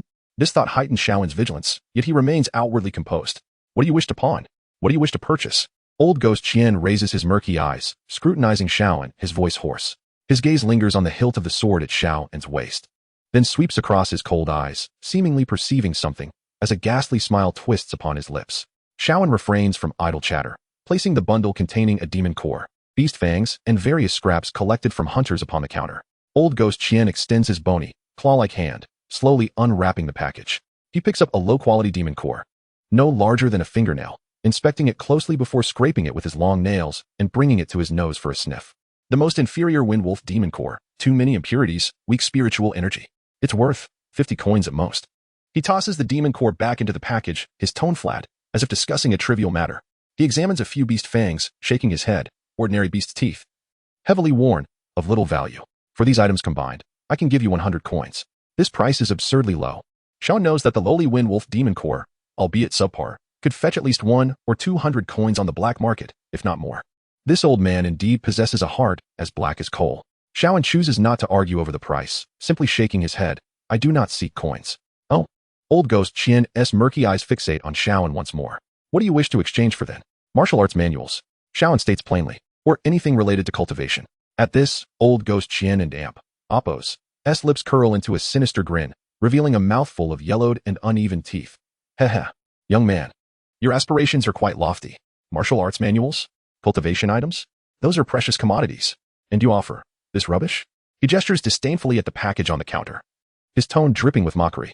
Shaoan remains expressionless, unfazed by his words. Slowly, he raises his right hand, fingers poised like a sword, and gently swipes at a thick slab of bluestone used as a footrest on the counter. Swoosh. There is no earth-shattering noise, only a soft, sharp sound akin to cutting through tofu. A deep groove, nearly an inch deep, emerges on the stone slab, its edges as smooth as a mirror, radiating a chilling aura of power. Old Ghost Qian and Appos' smile falters slightly, a glimmer of recognition flashing in his murky eyes. He stares intently at the groove and the lingering cold energy around Shaoan and Appos' fingertips, as if discerning something. Shaoan remains silent, observing him. He understands that with such a cunning old fox, words alone will yield no results. Only by demonstrating his strength can he earn the right to converse as an equal. His previous gesture, seemingly casual, encapsulated his mastery over the energy of calamity and the nascent technique of concentrating power into a singular point, gleaned from the mountain-crumbling fist. Its potency could exact a price from anyone who underestimated him. A brief silence envelopes the pawnshop, broken only by the flickering flame of the oil lamp, which dances softly, emitting a gentle crackling sound. After a considerable pause, Old Ghost Qian finally speaks, his voice taking on an unusual tone. Such pure, killing energy? Not quite. It feels colder, more domineering. What kind of sinister practice have you mastered? Instead of inquiring about Shaoan's origins, he directly pointed out the peculiar nature of his power. Shaoan and Appos' gaze sharpened. This old fellow truly possessed a keen insight. The power of death? Perhaps this world referred to similar dark forces in such a manner? It is of no concern to you. Shaoan replied coldly. Will we exchange or not? The old miser's murky eyes flickered momentarily, as if weighing something. He scrutinized Shaoan once more, then chuckled, his tone taking on a more profound meaning. Of course. We shall exchange. I lack nothing here, except for an array of bizarre trinkets. However, he paused, his bony fingers tapping lightly on the counter. With what you possess, you are still far from obtaining a genuine martial arts manuscript. Unless what? Unless you agree to one condition from this old man. The old miser's smile grew increasingly sinister. Help me. Eliminate someone. Eliminate someone? Shaoan's brow furrowed. Although he was no stranger to killing, he was reluctant to become embroiled in another's vendettas, particularly with this enigmatic old man. Who is it? Zhao Sihai, the overseer of the Blackwater gang's internal affairs. The old miser's voice lowered, tinged with a barely perceptible malice. That scoundrel severed my source of income and harmed one of my associates. At my age, it's inconvenient for me to act personally. The overseer of the Blackwater gang's internal affairs. That was certainly a mid-level figure within the organization. His strength was likely formidable. This old miser sought to use him as a pawn. Shaoan scoffed inwardly. This old man was indeed cunning. Having just eliminated Scarface Wu, he was already in the eye of the storm, and targeting a mid-level figure of the Blackwater gang would only pour fuel on the flames, solidifying his position as their adversary. What if I refuse? Shaoan's tone turned frigid. Refuse?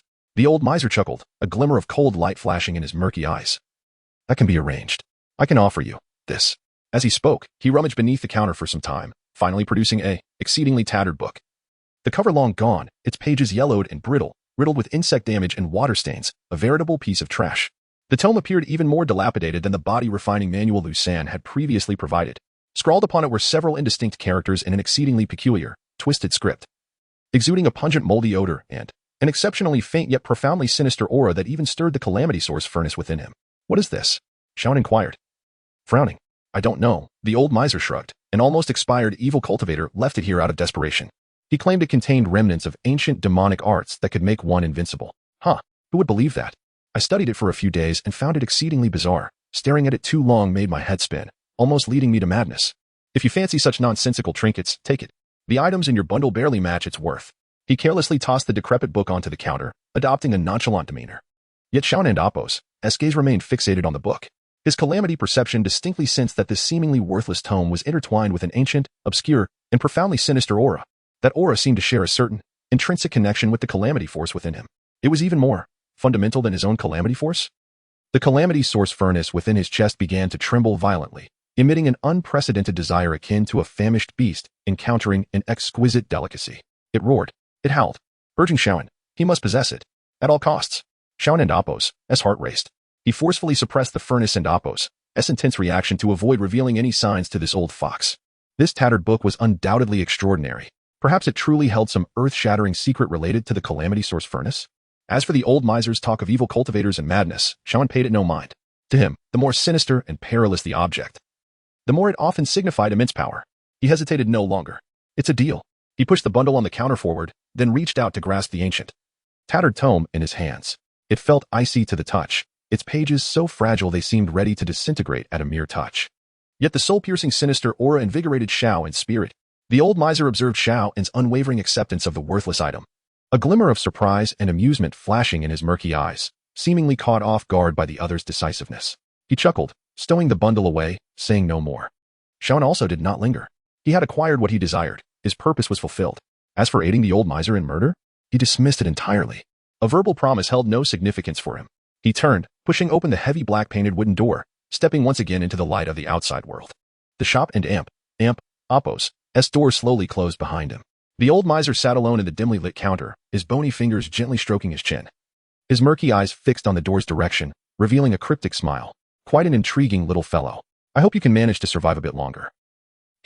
Meanwhile, Shaoan clutched the ancient tome radiating with a sinister aura tightly, hastening to disappear into the depths of the alley. He was eager to return to his lair and feed this mysterious tome to the long-starved calamity source furnace. Chapter 23. The unveiling of dark arts like a wraith gliding through shadows. Shaoan hastily returned to the dilapidated earthen dwelling nestled deep within the slums. His senses were utterly consumed by the ancient, tattered tome in his grasp, which exuded an alluring yet perilous enchantment. Upon reaching his refuge, he swiftly barricaded the doors and windows with rubble, ensuring that no light or sound could escape, nor any unwelcome visitor intrude. Without hesitation, he settled into a lotus position, cradling the enigmatic volume with utmost care. It felt as frigid as the heart of a glacier, as if he were not holding mere parchment but an eternal block of ice. The fragile pages seemed ready to disintegrate into ash with the slightest pressure. The peculiar, cryptic symbols on the cover resembled demonic sigils, their meanings shrouded in obscurity, yet pulsating with an unsettling malevolence. Merely gazing upon them sent a shiver through Shaoan. as if his consciousness were on the verge of being consumed, inundated by a cacophony of frenzied whispers. What a sinister artifact! A chill gripped his heart as he hastily reined in his thoughts, abandoning any attempt to decipher the arcane script. Drawing a deep breath, he resolutely directed this mysterious tome into the ravenous furnace within his chest, which had long been yearning for sustenance. He did not literally insert the book into his mouth. Rather, he guided it through his mind, forging an intricate connection with the furnace.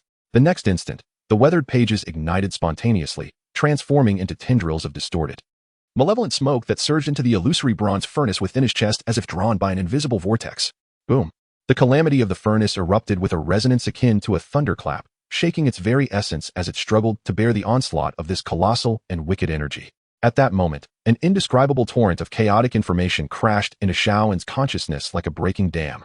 It was neither text nor image, but something far more primal. More chaotic, more deranged. It felt as if millions of distorted souls were howling in agony, like countless torturous punishments unfolding simultaneously. The annihilation and rebirth of the world condensed and erupted in an instant. Destruction, slaughter, devouring, chaos, madness. Fragments of negative, dark, and primal will slice through Shaoan and Appo's very soul like the sharpest of blades. They sought to shatter his sanity and drag him into an abyss of unending insanity. Ugh! A pained groan escaped Shaoan's lips, and blackened blood began to seep from his orifices. His body trembled violently, veins beneath his skin bulging like twisted worms, threatening to burst forth at any moment. The intensity was terrifying. The pollution embedded within this torrent of information was overwhelmingly potent, far surpassing any negativity he had absorbed before. The mere ambient aura nearly led him to the brink of losing his mind, plunging him into a frenzied state of mindless slaughter. No wonder the old miser warned that prolonged exposure would lead to madness. This tome was not meant for the sane. Yet the greater the peril, the greater the opportunity. Shaoan clung fiercely to the last vestiges of clarity. His will stood resolute like a rock amidst tumultuous waves, enduring the onslaught of the frenzied information torrent without faltering. The resilience honed in the despair of the Blackstone mines proved invaluable at that moment.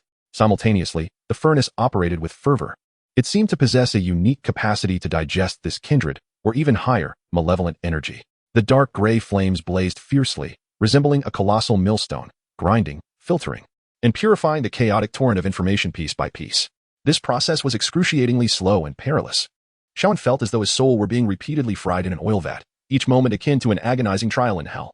However, as time passed and the furnace continued its refinement, the tumultuous onslaught of chaotic will gradually subsided, replaced by clearer, more distilled fragments of information. These fragments revealed peculiar and efficient methods of harnessing power. The shadow technique, a method of movement that is elusive and ethereal, allowing one to traverse shadows like a specter. Known as ghostly shadow shuffle fragment. Mastery of this technique enables the infusion of calamity energy into one's legs, significantly enhancing speed and agility. Even distorting light for brief moments to create illusions, akin to a true phantom. The claw technique, a sinister and ruthlessly precise method targeting an opponent's vital points. Named soul-devouring claw fragment. This technique requires the infusion of calamity energy into the bones of the fingers, rendering them as resilient as steel and razor-sharp. When unleashed, it carries the unique corrosive and devouring properties of calamity energy, effortlessly tearing through protective barriers and flesh, directly damaging the enemy and Appo's psyche and soul. The forbidden art, a technique capable of temporarily igniting calamity energy, even overextending one and amp Appo's life potential to unleash multiple times the usual strength and speed. Dubbed calamity transformation fragment. This art wields tremendous power, but the side effects are equally terrifying. Each use imposes a significant toll on the body, potentially causing permanent damage to one and Appo's foundation, and should only be employed in life or death circumstances. Ghostly shadow shuffle, soul-devouring claw, calamity transformation. Though they were mere fragments, imbued with potent malevolence, mastering them would undoubtedly prove arduous and fraught with peril, possibly leading to self-retribution. Yet the power they manifested far exceeded any martial techniques Shaoan had previously encountered. They surpassed even Wang Gang and Appo's mountain-crushing fist in intricacy and ferocity. These were undoubtedly true dark arts. Even if only fragments remained, Shaoan and Appo's heart raced violently, not from fear, but from exhilaration. An exhilarating thrill surged within him. With these fragments of dark arts, his strength was poised to undergo a transformative leap. The furnace and Appo's analytical abilities operated with remarkable efficiency as it dissected these kindred dark arts. It not only meticulously extracted the information from these fragments, but also began to instinctively merge them with Shaoan's own calamity bone body and calamity energy characteristics, optimizing them. The once crude nascent form of his footwork began to align with ghostly shadow shuffle, becoming more elusive and enigmatic. His fists, previously relying solely on brute force, began to integrate the striking techniques of soul-devouring claw, rendering them more sinister and lethal. Though he had not trained in claw techniques, The striking methods could be adapted. Even the forbidden art of calamity transformation was being analyzed by the furnace, seeking a relatively safer, or more controllable, means of activation. This process continued to demand vast amounts of calamity energy. The previously stored energy was depleting like a flowing river. Yet Shaoan remained undeterred. Calamity energy could be generated anew, but these formidable dark arts were rare treasures. He became utterly engrossed in this frenzied analysis, deduction, and cultivation. Time vanished, hunger faded, and the outside world dissolved into oblivion. His body, under the dual influence of the furnace and dark arts, underwent a painful yet profound metamorphosis. The pathways of calamity energy coursing beneath his skin grew increasingly intricate and bizarre. The bones of his fingers began to shimmer with a metallic luster under the repeated refinement of calamity energy. His aura deepened, becoming more chilling, more inhuman. Time became an abstract concept, and when the furnace's resonant hum gradually subsided, and the torrent of chaotic information had been completely digested, Shaoan slowly opened his eyes. The cave remained shrouded in darkness, yet his world had transformed utterly. He could sense the power within him, far exceeding what it had been before entering the pawnshop. More than doubled. Slowly, he raised his right hand, fingers slightly curled, forming a claw shape. With a mere thought, pure calamity energy surged into his hand, following the route of soul-devouring claw in an instant. Hiss! From his fingertips, 5 dark gray claws, substantial and sharp, materialized seemingly out of thin air. The surrounding air appeared to freeze and twist, exuding an eerie aura that sent shivers through the very soul.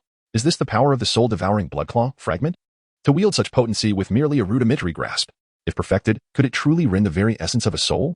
Shaoan then endeavored to invoke the footwork of ghostly shadows and elusive steps. In an instant, his form transformed into a blurred afterimage, flickering silently within the confines of the cramped earthen dwelling, moving with astonishing swiftness and uncanny angles, akin to a phantom. As for fiery cataclysmic transformation, he merely simulated it in his mind before promptly abandoning the attempt. The ferocious power that incinerates all was palpable. He sensed that with his current physical fortitude, a single forced invocation would likely lead to his utter collapse. This was undeniably a trump card that should not be employed unless absolutely necessary. With the initial mastery of demonic arts, his strength surged. As he felt the tumultuous power coursing through him, a glint of near-manic fervor finally flickered in his icy gaze. Power. This was true power. The Blackwater Gang? The deputy leader? The leader? With such demonic prowess at his command, what were they truly worth? However, just as Shaoan reveled in the exhilaration of his newfound strength, a potent sense of impending doom, like a venomous serpent, coiled around his heart without warning. His instincts screamed in frantic alarm. Outside, from all directions, dozens, perhaps even hundreds of points of light, imbued with fierce killing intent and formidable energy, surged like a tide, encircling the area where he stood, sealing it off completely. Among these, several presences were particularly formidable and refined, far surpassing the likes of the scarred-faced Will. Indeed, they were even more powerful than the deceased Iron Fist King, Wang Gang. At the center of this overwhelming force was an aura reminiscent of a lurking tiger. Profound and savage, radiating an imposing authority and unabashed murderous intent. This was the elite of the Blackwater Gang? They had emerged en masse. How could they arrive so swiftly? And with such a grand display? Shaoan's expression shifted dramatically. He realized that he had perhaps underestimated the Blackwater Gang's speed of response and resolve. Or perhaps, that damned skinny monkey had exaggerated the situation beyond belief. Trouble was brewing. He had only just begun to grasp the demonic arts, and his body was still in a weakened state from intense exertion, with much of his energy depleted. He was far from optimal condition, yet outside, the stage for slaughter was already set. Chapter 24. The arrival of the killing trap, a chilling sense of crisis, akin to a venomous serpent flicking its tongue, seized Shaoan's heart in an instant. His perception of danger surged violently, akin to ice cubes cast into boiling oil. Outside, a fierce wave of murderous intent surged like a tide, threatening to freeze and crush the dilapidated earthen house completely. Dozens, perhaps even hundreds, of fierce glimmers of hostility descended upon him, densely packed like stars in the night sky, encircling the area in an ironclad grip. The strength of these presences far surpassed the ragtag group led by the scarred-faced Will. Many of them exuded a palpable aura reminiscent of inner energy practitioners. Similar to Wang Gang, amidst the sea of stars, a few particularly radiant ones stood out. Their powerful and stable auras served as the backbone, clearly representing the core experts of the Heishui Gang. Each one likely rivaled the formidable Iron Fist King, Wang Gang. Most terrifying, however, was the presence surrounded by these brilliant stars. Like a lurking tiger, it exuded a profound, brutal aura imbued with an undeniable authority and an utterly pure thirst for blood. Even from several dozen yards away, Shaoan felt the immense pressure that aura imposed upon him. The leader of the Heishui Gang, the black-hearted tiger? No, that is not right. The aura, though powerful, seemed to lack a certain intensity. It resembled more the presence of the gang's second-in-command, the deputy leader, Iron Arm Chin too. Damn it, why is he personally leading the charge? And with such a grand display, Xiaowen's expression turned grave, beads of cold sweat forming on his forehead. Just moments ago, he had been reveling in the excitement of his newfound power, only to find himself ensnared in an unprecedented deadly trap. His current state was dire. The analysis of that mysterious fragment of demonic skill had nearly exhausted all his stored energy. Although his body had undergone initial fortification, the intense mental exertion and the preliminary operation of the demonic skill had left him utterly fatigued, both mentally and physically. Not to mention, he needed time to acclimate to and master his newly acquired strength. Techniques like the ghostly shadow and the soul-biting blood claw, while immensely powerful, consumed far more energy and placed greater strain on his body than the rudimentary skills he had previously employed. At present, he could not unleash their full potential. In such a state, facing the core elite of the Heishui gang, alongside a deputy leader whose power likely matched that of Wang Gang, a near-certain death. No. Perhaps even a fate worse than death. That damn skinny monkey. What on earth did he say to the Heishui gang? How could he incite them to mobilize with such fervor? Could it be he discovered the secret of the furnace? No. Impossible. A mere lowly thug could not possess such insight. Unless, a thought flashed through Xiaowen's mind. Unless the skinny monkey had not only leaked information but had also embellished it with lies about possessing some treasured artifact, an object of such allure that it could entice the higher-ups of the Heishui gang. Only greed could drive these desperate men to such reckless lengths. What a miscalculation. This time, he had truly underestimated the avarice and folly of human nature. He had overestimated his control over the situation. That moment of seemingly inconsequential mercy had indeed birthed a fatal crisis. Yet now, regret held no significance. The only path to survival lay in breaking through. In the face of overwhelming odds, he must carve out a bloody escape. Xiaowen's gaze turned icy and sharp, devoid of any lingering thoughts. All feelings of regret and fury were replaced in an instant by a chilling calmness and a frenzied thirst for blood. If it was to be a killing trap, then let us see who the true prey is. He chose not to sit idly by nor to escape through what appeared to be a weak point. Such paths often concealed traps. His focus landed on the relatively sturdy rear wall of the earthen house. With a surge of thought, the remaining trickle of energy within him was mobilized, operating violently along the path of the demonic bone transformation and the embryonic form of the mountain-crushing fist. With a tight fist, his knuckles cracked under the strain. A faint yet refined dark gray luminescence shimmered on the surface of his fist. Open for me. A low roar erupted, akin to the howl of a wounded wolf. Xiaowen spun around abruptly, his right fist striking the earthen wall behind him with the force of a cannonball. Boom. A thunderous sound shook the dilapidated structure, causing it to tremble violently. The thick earthen wall, struck by the full force and energy gathered within Xiaowen's punch, cracked like spider webs under assault. It then collapsed with a deafening crash. Dust filled the air. Debris flew everywhere. A massive breach appeared in the wall. Not good. That kid is trying to escape. Over there. Surround him. Angry shouts erupted from outside. The Heishui gang members, who had been calmly setting up the encirclement, had not anticipated Xiaowen would choose such a brazen method of escape. Chaos ensued in their formation. Meanwhile, Xiaowen had already shot out from the swirling dust like an arrow released from its bow. He did not choose to flee. Instead, he charged directly toward the oncoming Heishui gang members, fiercely confronting them. In this narrow path, only death could ensure survival. He craved slaughter. He needed terror. He required death to replenish the energy he had expended, to awaken the demonic skills he had yet to fully master. Seeking death, the few elite members of the Heishui gang at the forefront, upon seeing Xiaowen advance rather than retreat, exchanged sinister smiles. They were skilled fighters, their coordination seamless, their steel blades forming a dense web of knives aimed at Xiaowen. However, what awaited them was a phantom-like figure and the cold, lethal gleam of a sword. Ghostly shadow. Xiaowen's form blurred abruptly, flickering like a candle in the wind, shifting unpredictably. Within the confines of the narrow space, he created dazzling afterimages, effortlessly slipping through the seemingly impenetrable net of blades. Swoosh, swoosh, swoosh. The steel swords struck like venomous serpents, each flash precisely slicing through the throats of the gang members. Hurry. It's too fast. The gang members barely comprehended Xiaowen's movements before feeling a chill at their necks, their consciousness plunging into darkness. In just one exchange, 3 elite members of the Heishui gang lay dead. The pungent scent of blood permeated the air, heralding the first wave of pure, terrifying energy that surged forth. Like a long-awaited rain after a drought, the furnace of calamity emitted a thrilling hum, instantly refining this energy, replenishing Xiaowen's drained body. The once sluggish flow of energy now surged with newfound vigor. Good courage. A voice like thunder roared. A towering figure surged forth like a tiger descending from the mountain, parting the crowd with an unrivaled ferocity, charging directly at Xiaowen. The newcomer was none other than the deputy leader of the Heishui gang, Iron-Armed Chintu. He stood tall, broad-shouldered, with extraordinarily robust arms, veins bulging as if brimming with explosive power. In his hand, he wielded a heavy mountain-splitting blade, its cold gleam indicating it was no ordinary weapon. Upon witnessing his men being slaughtered with such ease, his fury ignited. Without a moment's hesitation, he unleashed a powerful strike from several yards away. Whoosh! The blade howled through the air. A condensed, tangible crescent-shaped wave of energy sliced forth, intent on cleaving Shaoan in two. Inner energy projection, condensing energy into a lethal force. Shaoan and Amp, Oppos, S pupils constricted. This iron-armed Chun Tu and Amp, Oppos, S strength indeed surpassed Wang Gang, having touched upon a higher echelon of power. If that blade were to land, given the current strength of his corporeal form, it would likely cleave him in two. In this moment of peril, Shaoan swiftly altered his stance, executing the ghostly shadow maneuver to its utmost limits. His body arched backward as if devoid of bones, gliding almost parallel to the ground. Whoosh! The razor-sharp blade energy brushed past the tip of his nose, striking the earthen wall behind him and leaving a terrifying gash half a foot deep. That was a close call. A chill ran through Shaoan's heart, yet his movements did not falter in the slightest. As he slid away, his left hand splayed open, channeling his energy in a frenzied convergence along the pathway of soul-devouring bloodclaw. Hiss, hiss, hiss. 5 dark gray claw-like manifestations materialized before him, emanating an eerie aura that sent shivers through the soul, hurtling toward the exhausted Shintu, who had just landed. Child's play, Shintu scoffed, though a twinge of trepidation stirred within him at the sight of those uncanny claws. Yet, seasoned by countless battles, his reactions were swift. He swung his mountain-splitting blade horizontally, creating a shield-like barrier before him. At the same time, his internal energy surged, forming a thick layer of protective force. Clang! The dark gray claws struck the blade with a resounding clash, producing a shrill sound of metal upon metal. Sparks flew. Shintu felt a chilling, malevolent force coursing along the blade, attempting to invade his body, causing his arm to tingle with discomfort.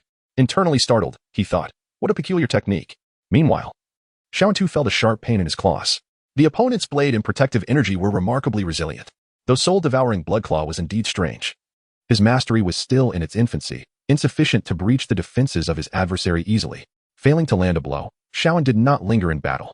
He quickly retreated, melding into the chaos of the surrounding crowd. He understood that in his current state, confronting Shintu head-on would be unwise. He needed to first eliminate the insignificant foes, replenish his energy, and restore his condition. Only then could he hope to engage in battle. Surround him. Do not let him escape. Archers, prepare.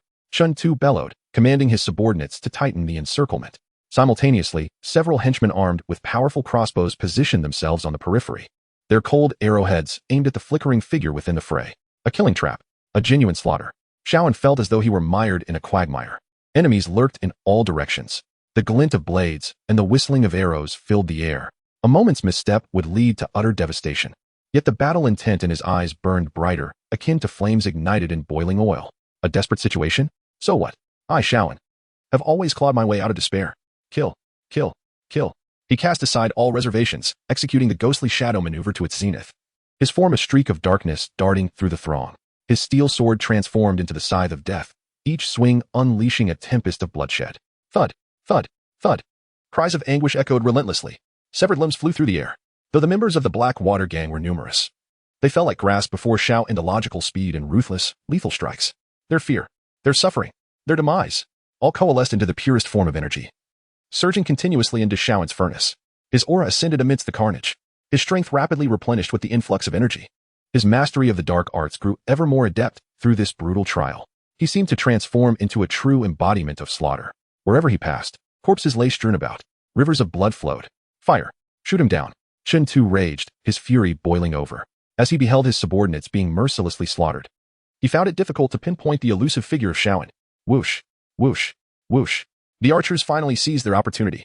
Dozens of arrows, glimmering with icy light, rained down upon Shaoan and Amp, Oppos, S location, sealing off every avenue of escape. Danger! Shaoan and Amp, Oppos, S energy senses went into overdrive. He could feel the tremendous force contained within those arrows, some seemingly imbued with poison or inscribed with armor-piercing runes. The consequences of being struck would be unimaginable. With no retreat and no evasion possible, did he dare to unleash that? A flicker of madness and resolve flashed in Shaoan's eyes. Fiery cataclysmic transformation. Just as the deluge of arrows was about to descend upon him, Shaoan abruptly halted all movement, casting his gaze skyward in a silent roar. Boom. An overwhelming surge of dark gray energy erupted from within him, more ferocious than ever before, akin to a volcanic eruption. Chapter 25, Blood Battle of Iron Arm. Time appeared to freeze at this moment. The rain of arrows fell from the sky like the tendrils of death, whistling sharply as they converged from all directions, extinguishing any possibility of evasion for Shaoan. The air was thick with a sense of despair and impending doom. And in this critical juncture, the ancient and malevolent bronze furnace, which had long lain dormant within the depths of his consciousness, erupted with an unprecedented roar, akin to the terrifying sound of stars collapsing. Fiery cataclysmic transformation. There was no choice. Only the fight for survival remained. He had no time to meticulously guide the process. relying solely on the vague insights gleaned from fragments of forbidden texts concerning self-immolation and the unleashing of latent potential, as well as an insatiable thirst for power. He forcibly activated this taboo secret technique. Boom! It was as if a volcano, dormant for millennia, had been ignited within him. The once glacial flow of calamity energy instantly boiled and ignited, transforming into a ferocious, unparalleled dark, gray demonic flame. This flame was not true fire, but a purer, more destructive form of energy. It broke through the shackles of his meridians, surging wildly through his limbs and bones like a runaway stallion. Excruciating pain, an indescribable torment. It felt as though his entire body was on the verge of being torn apart and consumed by this frenzied energy. Shaoan could feel his bones wailing, his muscles dissolving, and his blood igniting. Even his very soul trembled under the scorching grip of the terrifying demonic flame. Yet he did not falter. Instead, he transformed this extreme agony into a more frenzied fuel. Roar, a sound not resembling that of a human, filled with anguish and fury, erupted from the depths of Shaoan's throat. Before the astonished eyes of onlookers, his body began to expand in an unnatural manner. The once emaciated figure grew taller and stronger. Countless twisted, dark gray patterns resembling demonic runes surfaced on his skin. His eyes, bloodshot, held within their depths too pure. Cold flames of dark gray. His black hair danced wildly as if stirred by a tempest, resembling a frenzied serpent. A terrifying aura, imbued with destruction and brutality, erupted from him, sending several members of the Blackwater gang flying backward, spitting blood. What manner of creature is this? A demon? Possessed?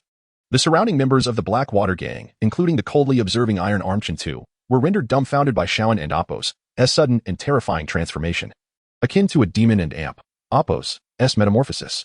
They had never witnessed such a bizarre and horrifying spectacle. A chilling dread enveloped them, emanating from the depths of their souls. And in that moment of their stupor, faced with the torrential rain of arrows, Shaoan moved. His speed, under the enhancement of fiery cataclysmic transformation, surged to an unfathomable level, surpassing the limits of the naked eye. Only a blurred, twisted dark gray afterimage could be seen flashing like a specter amidst the dense rain of arrows. Clang, clang, clang. Countless arrows missed their target, thudding against the ground and walls, producing muffled sounds.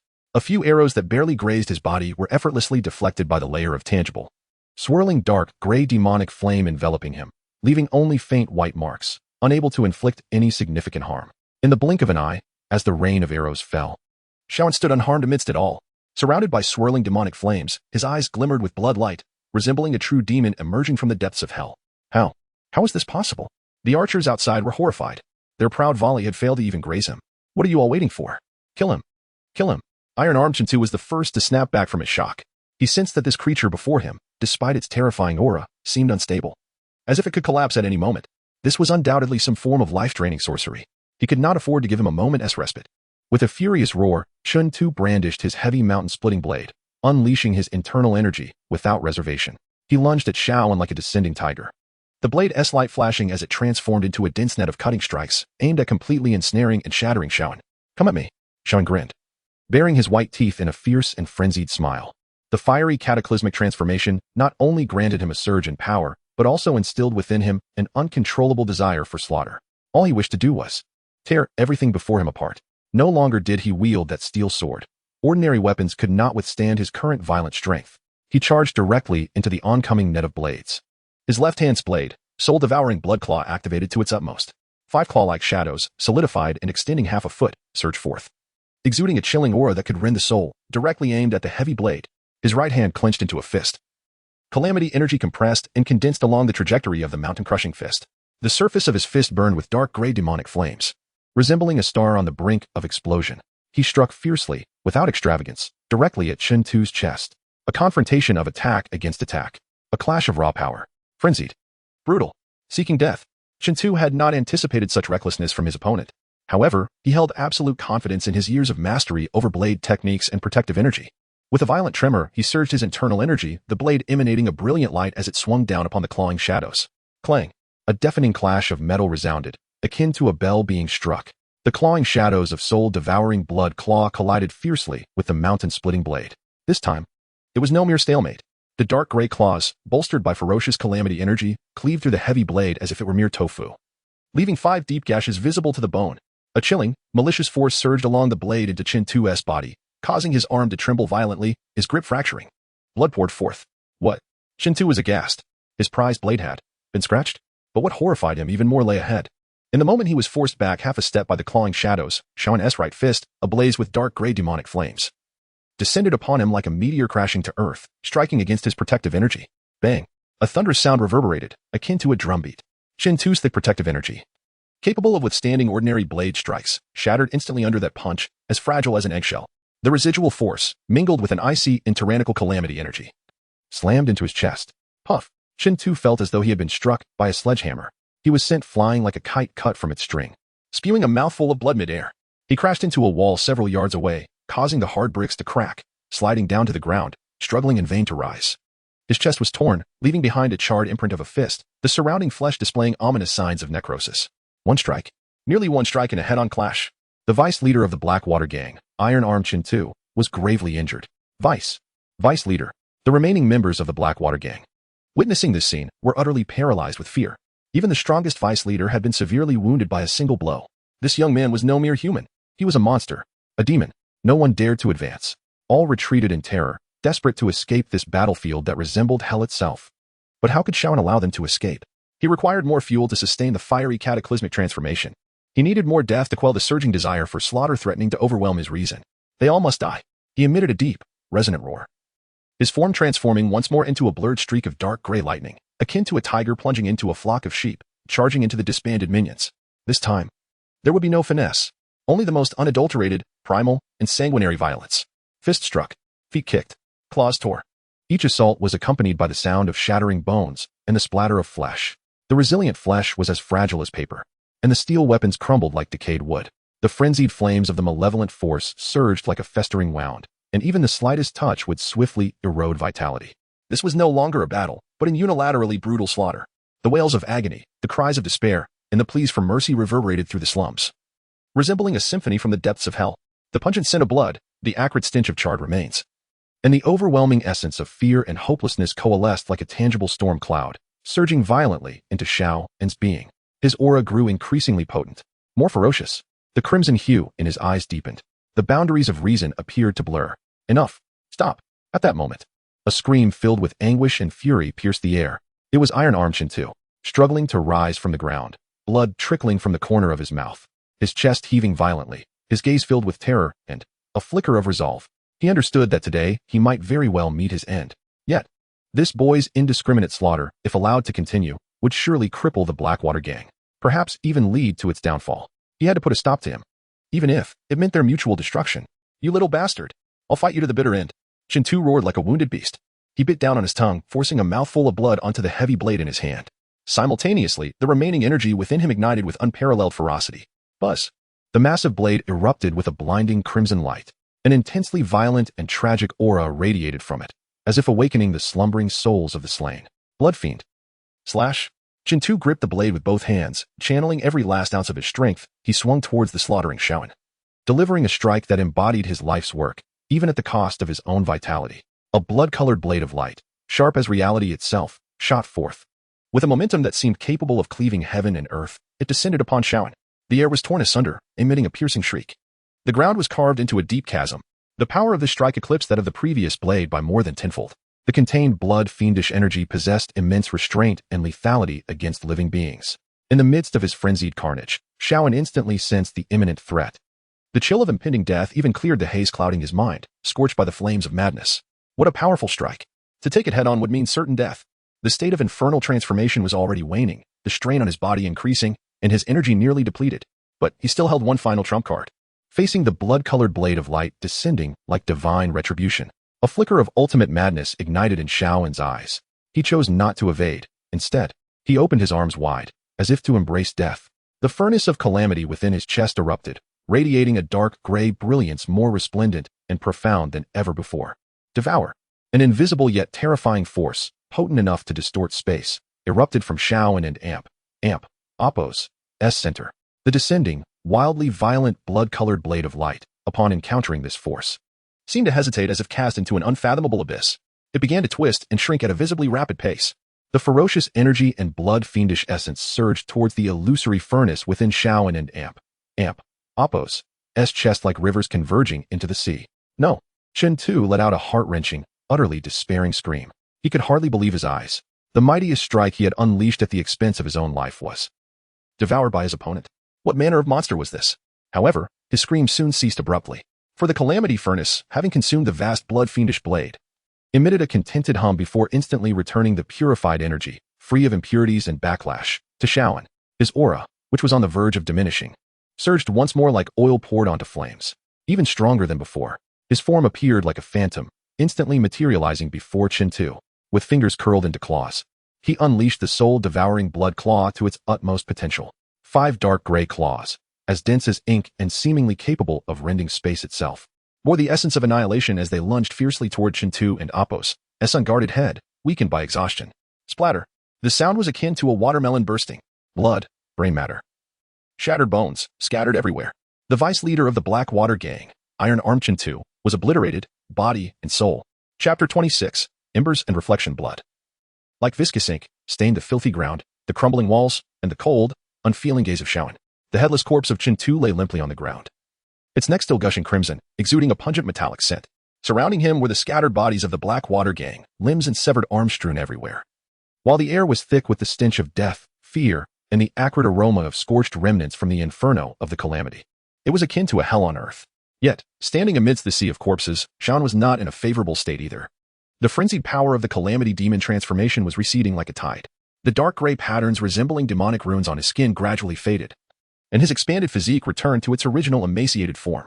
However, what followed was an overwhelming weakness, as though his very being had been hollowed out, accompanied by excruciating pain that felt as if his soul were being torn apart. His meridians burned as if seared by fierce flames, a searing agony coursing through him. Deep within his bones, he could hear the plaintive groans of being under unbearable strain. His internal organs felt displaced, each breath a torment, reminiscent of being torn asunder. This was the cost of forbidden techniques.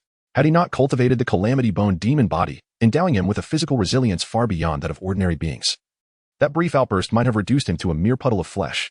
Even so, his condition was dire. The calamity energy within him was nearly depleted. He was barely able to maintain his stance, relying solely on the energy feedback from the last blood slaughter he had absorbed in the slow siphoning of death and Appos' essence from the surrounding corpses. He could not linger here. Shaoan understood well that such a commotion would have undoubtedly alerted the entire Blackwater town, the remaining forces of the Blackwater gang, and perhaps even the rumored leader, the Blackheart Tiger, could arrive at any moment. In his current state, he would be no match for even a few inter-circulation martial artists. He had to flee immediately, seeking a sanctuary where he could heal. Suppressing the excruciating pain that threatened to overwhelm him, he staggered over to Qin's corpse. The vice leader should possess valuable items. He searched rapidly and, indeed, aside from a heavy pouch filled with gold and silver, he unearthed several low-grade spirit stones emanating a faint aura of spiritual energy. He also discovered a well-preserved booklet wrapped in animal hide. The booklet bore no title, yet it felt weighty in his hands, the leather cover cool and resilient.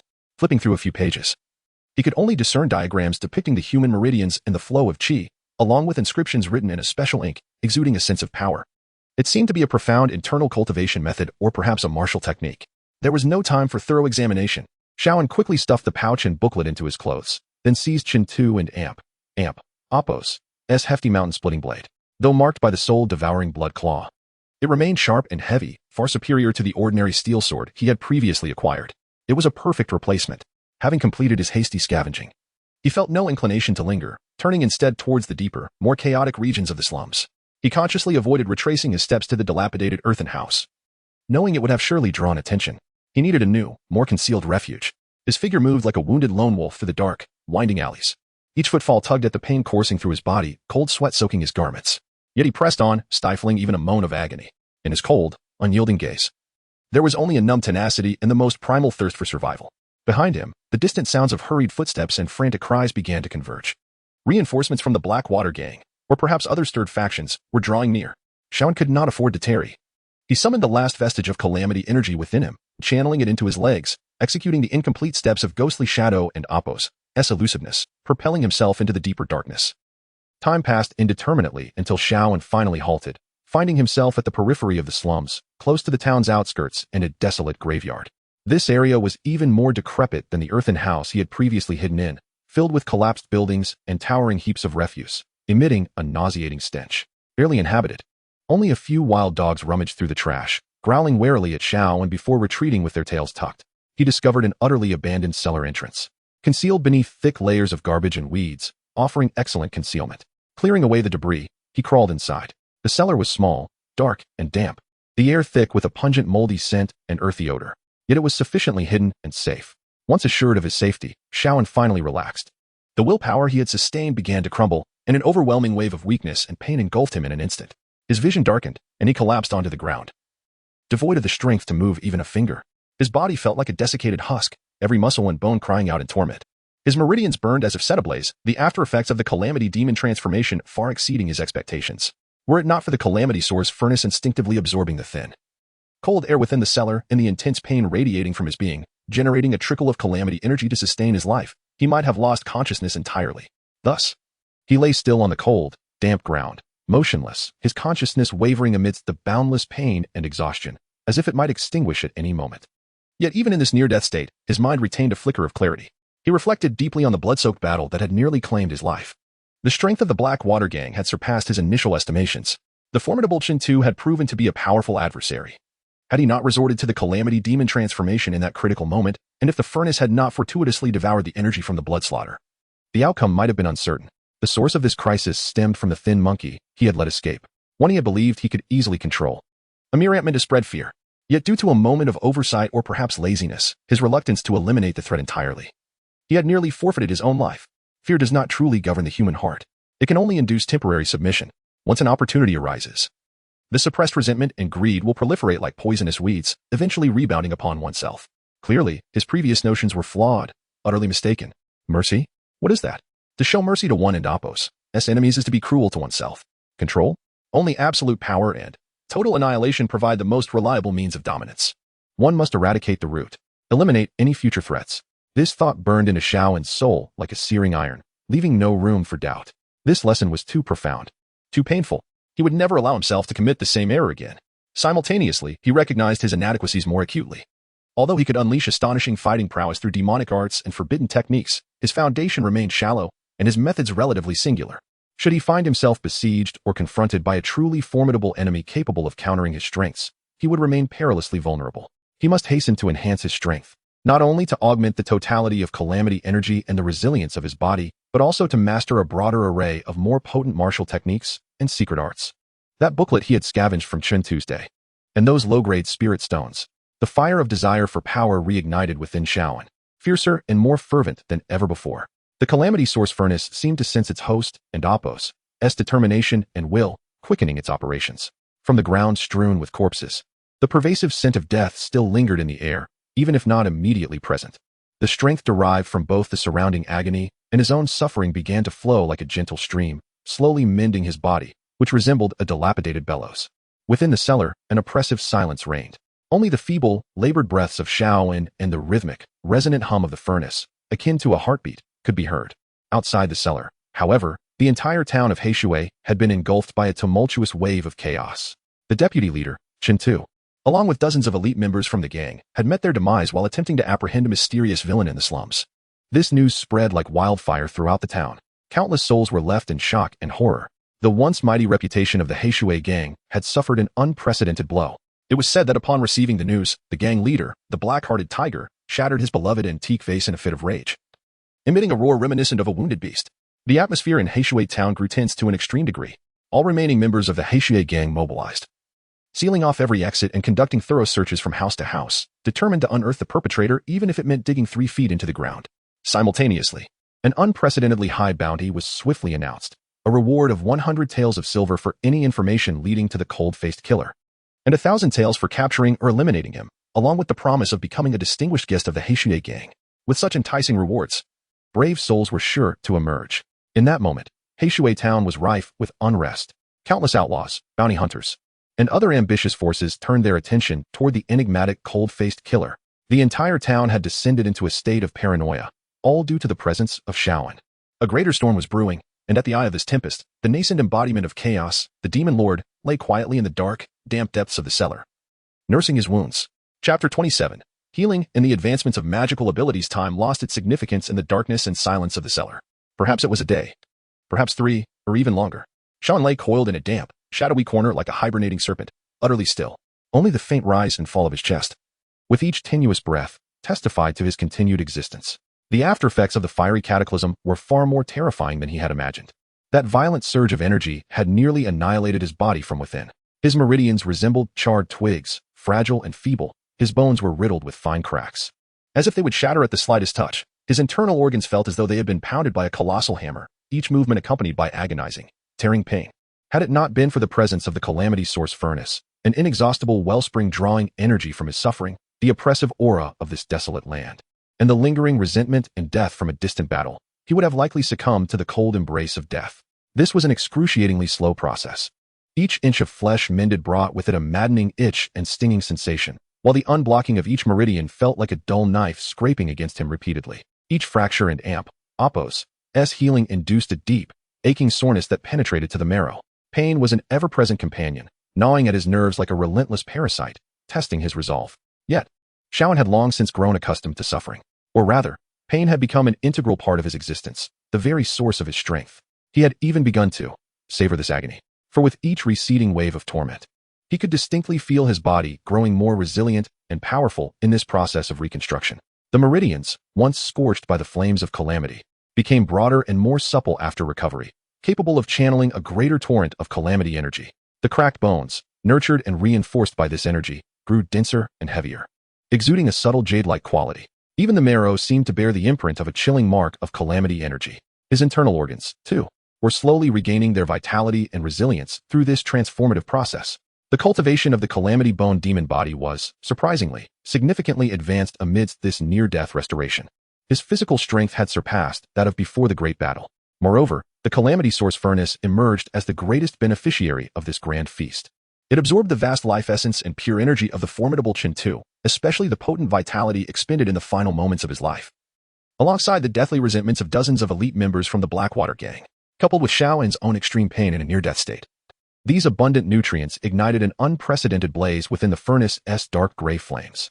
The furnace's shadow appeared to solidify, its surface cracks seemingly mended, and its internal space expanded, significantly increasing its capacity to store calamity energy. More importantly, the furnace's ability to deduce techniques saw remarkable enhancement after assimilating Chin-Tu's energy and fragments of his combat memories. Previously, the analysis of that incomplete magical manuscript had felt somewhat sluggish and forced. Yet now, with the furnace and Apos' capabilities augmented and Shaoan's mastery of calamity energy deepening, the previously indistinct fragments of information regarding the shadowy steps, soul-biting blood claws, and the fiery cataclysm began to clarify and coalesce into a more complete understanding. It was as if an invisible master of the demonic arts was rehearsing these strange and powerful techniques deep within his consciousness. Though his body remained weak, his awareness surged with unprecedented vigor. He resembled an eager student, greedily absorbing every detail and nuance that the furnace unraveled. The shadowy steps transformed from mere evasive maneuvers into a sophisticated art of utilizing shadows, distorting light, and conjuring illusions. It even began to integrate with his perception of calamity energy, allowing him to anticipate his opponent's actions as if foreseeing the future. The energy manipulation of the soul-biting blood claws became increasingly refined and sinister, involving not just the aggregation of strength, but also the transformation of calamity energy into invisible soul stabs, tearing at both flesh and spirit. Even the perilous fiery cataclysm yielded some modified techniques through the furnace's deductions. It seemed possible to selectively ignite portions of his potential with precise control over calamity energy, thereby mitigating side effects or prolonging the burst of power. Though still a dangerous and self-destructive technique, it provided a measure of operational latitude. Beyond these three magical techniques, the furnace also extracted fragments of Chin-Tu's formidable, aggressive swordsmanship, albeit incomplete, as well as some rudimentary principles of inner breath operation and energy bursts. Despite the incongruity of these orthodox martial arts with Shaoan and Apos' calamity energy framework, they enriched his understanding of power application through associative learning, healing, deduction, and comprehension. Shaoan was completely immersed in this painful yet exhilarating metamorphosis. He could feel his strength surging at an almost terrifying rate. If he had once been a beast of sheer brute force, he was now evolving into a true monstrosity, one possessing not only fearsome power but also deadly fangs and claws. The pace of his advancement, should it be known to the so-called prodigies of cultivation outside, would surely leave them astounded. Yet Shaoan remained insatiable. He recognized that what he currently possessed was merely fragments. Whether it was the calamity bone demon body or the three magical techniques, they were but the tip of the iceberg. To fully unleash these powers and deduce complete techniques, he needed more, higher-level raw materials, martial arts tomes, scriptures imbued with special energies, and even the flesh and souls of stronger beings.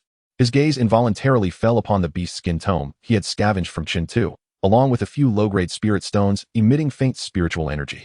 Perhaps these would bring him new revelations? Once his physical injuries had mostly healed, though he remained weak, at least capable of movement, and after having gained a preliminary grasp of the newly acquired magical techniques, Shaoan finally sat up from the ground.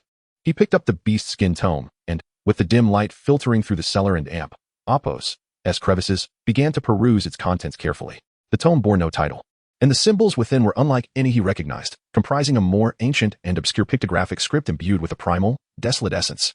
Yet, alongside the illustrations depicting the flow of energy through the meridians, Shaoan managed to glean some understanding of its meaning.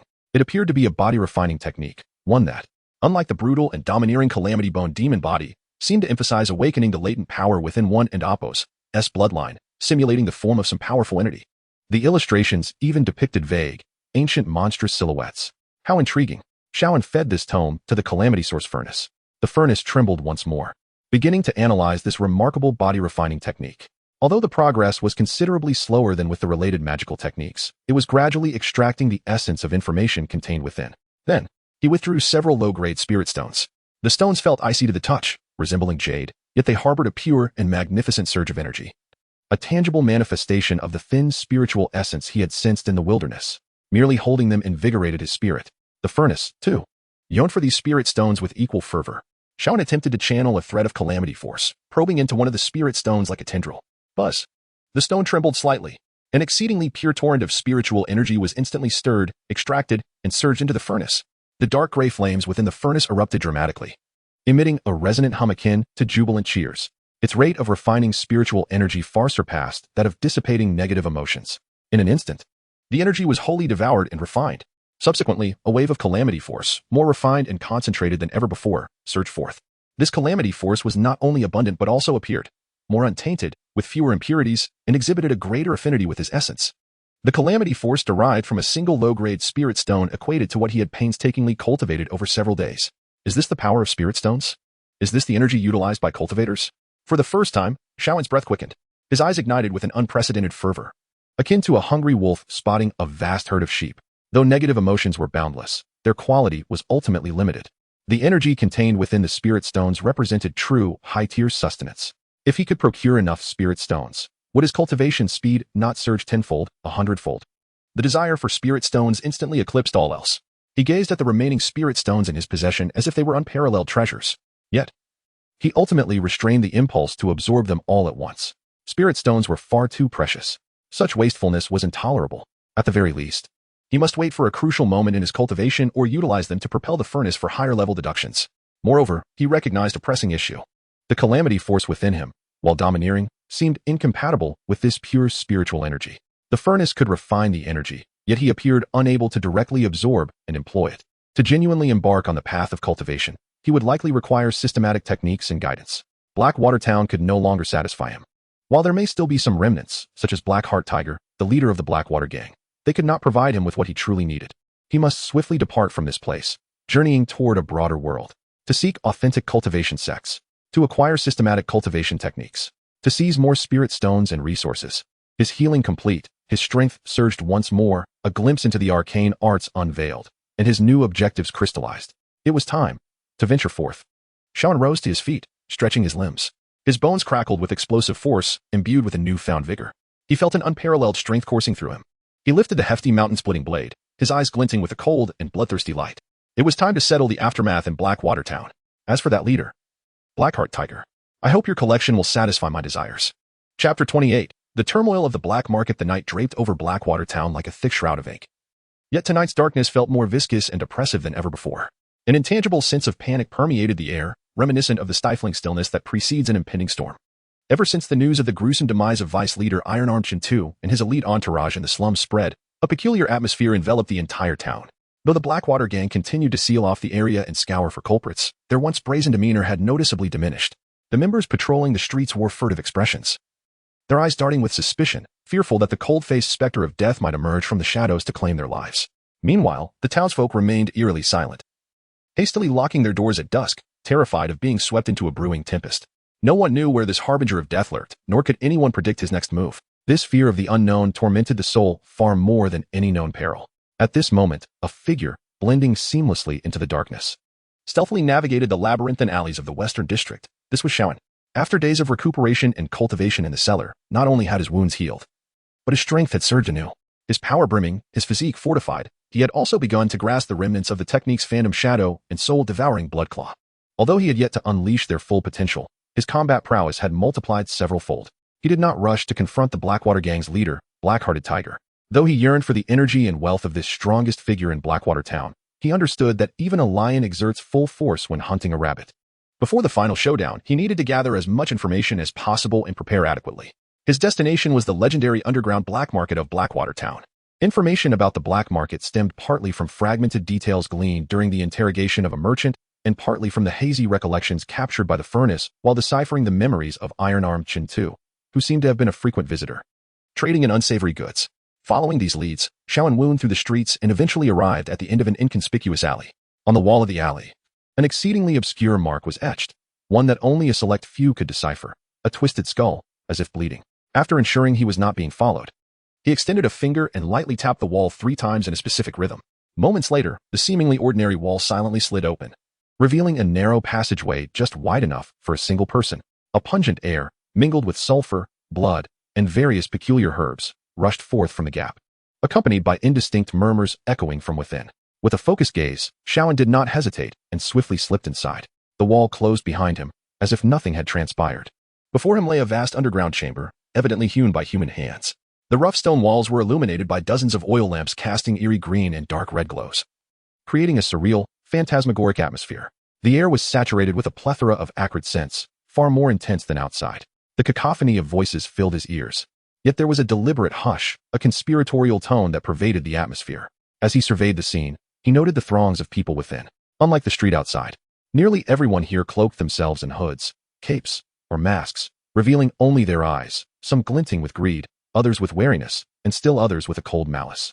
Each individual exuded an aura of varying strengths, some of which made even Xiao feel a twinge of caution.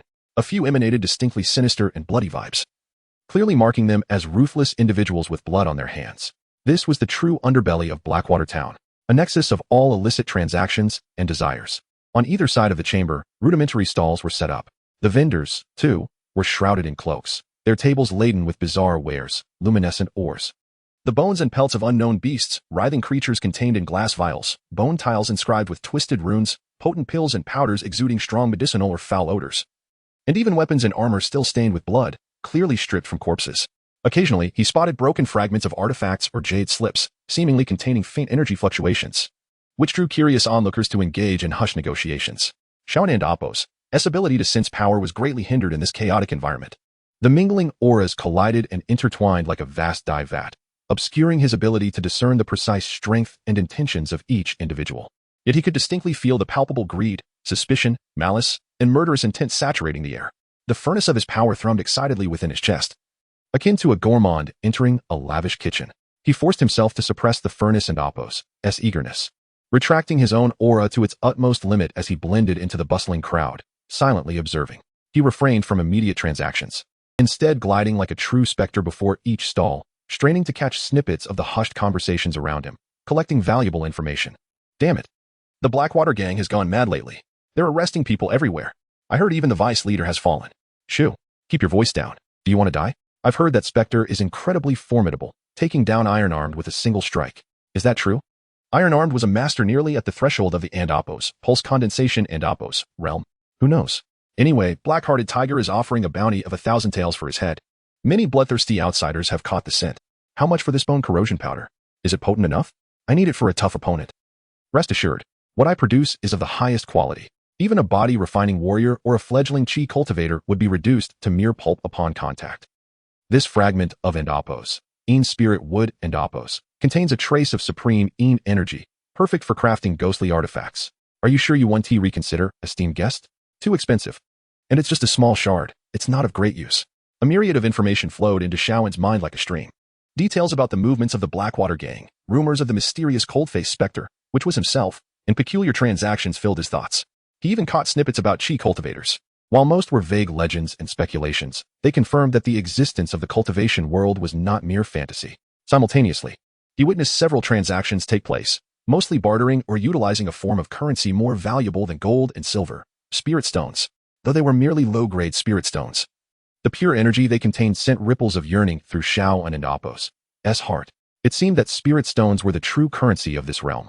The few low-grade spirit stones he acquired from Chun Tu might prove invaluable. He paused before a stall selling various poisons and concealed weapons. The vendor, a hunched figure cloaked in a voluminous black robe, spoke with a raspy voice. Shaun remained silent, merely pointing at several vials containing a dangerous-looking green powder. Bone corrosion powder? The vendor cackled, a discerning eye. This is my pride and joy. It seals the throat upon contact, corroding flesh and bone. 50 taels of silver per vial, or 5 low-grade spirit stones. The price was exorbitant. Yet Shaun understood that such an item could prove unexpectedly useful in a critical moment. Though his strength had grown significantly, his methods remained relatively singular. Having a few cunning trump cards could never be detrimental. Without bargaining, he produced 5 low-grade spirit stones from his pocket and tossed them onto the stall. Upon the sight of the spirit stones, an avaricious gleam erupted in the stall owner's eyes. He swiftly concealed the stones and then handed 3 small vials of bone-corroding powder to Shaun. The transaction was complete. Shaun secured the poison and turned to depart. He paused before another stall, this one selling talismans and rudimentary array plates. The stall owner here was equally enigmatic, and the wares appeared mostly incomplete, with feeble energy fluctuations. Shaun's perception of calamity meticulously scanned the area, ultimately resting upon a talisman adorned with twisted, blood-red runes. This talisman seemed to be crafted from the blood of some ferocious beast, exuding a frenzied and bloodthirsty aura that caused the furnace to tremble slightly. What is this? Shaun inquired. The blood frenzy talisman, the stall owner replied in a low voice. It unleashes one's latent vitality, significantly enhancing strength and speed for a brief period. Though it incurs a subsequent phase of weakness, it is a consumable item priced at 30 taels of silver or 3 inferior spirit stones. Another explosive technique akin to burning calamity transformation? While its efficacy is undoubtedly inferior, its side effects are relatively manageable. It could serve as a contingency. Shaun once more procured the blood frenzy talisman with spirit stones. His remaining spirit stones from Chin Tu were dwindling.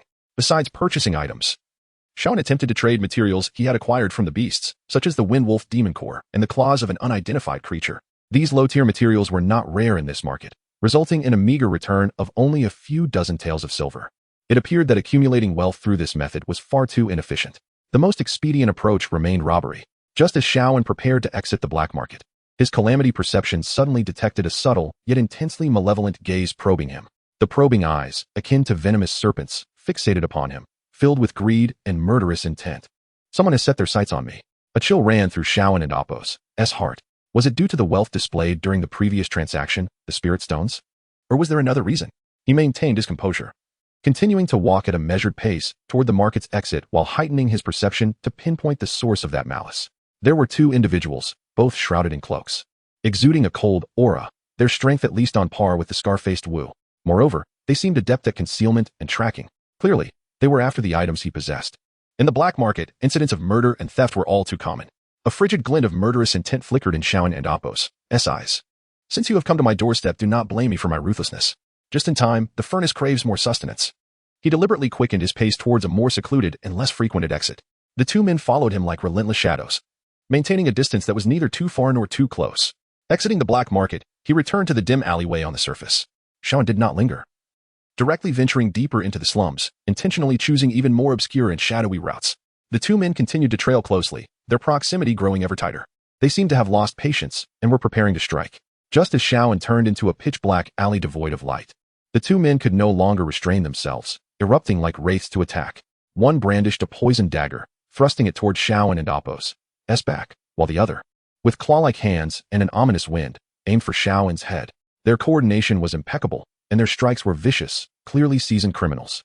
However, they were swift. But Shaun was swifter. At the very moment they struck, Shaun and Apos' figure vanished like a specter. Ghostly shadow trick. Their determined assaults met with empty air, and both were taken aback. Not good. We and Apos, VE fallen into a trap, but it was too late. A cold flash of sword light, akin to an invitation from the netherworld, silently appeared before one man and Apos' throat. Swoosh. The assailant was caught off guard. The man did not even comprehend how his adversary had materialized before him before feeling a chill at his throat, consciousness swiftly plunging into darkness. Third brother. The remaining man was horrified. He barely turned to retaliate when a frigid hand clasped his back with the grip of iron. Immediately, a chilling, domineering force, as if capable of devouring souls, erupted forth. The might of the soul-devouring blood claw struck through his clothing. Ugh! The man emitted a brief, piercing scream, feeling as though his very organs were crushed by an unseen claw. Even his soul trembled in anguish. Stiffening, he collapsed forward, lifeless in an instant. His death was horrific. Eyes wide open, face frozen in a paroxysm of terror. Shaoan slowly withdrew his hand, observing the rapidly cooling corpses on the ground, his gaze betraying no emotion. Two foolish fools. Just what I needed to replenish my energy. He quickly rifled through the bodies, discovering some gold, silver, and miscellaneous items, along with a few vials of unknown powders. They appeared to be professional bandits. Securing his spoils, he did not linger over the bodies, but instead seamlessly merged back into the boundless darkness. Although his expedition to the black market did not yield powerful martial arts secrets directly, he acquired that mysterious fragment of demonic arts, purchased the bone-corroding powder and blood frenzy talisman, gathered substantial intelligence, and deftly eliminated two nuisances while replenishing his calamity energy. The gains were already quite substantial. Next, Shaoan lifted his head, gazing toward the town and Appos' center, where the headquarters of the Blackwater gang resided. In his eyes, which had become slightly clearer, burned a cold and bloodthirsty light. It was time to pay a visit to that treacherous tiger gang leader. Chapter 29. The moment of the hunt. As the night enveloped Blackwater town, it grew increasingly somber and frigid.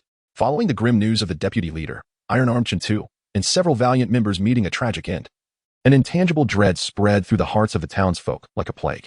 Although the Blackwater gang still held dominion over the town, their leader, the Black-Hearted Tiger, seethed with rage, issuing a substantial bounty. Yet, the once unassailable arrogance of the gang had noticeably diminished. The patrolling members no longer exhibited their previous brazen demeanor. Their gazes now laced with vigilance and trepidation. The townspeople hastily shuttered their doors, fearful of the cold-faced specter who struck down without a blink. The entirety of Blackwater town fell into an eerie stillness, reminiscent of the calm before a storm.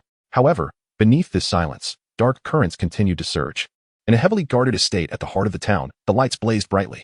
The Black-Hearted Tiger, a formidable figure with a fierce visage and a menacing black tiger tattoo adorning his forehead, sat grim-faced in his seat, listening to his subordinate and Appos' report. "Boss, we still haven't located that brat. It's as if he vanished into thin air. The slums have been turned upside down. Even the rat holes have been scoured thrice. Yet nothing has been found." A middle-aged man with a goat-like beard and shrewd eyes bowed in report, a hint of panic in his tone. He was the gang's strategist, responsible for intelligence and internal affairs. Useless. A bunch of worthless fools. The Black-Hearted Tiger slammed the table, causing the teacups to rattle, and roared. "Did Chintu and so many brothers die in vain? You can't end Appos to even find a single person? What purpose does it serve to keep you gluttons around?" The strategist trembled in fear and quickly interjected, "Please, calm your anger, boss. That brat is exceedingly elusive. His movements are ghostly, and his strikes are ruthlessly lethal. Moreover, it seems he possesses some form of dark sorcery. According to the brothers who escaped, he can withstand blades and even crush bones with his bare hands. He is hardly human. Sorcery?" A glint of malice flashed in the Black-Hearted Tiger and Appos' eyes. "Humph. Even if it is sorcery, he is still human. I refuse to believe he can fly or vanish completely. Continue the search. Increase the bounty. Turn the town inside out until we drag him out. I want to personally flay his skin and pull out his tendons to avenge my fallen brothers." "Yes, yes." The strategist repeatedly acquiesced, though inwardly lamenting. That specter was as elusive as a shadow. Where could they possibly find him? At that moment, a flurry of hurried footsteps and a panicked shout erupted from outside. "Not good, boss. It's terrible. Leader Lee from the Eastern District. He has been killed." "What?" The Black-Hearted Tiger sprang to his feet, his expression turning grim. Leader Lee of the Eastern District was a fierce warrior under his command, not as strong as Chintu, but formidable nonetheless. "How could this happen? Who did this?" The Black-Hearted Tiger bellowed. I don't know." The messenger, pale and trembling, stammered, Just moments ago. The patrolling brothers found Leader Lee dead in his own courtyard. A single sword strike to the throat. The scene. Only a blood character remained." "What character?" Next. "Arrogant. Presumptuous. This is an outright provocation." The Black-Hearted Tiger trembled with rage, his tattoo appearing almost alive, contorted in fury. "It must be him. That scoundrel." The Black-Hearted Tiger gritted his teeth, his eyes flashing with murderous intent. "How dare he provoke me? Does he think the Blackwater gang is made of clay?"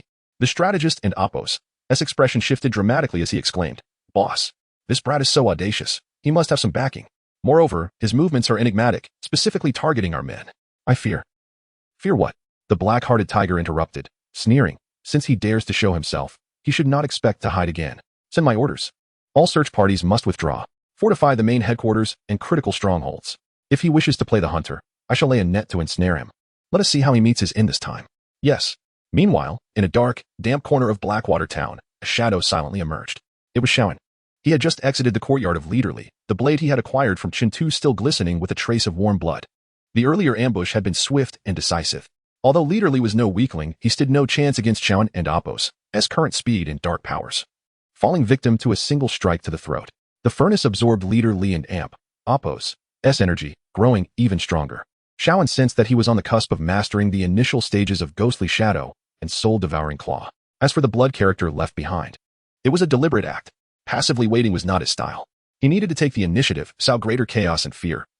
Forcing the Blackwater gang to contract their forces and compelling his ultimate target, the Black-Hearted Tiger, to reveal a flaw.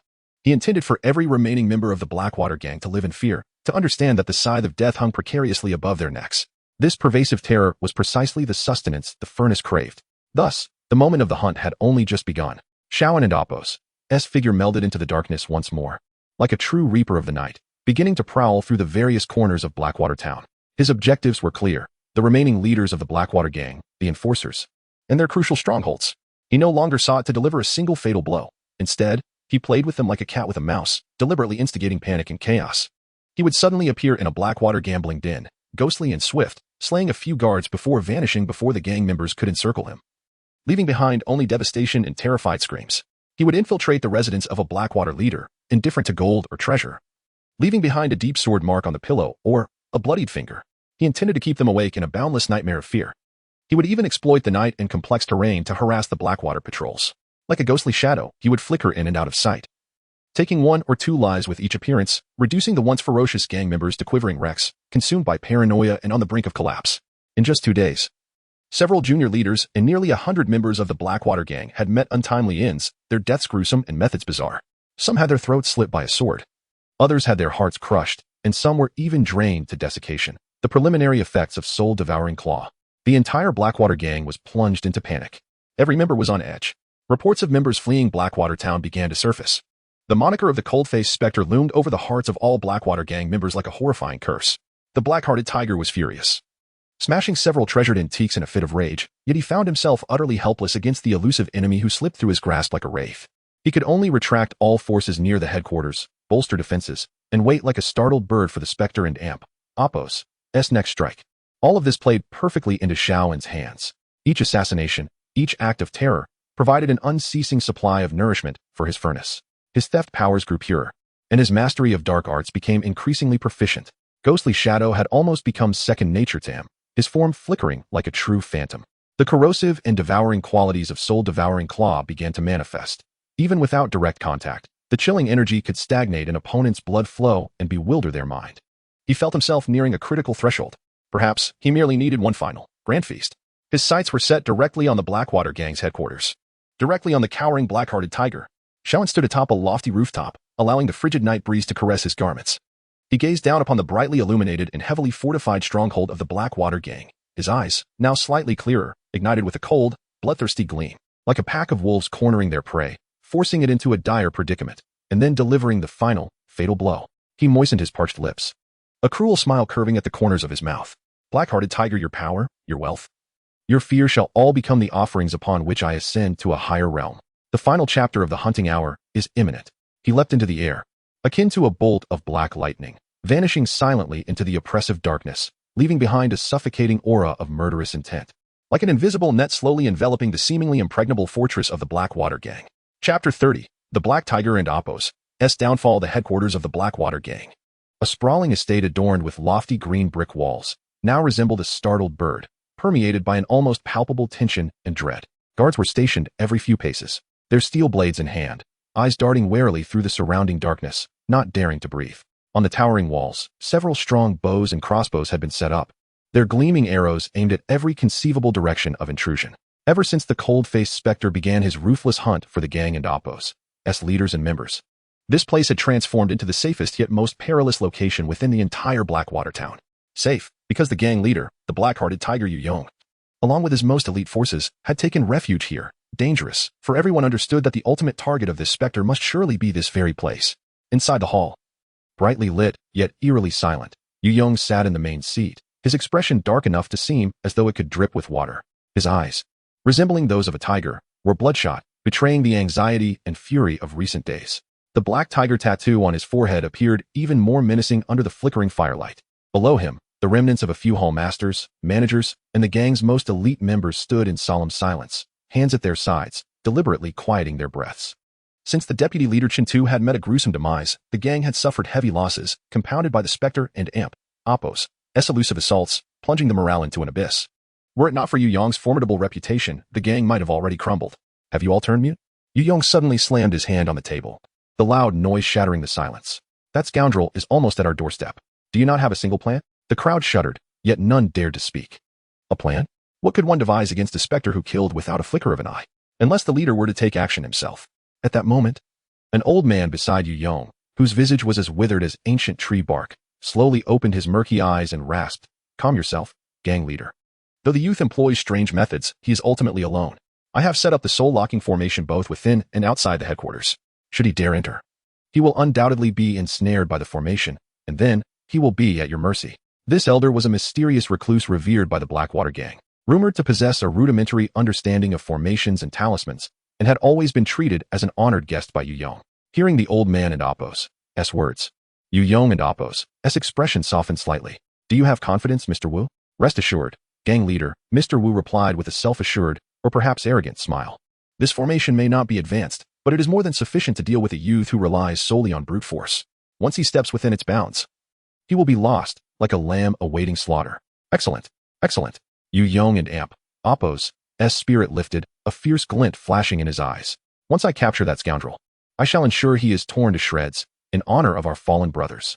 The atmosphere within the hall seemed to lighten somewhat due to Mr. Wu's words. However, none noticed that outside the headquarters, within the deepest shadows, a pair of icy eyes, as frigid as a winter's lake, were quietly observing everything. Shaoan, a specter melded with the darkness, had long since lain in wait. His perception of calamity clearly captured the stringent defenses within the courtyard, as well as the presence of several exceptionally powerful core figures. He even sensed an unusual energy fluctuation, akin to invisible threads enveloping the estate. It must be the formation that the old man spoke of. A formation? A cold smile graced Shaoan and Appo's lips. Such rudimentary soul-locking formations may ensnare ordinary warriors, but to him, endowed with calamity perception and tempered mental fortitude, they were mere child and Appo's play. In fact, the negative energy emitted during the formation's operation served as a beacon in the night, illuminating its focal points and weaknesses. Truly foolish. He hesitated no longer. Like a phantom cat, he silently scaled the high walls, evading all watchful eyes, and followed the path of least resistance dictated by his perception of the formation's energy. Slipping into the seemingly impregnable headquarters of the Blackwater gang, the soul-locking formation? To him, it was but a flimsy barrier easily pierced. His target was clear, the most profound, most ferocious presence, akin to a lurking tiger. The black-hearted tiger Yu Yong. Capture the leader first, and the remaining rabble would pose no threat. Like a bolt of lightning in the dark, he executed the ghostly shadow technique, deftly avoiding patrols and quietly advancing toward the brightly lit hall.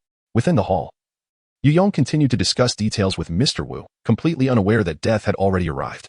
Suddenly, without warning, the heavy wooden door of the hall burst open as if struck by an ancient beast. Splinters flew, dust swirled. Who goes there?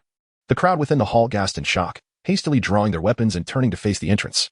Through the swirling dust emerged a lean, upright figure, clad in coarse garments. His frame was not imposing, and his expression was devoid of emotion, yet his eyes were as cold as eternal ice, calmly surveying the gathered assembly.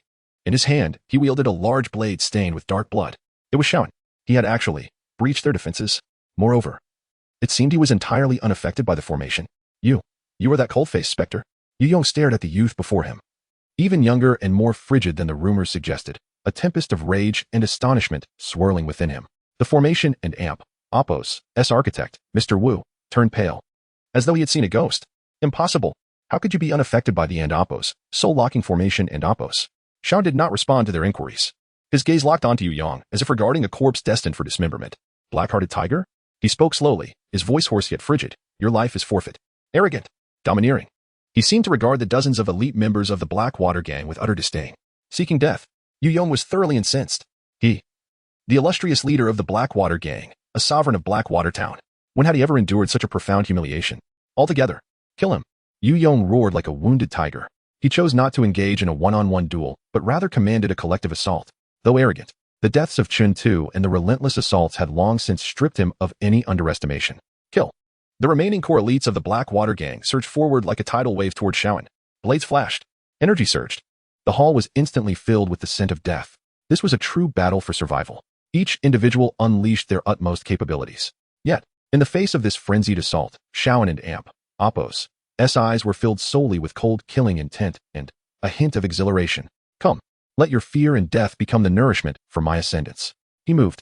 The ghostly shadow technique reached its zenith. His form flickered like a specter among the crowd, weaving through them. The large blade in his hands, enhanced by the Calamity Bone technique and infused with violent Calamity energy, became a light yet deadly weapon. Each flash of the blade carried with it the chilling essence of Calamity. Each strike contained the penetrating force of the collapsed mountain fist. Crack. Screams. The sound of bones cracking. The clashing of weapons. In the Grand Hall, these sounds reverberate incessantly. Xiaoan, like a merciless harvester, leaves a path of severed limbs and bloody carnage in his wake. The elite fighters of the Black Water Gang are rendered as insignificant as mere poultry before him, utterly incapable of impeding his advance. Their blades barely leave a faint mark upon his skin, while their fists and feet feel like mere tickles against him. Yet his sword, his fists, and his claws, occasionally unleashing the power of the soul-biting blood claw, easily rend their defenses and reap their lives. Massacre. A frenzied slaughter. The Calamity energy within Xiaoan is rapidly depleting, yet simultaneously, a greater and purer force is continuously surging into the furnace from the death and terror around him, emboldening him further and hinting at a potential breakthrough. Stop him. Stop him. Yu Yong's eyes widen with despair. His heart quakes. The fighters he brought are the last elite of the Blackwater Gang. Should they all fall here, his position as leader would be rendered meaningless. Old Wu. Quickly. Use your talismans. Yu Yong urgently calls to the equally pale-faced Mr. Wu beside him. Mr. Wu, shaken from his stupor, hurriedly retrieves several yellow talismans inscribed with twisted runes from his robes, chanting incantations as he thrusts them forward. Command. Thunder from the heavens. Boom. Several talismans ignite spontaneously. In midair, ominous purple arcs of electricity coalesce, carrying a destructive aura, descending upon Xiaoan. Talismans. This old man actually understands talismanic arts. A jolt of alarm runs through Xiaoan. Though the energy within the arcs is not immense, it bears a heavenly authority that instinctively repulses the Calamity energy within him. He dares not confront them head-on, swiftly evading the majority of the arcs like a wraith. Yet, one slender arc grazes his shoulder. Sizzle. A violent wave of numbness and searing pain surges forth. His garments at the shoulder are instantly charred to ash, and his skin turns a deep black. Even the flow of Calamity energy within him stutters momentarily. Indeed, there is a restraining force. Xiaoan and Appos, as gaze turns icy. This old man cannot be allowed to live. He abruptly shifts direction, disregarding the attacks from other gang members, propelling himself toward Mr. Wu like an arrow released from a bow. Not good. Mr. Wu is terrified. He hastily slaps several defensive talismans onto himself while retreating in panic. Yet how could his speed possibly match the full-on assault of Xiaoan? Die. Xiaoan roars. His mountain-splitting blade descends with a force that splits the air, dark gray Calamity flames raging atop the blade. Bang. Bang. The layers of protective light surrounding Mr. Wu shatter like fragile paper. No. Mr. Wu emits a desperate scream. Thud. The blade strikes down, cleaving him in two from head to toe. Blood and entrails spill across the ground. Another one.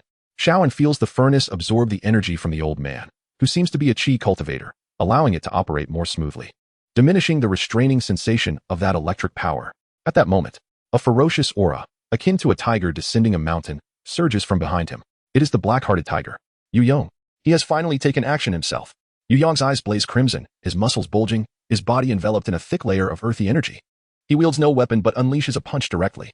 His fist glows with a similar earthy radiance, embodying the terrifying force of a tiger that rends all in its path. Tiger-shattering mountain fist. The momentum of this punch exceeds even Wang Gang's mountain-shattering blow by several folds. It carries an aura reminiscent of true cultivation techniques. Xiaoan senses a lethal crisis. He has no time to turn around, mustering all his Calamity energy into his back while forcibly twisting his body. Boom. It feels as if he has collided with a small mountain head-on. Xiaoan experiences excruciating pain in his back. His protective Calamity energy is instantly shattered. He is sent flying like a kite with its string cut, crashing into a pillar of the hall, spewing a mouthful of blood. Such immense power. This fellow has indeed grasped the threshold of cultivation. He is likely at the peak of inner breath mastery, or perhaps half a step into the pulse condensation stage. Haha. Kid. Die. Yu Yong, emboldened by his successful strike, charges again like a true tiger. His fists whirl, creating a storm of earthy shadows, aiming to obliterate Xiaoan completely. A hint of madness flickers in Xiaoan's eyes. There is indeed a gap in raw strength. It seems. I must resort to that once more. As he prepares to unleash the Calamity transformation at any cost, a sudden anomaly occurs. The Calamity source furnace within his chest, after absorbing a vast amount of energy, especially the faintly magical energy from Mr. Wu, seems to have finally reached a critical point. Hum. An unprecedented, profound hum, as if echoing from the primordial chaos, suddenly resounds.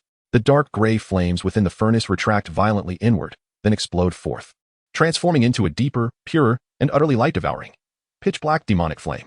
A more powerful, purer, and even more sinister and complete force floods Xiaoan and Appos, limbs and body like a divine revelation.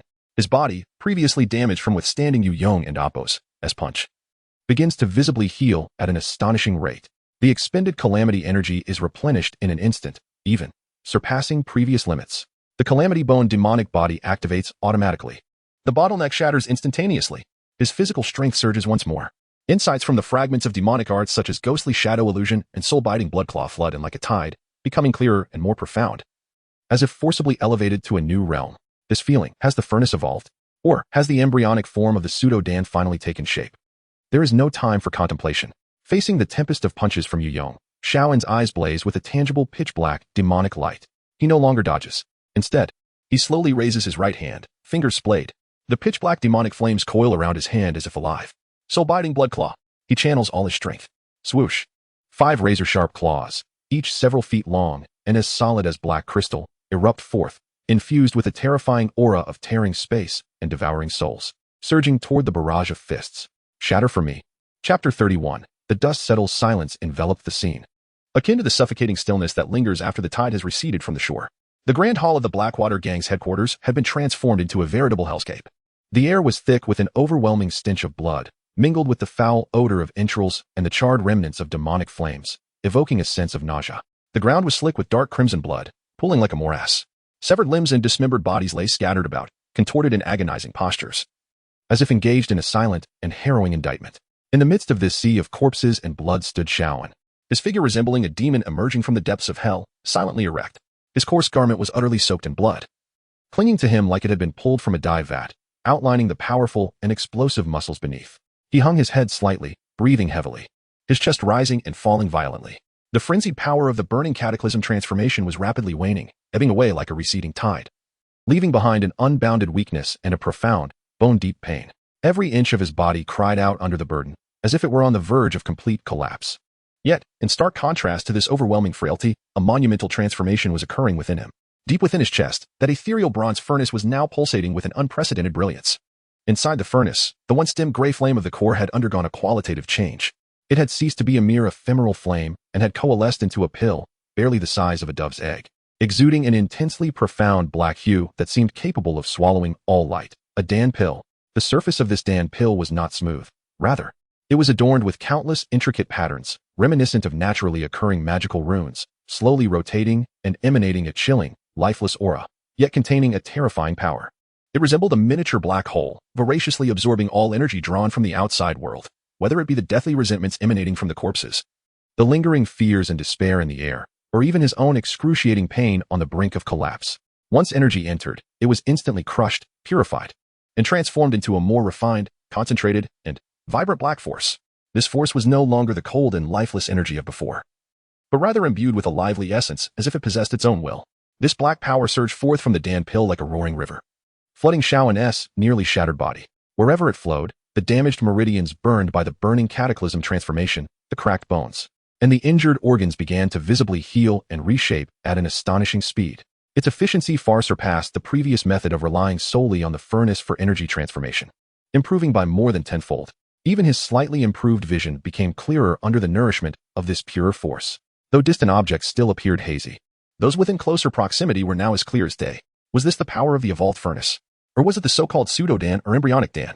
A profound shock coursed through Shaoan's heart as he bore the agony and weakness, keenly attuning to the mysterious black Dan pill within him. He could distinctly sense that this embryonic Dan pill not only significantly enhanced his efficiency in storing and transforming power, but also elevated his control over it to a new realm. Previously, his manipulation of power was akin to commanding a ragtag group of soldiers. Now, it felt like leading an elite army that followed his every command. With mere thought, the power could coalesce, erupt, or even mimic various forms with precision. No wonder he had been able to effortlessly slay Yu Yong earlier. The enhancements brought by this embryonic Dan pill were all-encompassing, a qualitative leap. Although he remained uncertain about the differences between this entity and a true cultivation Dan, or the unknown risks it might entail, there was no doubt that it had propelled Shaoan's strength to an entirely new echelon, a level potent enough to completely crush all forces in this mundane world. Feeling the rapid restoration of power within him, along with the overwhelming sense of control bestowed by the embryonic Dan pill, the dim light in Shaoan's eyes rekindled with fervor. A chilling murderous intent spread through the air like a tangible force. He slowly raised his head, casting his gaze over the remnants of the Blackwater Gang, those few who were paralyzed with fear on the ground, soaked in their own excrement. These were potential troubles. Having learned from the lesson of the thin monkey incident, he would not repeat the same mistake. Without a moment's hesitation, he lifted his hand and flicked his fingers. Swoosh, swoosh, swoosh. Several condensed streams of black force shot forth, piercing the foreheads of the hapless thugs with unerring accuracy. They were silenced before they could even utter a scream. Their bodies stiffening in death. Eradicate the roots. Eliminate all future threats. Having completed this grim task, Shaoan exhaled a long breath tinged with the metallic scent of blood. Now, it was time to assess his spoils. He dragged his still somewhat weakened, yet no longer critically impaired body to the massive corpse of the black-hearted tiger, Yu Yong. The erstwhile tyrant of Blackwater Town lay pitifully in a pool of his own blood, his face still contorted in the ultimate terror and resentment of his dying moments. With an expression devoid of emotion, Shaoan began his search. Before long, he discovered a weighty money pouch nestled in Yu Yong's grasp. Upon opening it, he found not only a copious amount of gold and silver notes, but also dozens of low-grade spirit stones shimmering with a radiant glow. Their quantity and quality far surpassed what he had acquired from Shintu. Indeed, a substantial catch. Shaoan unapologetically collected the money pouch and spirit stones. Spirit stones were precisely what he needed most at this juncture. Whether for cultivation or to prompt the furnace's simulation, he could not do without them. In addition to the spirit stones and wealth, he also uncovered a meticulously wrapped manual on inner breath techniques, crafted from beast skin, that Yu Yong had practiced. The manual was well preserved, detailing a technique named Fierce Tiger Killing Aura, which appeared to be a rather domineering method for refining inner breath and fortifying the body with malevolent energy, explaining the ferocity of Yu Yong's punches. While Shaoan had no intention of practicing this technique, the complete system and its insights regarding the operation of inner breath and the refinement of malevolent energy held immense reference value for his analysis of power systems within the furnace. The enhancement of demonic bone transformation and the development of techniques concerning the calamity. Finally, he stumbled upon a more detailed regional map inscribed on a specially tanned beast skin, hidden close to Yu Yong's body. This map not only marked the mountains and rivers surrounding Blackwater Town but also indicated several special locations with red dots, one of which clearly marked his earlier target, Baichao Valley. Furthermore, it vaguely outlined several more convenient, yet perilous routes to Baichao Valley, as well as the locations of several suspected cultivation sects nearby. This was a stroke of fortune. With this map in hand, his chances of successfully navigating to Baichao Valley in search of the cultivation world had undoubtedly increased significantly. After thoroughly sifting through Yu Yong's belongings, Shaoan then turned his attention to the deeper recesses of the hall, where the treasure vault of the Blackwater Gang was said to be located. Without the slightest effort to seek a key, he approached the seemingly sturdy iron door, took a deep breath, and summoned the now significantly restored, more refined black energy.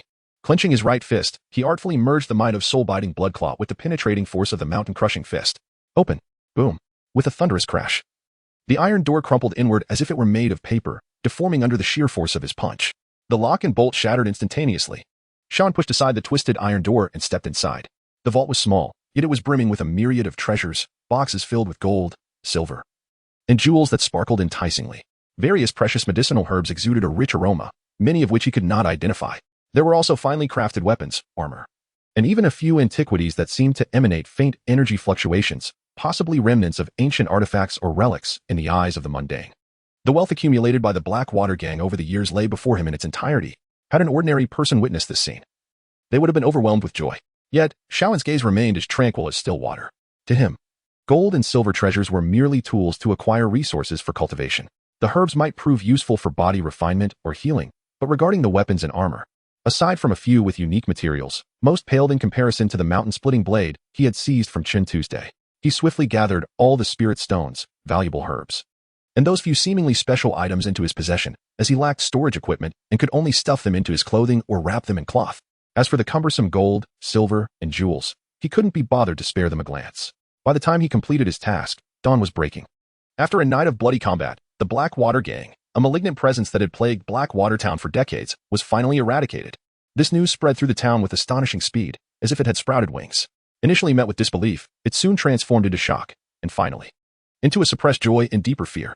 Those who had suffered under the oppression and extortion of the Blackwater Gang whispered among themselves, celebrating as if it were a festival. However, they dared not express their elation publicly, for they understood that while they had driven away a fierce tiger, they now faced a more terrifying and bloodthirsty Demon King. Meanwhile, other factions and desperate rogues that had once relied on the Blackwater Gang or coveted the power vacuum left in its wake fell into an eerie silence. Even Deputy Leader Chintu and Leader Yu Yong had been dispatched by that grim reaper with the ease of slicing through vegetables. Who would dare to provoke such a beast? The entire Blackwater Town descended into an unprecedented, peculiar power vacuum and silence. Everyone held their breath. awaiting the next move of the merciless figure. However, contrary to everyone's expectations, the cold-faced harbinger of doom who had obliterated the Blackwater gang did not emerge as the new tyrant to seize control, but rather vanished once more. Just as he had arrived, shrouded in mystery, enigmatic, and leaving no trace behind. Only the blood-soaked headquarters of the Blackwater gang, littered with corpses, and the lingering stench of blood in the air attested to the cataclysmic slaughter of the previous night, dispelling any notion of illusion. At this moment, Shaun had already quietly departed from the headquarters of the Blackwater gang. He paid no heed to the power vacuum and the townsfolk's trepidation. These matters were of no concern to him. He returned to the dilapidated earthen hut in the slums, where the most perilous places often proved to be the safest. As no one would suspect, he dared to return, and began to tally the immense spoils of this venture, preparing for his final departure. Blackwater Town, the second waypoint in his life, was about to be left behind completely.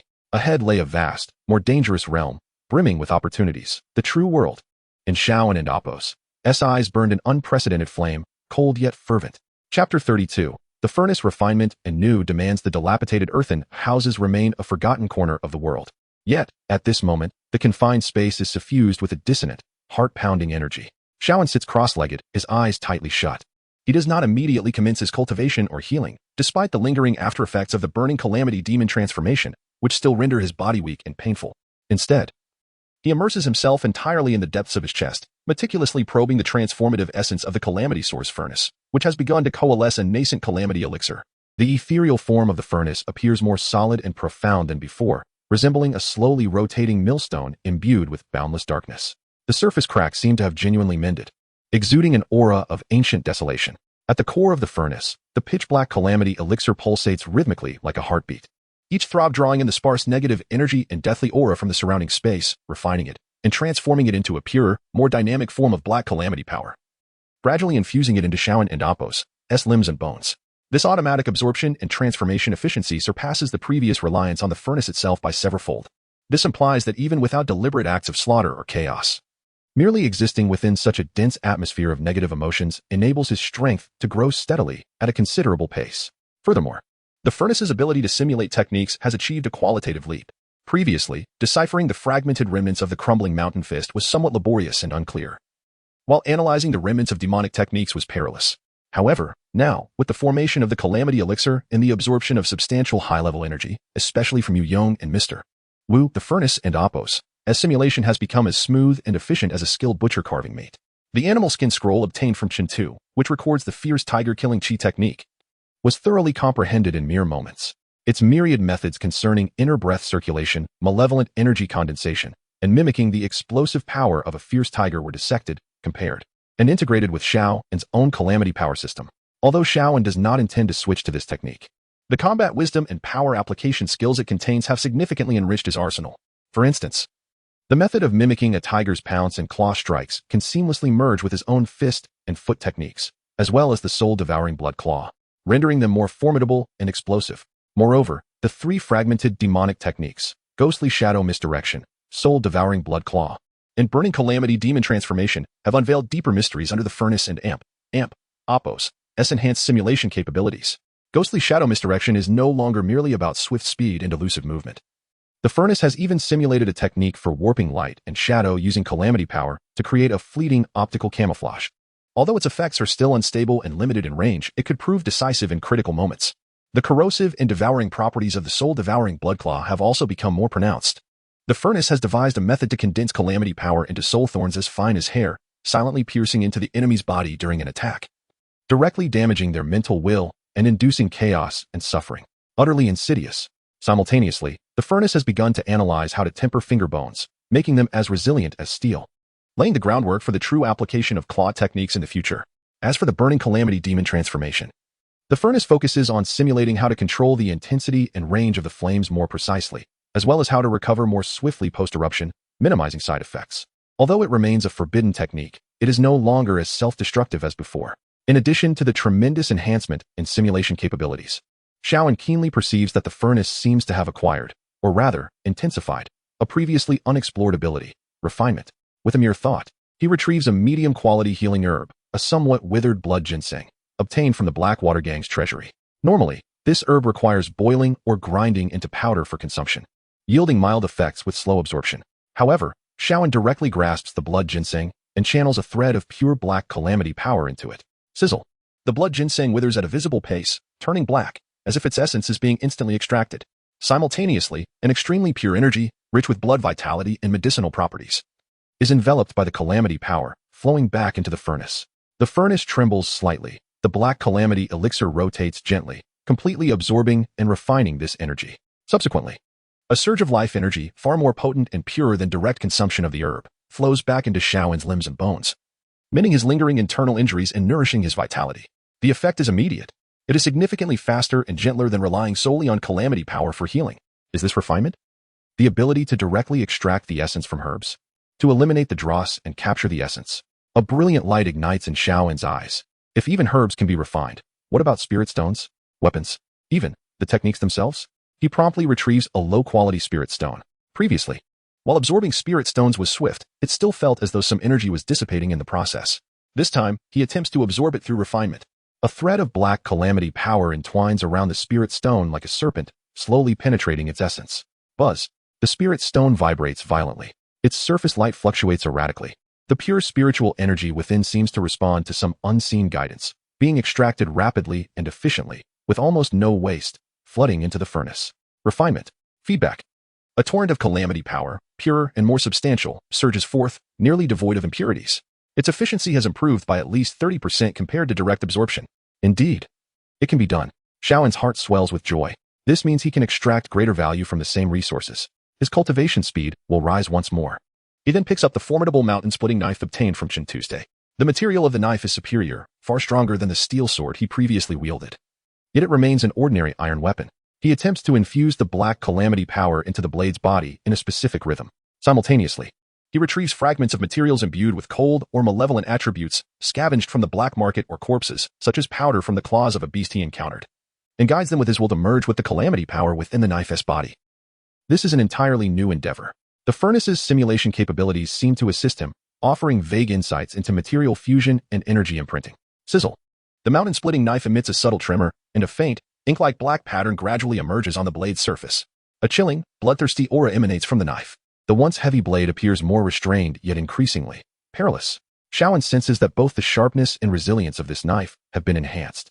More importantly, it seems to have established a faint connection with the calamity power within him.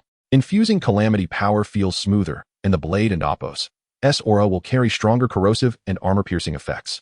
Though this is merely the most rudimentary of sacrificial refinements, barely qualifying as a true magical weapon, its power already surpasses that of an ordinary mundane weapon. It can rightfully be called a prototype of a demonic weapon. The furnace's refining ability can even be applied to rudimentary weapon forging. Shaoan is utterly astonished by the myriad extraordinary capabilities of the evolved furnace. Healing, body tempering, technique simulation, energy purification, weapon crafting. This mysterious furnace is truly a treasure trove of limitless potential. As long as there is an ample supply of fuel and raw materials, it can continuously provide itself with inexhaustible power. However, amidst Shaoan and Oppo's exhilaration over the enhancement of his abilities in the exploration of new powers, he keenly perceived an emerging dilemma. With the evolution of the furnace and the formation of the nascent Dan robbery, its taste for energy appeared to have become increasingly discerning.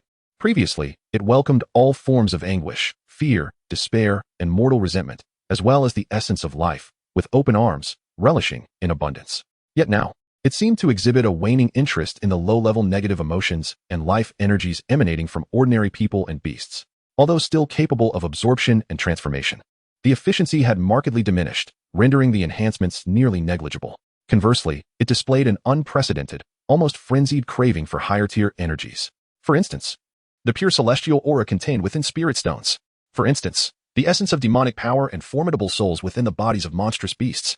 For instance, the magical energy, vital essence, and fragments of souls from practitioners, even those of the unremarkable Wu Laoxian. For instance, the rare treasures of heaven and earth imbued with unique Taoist principles or the remnants of magical artifacts. Even its enthusiasm for deciphering and extrapolating the enigmatic remnants of demonic arts and beast-skin tomes, bloodline refining techniques, remained fervently high. This conveyed a clear signal. The furnace required an upgrade to its dietary regimen. To continue rapidly enhancing his strength and to enable the furnace to evolve further, he must seek sources of energy at a higher echelon. The negative emotions and life forces of the mundane world were gradually proving insufficient to satiate its ever-growing appetite. Blackwater Town, once perceived by him as a paradise of power, now appeared merely as a barren land, offering only meager sustenance. It was imperative to depart from here swiftly. to venture into the true realm of cultivation. Shaoan rose, approaching the blocked window, gazing out at the still chaotic and oppressive Blackwater town. His eyes grew deeper and colder. There was nothing here that warranted his lingering affection. The sole value lay in extracting a final bounty of resources before his departure. He required more spirit stones. He needed more detailed intelligence regarding the realm of cultivation. He sought a map leading to broader horizons. It seemed that before his complete departure, he needed to stretch his limbs once more. The remnants of power within Blackwater town, those potentially hidden, unknown secrets, perhaps they could yet yield a final flicker of warmth? He was neither a savior nor a guardian of order. He was solely concerned with his own strength. Since the Blackwater gang had been obliterated, the remaining nutrients of this land rightfully belonged to him. As for the manner of acquisition, a cold, cruel smile once again graced the corners of Shaoan and Appo's mouth. A new hunt, or rather, a cleansing, appeared imminent. Yet this time, the objective was no longer to establish dominance, but purely to plunder. Chapter 33. The new master of Blackwater. The air in Blackwater town remained stifling, heavy as if it were laden with lead. News of the Blackwater gang's demise had spread to every corner, yet the anticipated revelry had not materialized. Instead, a deeper and more suffocating fear had taken its place. The townsfolk, like startled birds, locked their doors tight, terrified that the cold-faced executioner who had obliterated the Blackwater gang might next set their sights upon them. Those who had once relied on the gang, or held sway in the town, local bullies and minor factions, were gripped by an overwhelming sense of dread. They coveted the power vacuum and vast benefits left in the wake of the gang's collapse. Yet they were equally paralyzed by an unrelenting fear of the specter-like figure who killed without a flicker of emotion. Thus, Blackwater town found itself ensnared in a peculiar, turbulent power vacuum. No one knew where the executioner had vanished to, nor what his intentions were. This uncertainty proved far more terrifying than the known oppression. Amidst the pervasive atmosphere of dread, an unexpected figure emerged, scuttling back into the slums of the Eastern District like a rat from the sewers. It was Lu San, the wretched man with rotten teeth, who appeared more miserable than ever. His arms were bound in thick, filthy strips of cloth, hanging limply at his sides like useless meat sticks. His complexion was sallow, his gaze murky, and the expression twisted by fear and agony had yet to fully fade. He exuded a potent aroma of medicine mingled with despair. Yet he had not perished. Not only had he survived, but he had resurfaced here. His return instantly sparked a commotion and hushed whispers among those who had once suffered under his tyranny. The vendors and residents, seeing his pitiful state, felt a mix of satisfaction, confusion, and deeper terror. Had the executioner spared him? Why? Soon, the answer unfolded. Lu San did not swagger with bravado as before. Rather, he resembled a beaten dog, hunched and wearing a grotesque, sycophantic grin as he visited each stall and shop. He no longer sought extortion but came to convey the orders of the new master. Dear townsfolk, neighbors. Lu San's voice trembled, a sickly humility lacing his words. In the past, Lu San failed to recognize my place and have wronged many. But now, Blackwater town has changed. That esteemed lord has decreed that past grievances shall be forgiven. As long as everyone behaves and pays their respects, you shall remain safe. And no one shall dare to bully you again. The respects he demanded were far more substantial than the tributes once exacted by the Blackwater gang. Although his tone was subservient, a glint of menace lurked in his eyes, as if to suggest that the esteemed lord was far more ruthless than he, Lu San. The townsfolk dared not voice their outrage. They looked at Lu San's crippled hands and recalled the horror of the executioner's swift annihilation of the Blackwater gang, extinguishing any lingering thoughts of resistance. Thus, under the iron grip of terror, the order in Blackwater town was restored in a most peculiar fashion. Lu San, the once useless cripple, had transformed into the public face of the mysterious executioner, tasked with consolidating the remnants of power in the town, primarily those thugs utterly terrified and with nowhere else to turn, while maintaining a facade of stability and ruthlessly extracting the town and Appo's wealth and resources. Of course, the vast majority of what he amassed would be surrendered to the shadowy lord. He was merely a servant, a puppet of slight utility. The true new master of Blackwater, Shaoan, remained a ghost, manipulating the strings from the depths of darkness. He returned to the dilapidated earthen dwelling he called home. Though humble, it sufficed for his needs. The ostentation of the Blackwater gang as former stronghold was too conspicuous, too prone to attract unwarranted troubles. He entrusted Lu San with a substantial amount of gold, silver, and some medicinal materials plundered from the gang's treasury, commanding him to swiftly convert them into spirit stones or procure more valuable herbs and ores. Simultaneously, he instructed Lu San to gather every scrap of information about the outside world, particularly concerning the Baichao Valley and the realm of cultivation, even if it was mere hearsay. Lu San dared not defy his orders, obediently dragging his crippled body to fulfill them. He understood that his life was firmly in the grasp of the executioner. Any misstep would lead to a fate far worse than death. Meanwhile, Shaoan seized this rare moment of tranquility to delve once more into his cultivation. He did not rush to absorb the precious spirit stones. Though the energy they contained was pure and formidable, Direct absorption was not the optimal choice for his system, which centered on calamity force. He preferred to use them as fuel for the furnace or for breakthroughs at critical moments. His focus was predominantly on solidifying the nascent form of the calamity core and further refining and integrating various techniques and martial skills.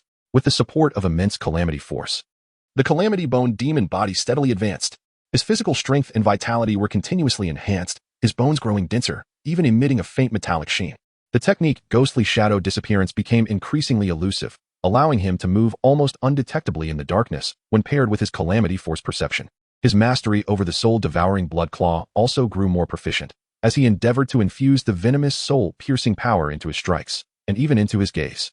Though the effects were still feeble, in time, it might indeed allow him to kill with but a glance. The mysterious beastskin tome, perhaps a bloodline refining technique, slowly revealed its secrets under the continuous analysis of the furnace. It seemingly contained a method to imitate ancient ferocious beasts and awaken dormant bloodline powers within oneself, while it diverged significantly from the path of the calamity bone demon body. Some techniques concerning the refining of vitality and strengthening of organs could be adapted, absorbed, and integrated to enhance the calamity bone demon body. His strength was steadily ascending each day, akin to a voracious vortex, ravenously consuming all that could augment his power. During this period, he once again stealthily visited the old ghost pawn shop. Old Man Qian remained in his usual half-dead, eccentric state. He seemed unfazed by the Blackwater gang's downfall and Xiaowen's return, his murky eyes gleaming with deep calculations and amusement. Xiaowen did not mention the conditions of their previous transaction, the assassination of Zhao Sihai, nor did Old Man Qian bring it up again. Both parties understood without the need for words. Xiaowen and Apos, as purpose this time was to dispose of some antiques or materials of questionable value obtained from the Blackwater gang and Apos, as treasury, while also seeking deeper intel. Will you accept this? Xiaowen placed a rusted bronze fragment, faintly radiating a subtle magical aura, on the counter.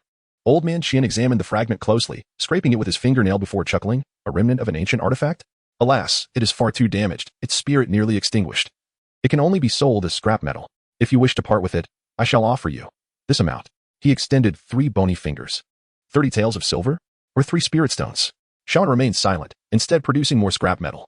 Fragments of shattered flying swords, dull jade talismans, and stone tablets inscribed with obscure patterns, all unearthed from the Blackwater gang's treasury, appeared before him, seemingly extraordinary, yet lacking clear purpose. Old Man Qian scrutinized each item, sometimes shaking his head, sometimes grimacing, driving the prices down to an extreme. Xiaowen refrained from engaging in debate, silently noting the old man's evaluations and reactions to each item. He was aware that this cunning old fox surely had his secrets, yet he currently lacked the discernment to assess the true value of these objects. Ultimately, Xiaowen disposed of the majority of the worthless items, selling and gifting them to the old miser Qian in exchange for a modest sum of gold and a few seemingly casual pieces of information. For instance, Qian mentioned that although the Baichao Valley marketplace was merely a small one, it occasionally attracted disciples from genuine cultivation sects for practice or procurement. With a stroke of luck, one might even encounter them. He also alluded to the depths of the wild mountains where not only formidable beasts roamed, but ancient relics and perilous natural formations could conceal fortuitous opportunities, albeit laden with lethal dangers. Even late-stage Qi refinement cultivators would hesitate to tread there lightly. Finally, Qian fixed his gaze on Xiaowen and cryptically remarked, "Young man, the waters of Heishui town are too shallow to harbor a dragon like you. Depart soon, and witness the true expanse of the world outside. But before you go, it would be wise to tidy up your tracks. Some individuals are not as accommodating as this old man." Upon hearing this, Xiaowen's expression sharpened. Was this old fellow issuing a warning to him, or probing for something? He chose not to inquire further, casting a deep glance at Qian before turning to leave the pawn shop. This old miser was more enigmatic than he had anticipated, with his strength, origins, and intentions shrouded in mystery. Nevertheless, it appeared that, at least for now, he bore no ill will towards Xiaowen, perhaps even harboring a sense of amusement, or rather, a vested interest. In any case, Qian's words served as a reminder that lingering in Heishui town was unwise, and that he must ensure absolute caution before departing. Upon returning to his hideout, Lu San awaited him, bearing the latest offerings and tidings. "My lord, the items you requested have been procured." Lu San presented a hefty bundle, containing dozens of low-grade spirit stones, alongside some special ores and herbs that Xiaowen had specifically instructed him to find for weapon refinement or poison crafting. "And the news?" Xiaowen inquired, receiving the package with a frigid tone. I managed to gather some intel." Lu San stammered. "It seems that the Baichao Valley has been rather tumultuous lately. I heard that several minor sects have clashed over a newly discovered spirit mine. There are even whispers of a treasure emerging from the depths of the wilderness, attracting numerous experts. Even the formidable Qixuan sect seems to have dispatched people there. The mention of a spirit mine, a treasure emerging, and the Qixuan sect caused Xiaowen's gaze to sharpen with intensity. This information was of paramount importance. Chaos often heralded opportunity, and it also meant more sustenance. It appeared that a journey to the Bai Chao Valley needed to be expedited. Excellent, Shawan nodded, acknowledging Lu San's performance over this period. Lu San, feeling a sense of relief, was suddenly struck with fear as Shawan continued. There is one more matter. Shawan's gaze turned as sharp as a blade, landing on Lu San. What of the skinny monkey? Where is he now? Lu San trembled and hastily replied. The skinny monkey? Ever since he tipped off the scar-faced Wu, he has been too terrified to show himself. I do not know his exact whereabouts. Unable to locate him? Shawan's voice turned icy, a palpable aura of menace permeating the air. And no, I can find him. I will certainly find him. Lu San, terrified, quickly amended. He has a widow he fancies living in a dilapidated cave in the south of the city. He will undoubtedly sneak away to see her. I will send someone to drag him out and deliver him to you. That will not be necessary, Shawan interrupted. Simply inform me of the widow's location. Lu San, not daring to delay, promptly divulged the address. You may leave now. Shawan waved his hand dismissively. Lu San, feeling as though he had narrowly escaped a dire fate, scrambled away, fully aware that the skinny monkey, who had once nearly led to his demise, was doomed. Moreover, his demise would likely be quite gruesome. Once Lu San departed, Shawan slowly rose. He approached the corner of the room and grasped the imposing mountain-splitting blade, which emitted a chilling demonic aura, a testament to its rudimentary refinement. The mirror-like blade reflected his cold, ruthless eyes. It was time to eliminate the last remnants of loose ends. Weeding out the root is essential to prevent future troubles. This was a lesson he had purchased with blood and the price of near death. It was also a principle he, as an emerging demon lord, must steadfastly uphold. His silhouette melded once more into the boundless darkness. Chapter 34. Preparations for the journey. The night was deep and somber, akin to spilled ink, swallowing the last flickers of light in Blackwater town. In the depths of the slums, a dilapidated earthen house became the most inconspicuous, yet perilous vortex of this darkness. Shawan sat cross-legged on the cold ground, his breath long and steady, merging seamlessly with the shadows. He had just returned from a dilapidated cave in the southern part of the city, the faint scent of blood still lingering on his fingertips. The informant, known as the Thin Monkey, had ultimately succumbed to his pursuit. When Shawan appeared like a phantom in the filthy, foul-smelling cave, the Thin Monkey was curled up in a corner with a widow, terror etched on their faces. Shawan offered them no chance to plead for mercy or to defend themselves. The cold blade sliced through the darkness, severing their fragile necks. Their terrified heads rolled to the ground, warm blood staining the filthy floor. As for the widow, she too did not escape his wrath. Perhaps she was innocent. Perhaps merely caught in the crossfire, but such considerations were irrelevant to him. He only knew she had seen him and was aware of the Thin Monkey and Appo's whereabouts. Any potential threat must be eradicated in its infancy. To eradicate the roots and ensure no future troubles. This was a hard-learned principle that he would never waver from.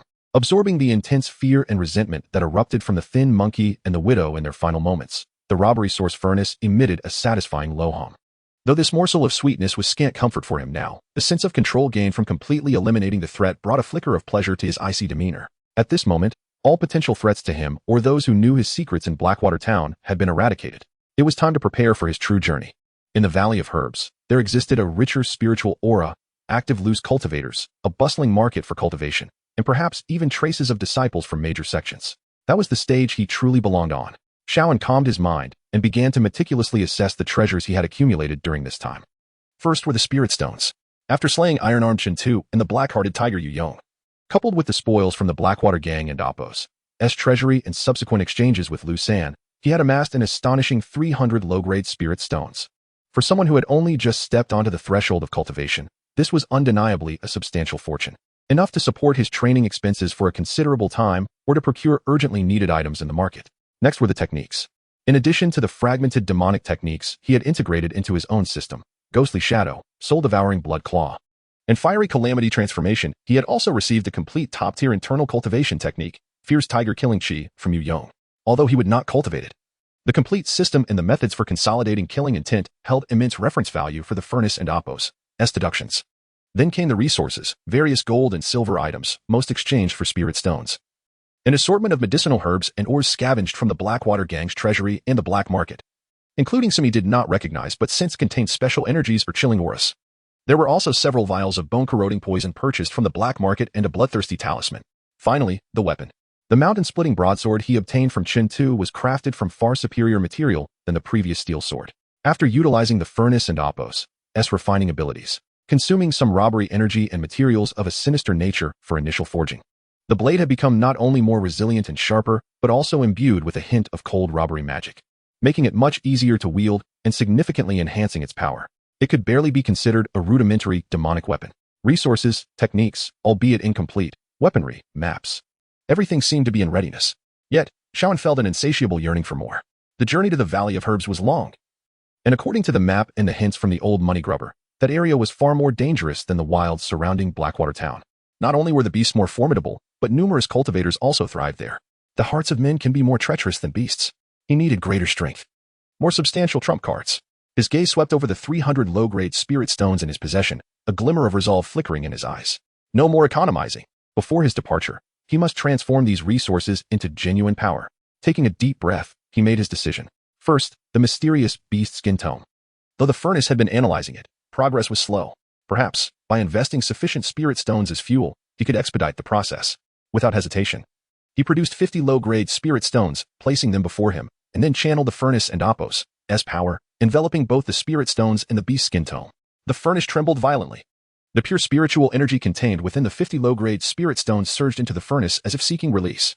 Under the enhancement of the furnace and Apos' refining capabilities, it was almost entirely transformed into exceptionally pure robbery energy without any waste. This vast and pure robbery energy was not directed towards his own cultivation, but was wholly devoted to the analysis and deduction of the beast skin tome.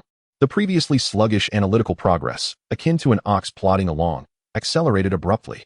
The ancient and obscure symbols and texts on the beast skin tome seemed to come alive, flashing rapidly in Shaoan's consciousness, combining and evolving. Countless profound insights regarding the transportation of vital energy, the refinement of viscera, and the activation of bloodline potential surged forth like a tidal wave. This time, with ample robbery energy to support it, the furnace's deductions delved deeper and became more thorough.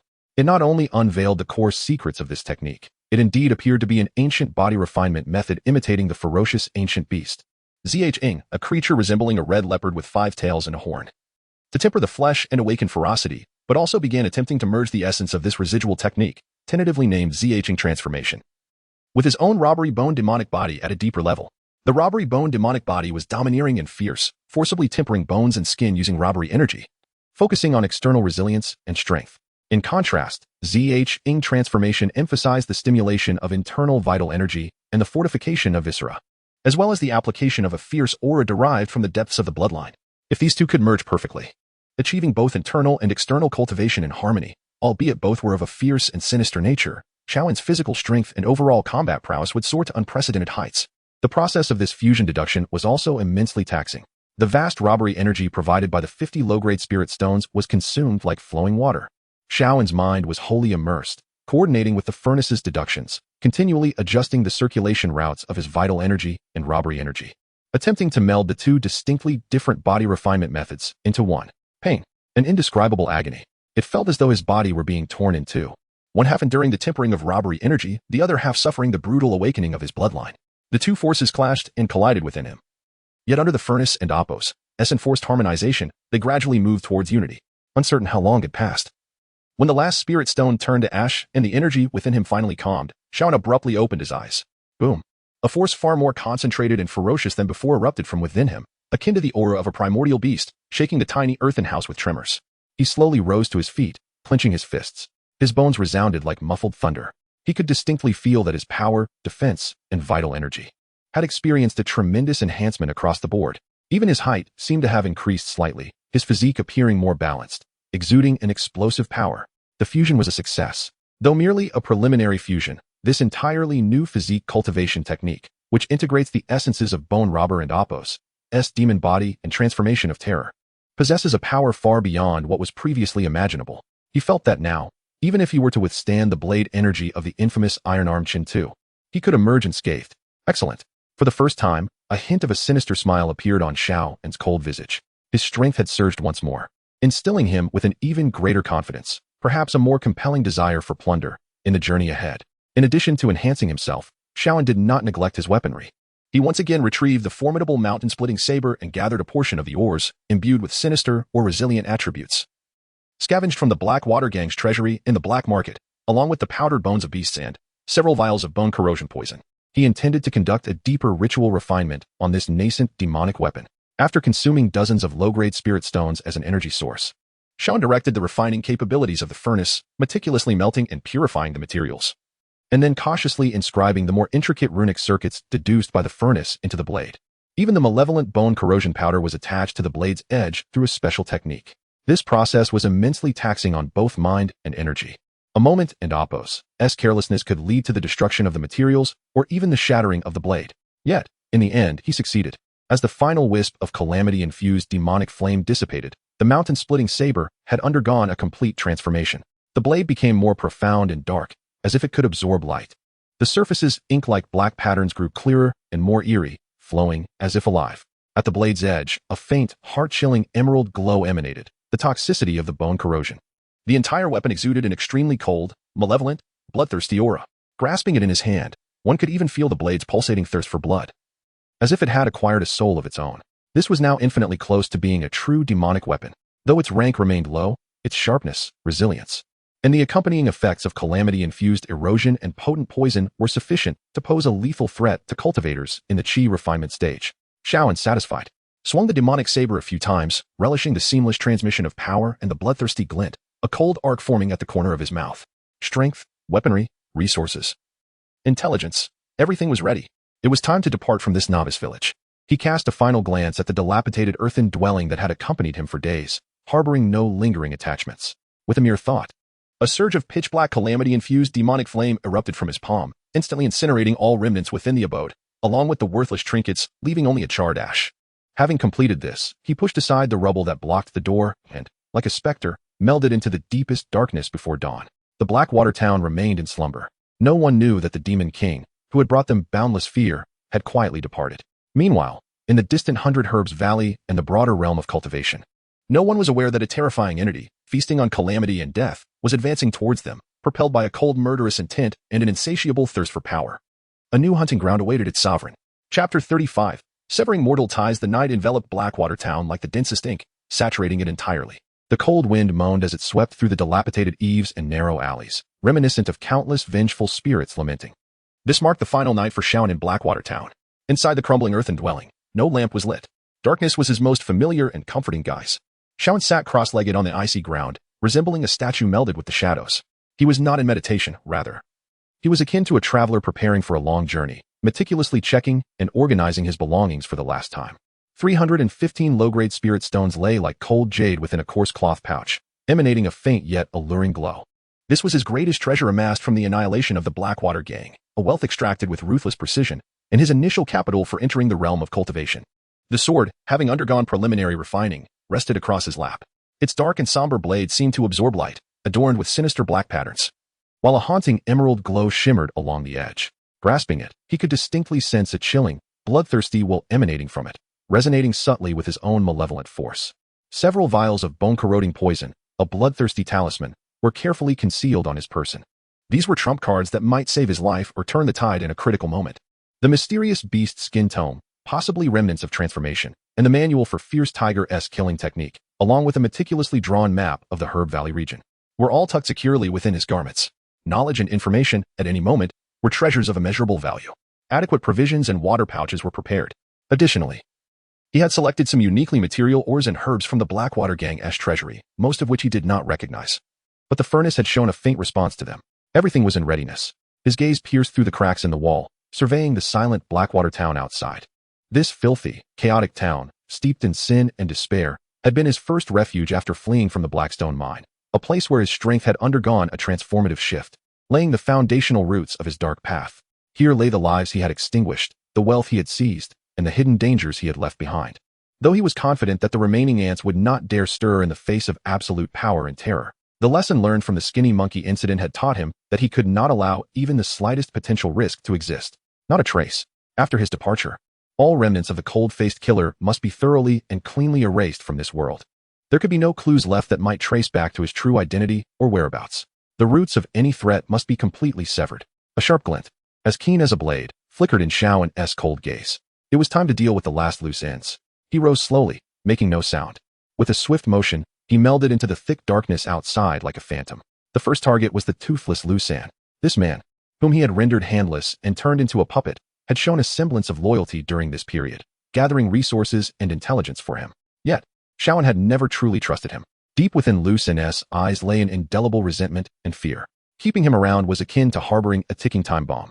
Moreover, he knew too much. Xiaoan glided through the familiar alleys of the slums like a specter. The technique of ghostly shadow flowed effortlessly beneath his feet, barely stirring a whisper. The pitch-black malevolent force enveloped his form, perfectly blending his presence with the darkness. Before long, he arrived outside Lu San and Appo's lavish courtyard. The lights within still flickered, and Lu San's hoarse, sycophantic voice drifted out, seemingly reporting to someone. Xiaoan refrained from using the front entrance. In a fluid motion, like a gecko, he silently scaled the courtyard wall and landed in a shadowy corner within. Several sycophantic thugs stood in the yard, Lu San and Appo's recent recruits. Lu San himself sat on the steps at the entrance, his arms still wrapped in cloth, yet his face wore a sickly, arrogant expression, as if he were a tiger borrowing the strength of another. Listen closely. Tomorrow, when it comes time to collect tributes, should anyone dare to shortchange me or play tricks, don't blame me for being merciless. You've all witnessed the methods of that in Appo's, gentlemen and Appo's. It won't just be a matter of broken limbs. Lu San spat venomously, attempting to regain some of his former authority in front of these newcomers. However, as his words lingered, a chilling intent, potent enough to freeze the soul, suddenly descended upon them. Everyone felt as though they had been targeted by an invisible viper, their hairs standing on end. Lu San's smugness instantly morphed into abject terror. He jerked his head up, staring into the shadows of the courtyard. A figure emerged, silent as death, like a reaper rising from the abyss. It was Xiaoan. GG gentlemen. Lu San stammered, his spirit shattered, tumbling down the steps, disregarding the pain, frantically bowing in submission. I am working for you. I wouldn't dare slack off.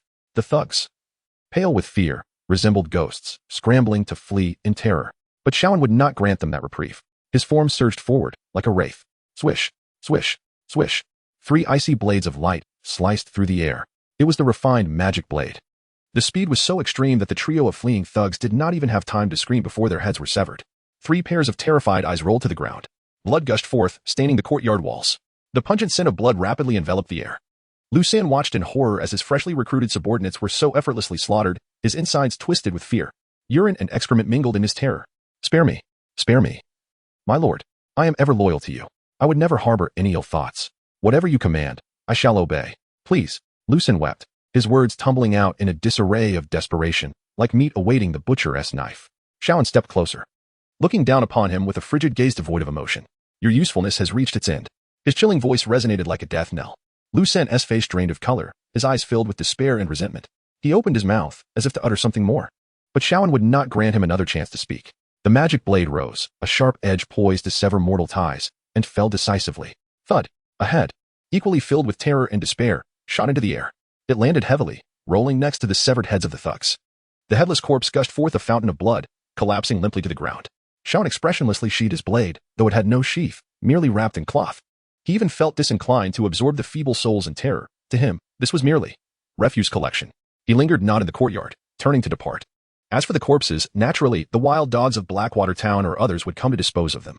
Soon, news of Lu San and his last few subordinates and Appo's demise would cast a new hue of blood and terror upon this already fearful town.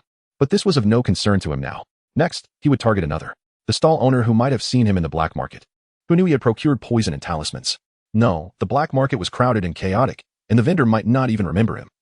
Acting rashly posed too great a risk with minimal reward. What about the merchant's aid he had spared at the pass? No. He had already eliminated all traces during the ambush. Who else remained? A vague, nearly forgotten figure flickered in Xiaoan's mind. The girl who had been stuffed into his sack by human traffickers in the dead end. He had spared her life, not out of mercy, but simply because he deemed it unnecessary, or perhaps because he was too lazy to act. However, in retrospect, it poses a latent peril. Although she may not have fully comprehended her own appearance, what if she were to be discovered, to disclose the circumstances of that time, or to be exploited by others? Ultimately, it would be a source of trouble. Any minuscule risk must be eradicated. Xiaoan's gaze turned colder still. Without a moment's hesitation, he turned and stealthily advanced toward the dead end that lingered in his memory. The night deepened, and the cold wind howled. Xiaoan moved like a merciless specter through the labyrinth of the slums. His footsteps were silent, his breath restrained to an extreme. Soon, he arrived at the alley that reeked of decay and blood. Days had passed, and the body of the trafficker had long since vanished. Perhaps devoured by wild dogs or removed by others for disposal. Only some darkened bloodstains and scattered debris remained. The burlap sack still lay in the corner. A stirring occurred within Xiaoan, and he approached slowly. The sack remained still, emanating a faint scent of decay. He furrowed his brow and gently pried open the sack with the tip of his knife. A wave of nauseating stench assaulted him. Inside the sack curled a small, cold, and stiff corpse, which had begun to decompose. It was the girl. She had already perished. Had she been starved to death? or frightened to death? Or had she encountered some misfortune after his departure? Xiaoan and Apos' eyes betrayed no emotion. Death was merely death. It spared him the effort of taking action. He probed the body with the knife's tip, confirming the absence of any anomalies, such as concealed clues, before dismissing it entirely. The demise of an insignificant insect stirred not a trace of sentiment within him. At this juncture, all known potential threats that could be linked to him seemed to have been eradicated. Yet, Xiaoan did not rest easy. He understood that his greatest vulnerability might not be a specific individual, but rather the dilapidated earthen dwelling where he had lingered for so long. It retained his essence, his traces, and could potentially have been covertly observed by some scheming individual, perhaps that enigmatic moneylender. It must be utterly obliterated. He returned one final time to the crumbling earthen house. Without hesitation, he summoned the pure, obsidian force within him and coalesced it into a sphere of destructive magical flame. Whoosh! The magical flames erupted, igniting everything combustible within the dwelling. Rotted furniture, moldy straw, even the earthen walls and roof were consumed by the searing flames imbued with the essence of destruction, crackling and rapidly charring to blackened remnants. The roaring fire surged into the darkness, akin to a colossal torch illuminating a corner of the slums, drawing countless terrified gazes. Yet, Xiaoan was already far removed from that place. He stood in a discreet corner, coldly observing the earthen house gradually succumb to the flames, until it collapsed with a resounding crash, reduced to a charred ruin. All traces, all remnants of his presence, were rendered void in the inferno. Henceforth, the town of Heishui would no longer bear witness to the cold-faced harbinger of death. Only a vague, chilling legend would linger in the memories of the townsfolk, slowly fading away. Having completed this task, Xiaoan lingered no longer. He turned, merging with the final shadow of the night, and quietly departed toward the outskirts of the town, heading toward the vast wilderness that led to Baichao Valley. Behind him lay the burning ruins, the terrified town, and the first bloody mark he had left since entering this world. Ahead awaited an unknown journey, stronger adversaries, and a realm of cultivation filled with both temptation and peril, the world of immortals. He severed all trivial ties with this mundane realm. Like a dragon breaking free from its last shackles, he was about to soar into the sea. Yet, the destination toward which he flew was not the azure heavens, but rather the profound, darker, endless abyss. Chapter 36. Bloody Trial. The wilderness sprawled endlessly. A desolate expanse where withered wild grass stretched to the horizon, melding with the leaden sky. Jagged stones lay scattered like slumbering behemoths amidst the hills and ravines. The howling mountain winds roared like feral beasts, stirring sand and dust, bringing with them a bone-chilling cold and a wild, desolate atmosphere. This land was even more vast and perilous than the wilderness surrounding Blackwater Town. Xiaoan and Apos' figure appeared as a mere speck of ink, swiftly traversing this desolate realm. Having departed from Blackwater Town several days ago, he followed the path marked on a beast skin map leading to the Valley of Herbs. His condition was unprecedentedly favorable. Following the thrilling final battle in Blackwater Town and subsequent healing, cultivation, and preparation, his strength had solidified at an entirely new level. The dark nascent calamity core within him functioned like an inexhaustible source, continuously providing pure calamity energy. The initial fusion of the remnants of transformation of the beast with calamity bone demon body rendered his physical form as formidable as if clad in invisible armor. His vitality surging to a staggering degree. The technique of ghostly shadow displacement unfolded, allowing him to move with an ethereal grace. His speed akin to that of a galloping steed, rendering it nearly impossible for ordinary martial artists to capture even a trace of his shadow. The power of soul-devouring bloodclaw surged at his command, although he had yet to refine his nails intentionally. The venomous, spirit-corroding force of his claw technique infused into his punches and kicks, resulting in a terrifying potency. Furthermore, the magic blade he had refined resonated with his intent. Wherever the blade pointed, calamity energy surged forth, effortlessly cleaving through gold and jade, imbued with toxic and corrosive effects, a truly fearsome weapon. The enhancement of his vision allowed him greater mastery over his surroundings. While distant views remained hazy, he could now discern the traces of prey and the nuances of his environment within several dozen yards. The current him was worlds apart from the mere miner who had narrowly escaped from the Blackstone mine, struggling to survive in the wilderness. Yet, this vast expanse was not without its perils. In recent days, the beasts he encountered were evidently much stronger than before. Not only were they larger in size and more ferocious in strength, but some even seemed to possess rudimentary intelligence, capable of simple cooperation and ambush. The thin air, infused with the essence of heaven and earth, seemed to nurture not only vegetation, but also give birth to these more powerful creatures. For Xiaoan, this was not a misfortune. The mightier the beasts, the richer the spoils. The essence of demonic power and formidable souls they harbored would provide nourishment for the calamity source furnace and the nascent calamity core, far surpassing that of ordinary beasts or mortals. Thus, he did not shy away from the perilous zones, but instead embraced this vast wilderness as his new arena for trials. He needed to engage in battle. He craved slaughter, to test the limits of his newfound strength, to hone his freshly acquired demonic techniques. and to satiate the ever-growing appetite of the furnace. One day, as Shaun crested a low ridge, a powerful, pungent wind laden with a ferocious scent rushed toward him. His calamity energy perception immediately detected the surging life force in the valley ahead, a multitude of creatures, and their strength was formidable. Shaun's gaze sharpened, and he stealthily crouched low, akin to a leopard, peering down into the valley. Below, on a patch of withered grass, a large pack of bloodthirsty demon wolves congregated. These wolves were significantly larger than the old wolf he had encountered in the wilderness, their fur a grim shade of dark blue, with crimson eyes glinting with a savage light. Their fangs were bared, drool dripping, and they emitted a low, unsettling growl from deep within their throats. Upon a rough count, there were as many as 30 or 40. Each wolf radiated a notable aura of demonic energy, their strength evidently comparable to that of seasoned martial artists, nearing their peak. The sheer presence of such a formidable pack was daunting. Even the once mighty Blackwater gang would likely face annihilation against this assembly of demon wolves. At the center of the pack stood an exceptionally large demon wolf. Its fur was darker, nearly black, with a tuft of silver fur adorning its forehead. Its gaze was colder and more cunning, exuding a demonic energy, far surpassing that of the other wolves, unmistakably reaching the mid-stage of chi refinement. The Wolf King. This was a demon wolf that had crossed into the genuine realm of cultivation. Shaun's heart involuntarily quickened, not out of fear, but rather exhilaration. Such a massive horde of beasts, such a powerful Wolf King. This was a sumptuous feast laid before him, if he could hunt and devour them all. His nascent calamity core would likely solidify completely, or perhaps even allow him to break through once more. Risks? Certainly.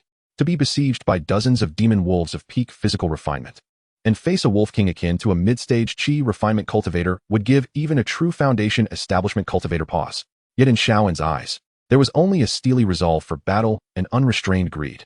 Since his power surge, he had yet to unleash his full strength. What better opportunity to test his mettle than against this pack of beasts? Without a moment and oppose, as hesitation, he leaped from the ridge. Like a meteor, he crashed into the valley below. The immense impact created a shallow crater in the ground. Oh whoa. This sudden intruder shattered the tranquility of the valley in an instant. The entire wolf pack erupted like a lit powder keg. Dozens of crimson eyes fixating on the slender figure standing in the valley's center, radiating a chilling intent to kill. The low growls transformed into frenzied howls. The enormous Wolf King raised its head, its cold, cunning gaze locking onto Shaun, revealing its sharp fangs as it emitted a menacing growl. It sensed that this seemingly inconspicuous human before it emanated a dangerous aura. But Shaun offered them no chance to hesitate or probe. He initiated the attack. Kill. A cold command rang out like thunder. In an instant, Shaun vanished from his position. Ghostly shadow displacement. He propelled himself to the utmost limits of speed. With his partially clarified vision and dual-locking perception of calamity energy, he became a bolt of lightning piercing through the darkness, charging straight into the heart of the wolf pack. The magic blade unsheathed. Swoosh. A blade of ink-black energy, as sharp as a line drawn in darkness, surged forth. Imbued with the chilling essence of calamity energy and a disquieting poisonous glow, sweeping across the area. Puff, puff, puff. The three demon wolves at the forefront had no time to react before being cleaved in half by this strange blade of light. Their resilient fur and bones crumbled before the calamity-infused magic blade like decayed wood. The severed ends charred black, emitting a pungent, acrid odor, clearly corroded by the combined effects of calamity energy and bone-corroding poison. One strike. 3 peak physical refinement demon wolves slain in an instant. This terrifying power immediately shocked the entire wolf pack. Even the Wolf King displayed a flicker of uncertainty in its eyes. But the ferocity of the beast soon overshadowed their fear. A whoa! At the Wolf King's bellowing command, the surrounding wolves lunged at Shaun from all directions. Claws bared, fangs gleaming, a rancid wind rushed forth. Shaun's lips curled into a cruel smile. Come, the more, the better. His figure flickered like a specter amid the wolf pack, weaving through them. The magic blade whirled, transforming into a swirling tempest of death. Every time the blade glimmers, it inevitably accompanies a gruesome spectacle of flesh and blood, along with piercing cries of anguish. The fusion of the transformation of the fierce and the demonic body of calamity endows him with an extraordinarily formidable physical defense. The claws of ordinary demon wolves merely leave shallow white marks on his skin, barely able to break the surface. Occasionally, when a particularly robust demon wolf collides with him, it merely causes him to sway slightly, utterly unable to perturb him. Yet, his attacks are lethal. The demonic blade strikes, his fists imbued with penetrating force. Even his fingers, transformed into claws, unleash the sinister winds of the soul-devouring blood claw. Slaughter. Pure slaughter. Shaun completely unleashes his potential, executing every technique he has mastered during this time with abandon. He dances like a demonic deity upon the edge of a blade. Each dodge is executed with exquisite precision. Every strike aims directly at the vital points. Wolves fall in droves. Blood stains the entire valley. Death, fear, frenzy, bloodlust. A torrent of negative energy and the essence of demon beasts rushes into the calamity source furnace within Shaun and Amp. Appo's chest like a flood breaching its dam. The furnace emits a deafening roar. The dark calamity Dan embryo resembles a ravenous beast, consuming and refining all of this. It reciprocates with an even more magnificent, purer surge of dark calamity power. Shaoan feels his strength continuously ascending. The expended calamity power rapidly replenishes. Even the after effects brought on by the infernal calamity transformation are hastily dissipating under this tremendous energy and amp. Appos. Cleansing. He grows more frenzied with each battle, more exhilarated with each kill. Dark, gray demonic flames blaze in his eyes. The number of wolves diminishes swiftly. The once vast pack of 30 to 40 has dwindled to fewer than 10 in the blink of an eye. All are wounded, their eyes filled with terror. The demon wolf king, who had been leading the charge, can no longer remain composed. It emits a thunderous roar. Its jet black fur bristles in every direction. The tuft of silvery mane upon its forehead emits a faint glow. An overwhelming surge of frenzied demonic power erupts. Its figure seems to swell even larger. Its limbs grow sturdier and more powerful. In its crimson eyes flicker both wisdom and deep-seated hatred. It opens its massive maw, targeting Shaoan. A colossal, rapidly spinning azure wind blade, the size of a human head, condenses out of thin air. It hurtles towards Shaoan with a piercing shriek, tearing through the air. Demon magic? This Wolf King actually knows how to wield demon magic. Shaoan's heart sinks. He senses the terrifying cutting force contained within this wind blade, far beyond what his body could withstand. Yet, instead of fear, he feels exhilaration. A demon wolf king that understands magic possesses a value far exceeding that of ordinary demon beasts. To consume it would yield even greater rewards. Facing the swiftly approaching azure wind blade, Shaoan advances rather than retreats. Ghostly shadow and elusive steps operates at its utmost peak. Simultaneously, he forcefully hurls the demonic blade forward, infusing it with immense calamity power. The blade transforms into a streak of black light, slicing through the air with a shrill sound, striking fiercely towards the Wolf King's head before the wind blade arrives. A tactical maneuver. The Wolf King evidently did not anticipate Shaoan's approach of mutual destruction. If it were to continue channeling the wind blade recklessly, it could indeed severely injure or even kill Shaoan. But its own head would undoubtedly be cleaved by that strange demonic blade. Having developed intelligence, it values its life greatly. Left with no choice, the Wolf King howls in frustration, forcibly interrupting the condensation of the wind blade, causing its power to diminish significantly, becoming unstable, while its massive head suddenly jerks aside. The demonic blade grazes its neck, sending sparks flying and a clump of black wolf for scattering. A horrific wound, deep enough to see bone, is left behind. Dark green toxic blood gushes forth. The Wolf King emits a howl of excruciating pain, seizing the moment when the wind blade's power weakens. Shaoan swiftly evades the illusory blade, then, like a specter, closes in beside the Wolf King. Close combat is his forte. Death. The demonic flames in Shaoan's eyes surge. His left hand forms into a claw, unleashing the full power of the soul-devouring blood claw. 5 claw-like manifestations, crystallized like black diamonds, imbued with the terrifying essence of soul consumption, strike viciously at the Wolf King's relatively vulnerable abdomen. The Wolf King, in pain, reacts swiftly. Its massive tail sweeps towards him like a steel whip. Simultaneously, it opens its blood-soaked maw, aiming to bite down on Shaoan and Appos' head. A head-on collision. A glint of madness flashes in Shaoan's eyes. He does not evade. He allows the steel whip-like tail to strike him. Thud. A muffled sound reverberates. Shaoan feels an immense force surge through him, the protective calamity power violently quaking, blood surging within his chest. But his formidable body, fused with the transformation of the fierce, endures the blow. He merely sways slightly. Meanwhile, his left claw firmly grips the Wolf King's abdomen. The sound of tearing flesh echoes. The resilient wolf hide and thick muscle are as fragile as paper before the soul-devouring blood claw. 5 deep wounds appear, exposing bone. The dark calamity power surges in like a maggot, wreaking havoc on its insides, corroding its vitality. Even its soul emits a silent wail under this insidious force. The Wolf King lets out a howl more piercing and desperate than any before. Its massive body trembles violently. Its enormous maw, previously lunging towards Shaoan's head, freezes mid-attack due to this sudden and devastating blow. Now is the moment. Shaoan and Appos' eyes flash with murderous intent. He discards his blade, his right hand coiling into a fist, compressing and condensing the surging calamity power within him without reservation. Give me death. A punch, infused with his utmost strength and technique, strikes fiercely against the Wolf King's injured neck. Crack. An excruciatingly sharp sound of bones fracturing echoes. The Wolf King and Appos' stout neck, along with its spine, is brutally shattered by this blow. Its colossal head droops at an unnatural angle. Its crimson eyes lose all spark, leaving only boundless pain and resentment. Boom. Like a landslide, the Wolf King's massive body collapses to the ground, kicking up a cloud of dust. Silence falls completely. With the death of the Wolf King, the remaining frightened demon wolves emit a series of mournful cries, tucking their tails and fleeing in all directions. Shaoan does not pursue.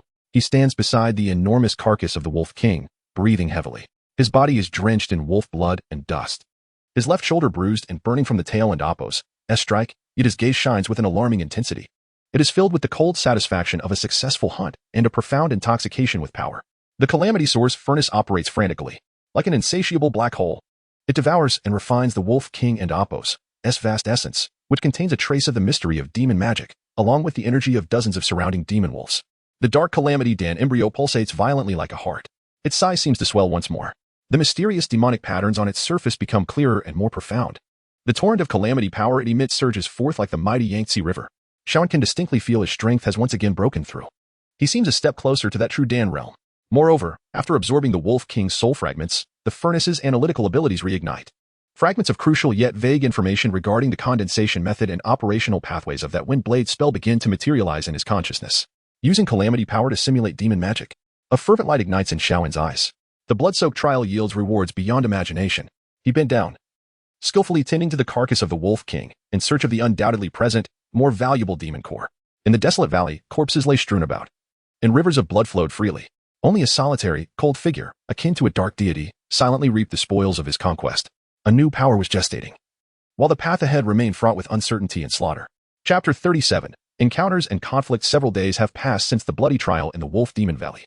Shaoan's figure, akin to a solitary ink line amidst the wilderness, resolutely stretches towards the direction of Baichao Valley. The scent of blood that once clung to him has long been dispersed by the biting mountain winds, replaced by a more restrained, yet perilous aura.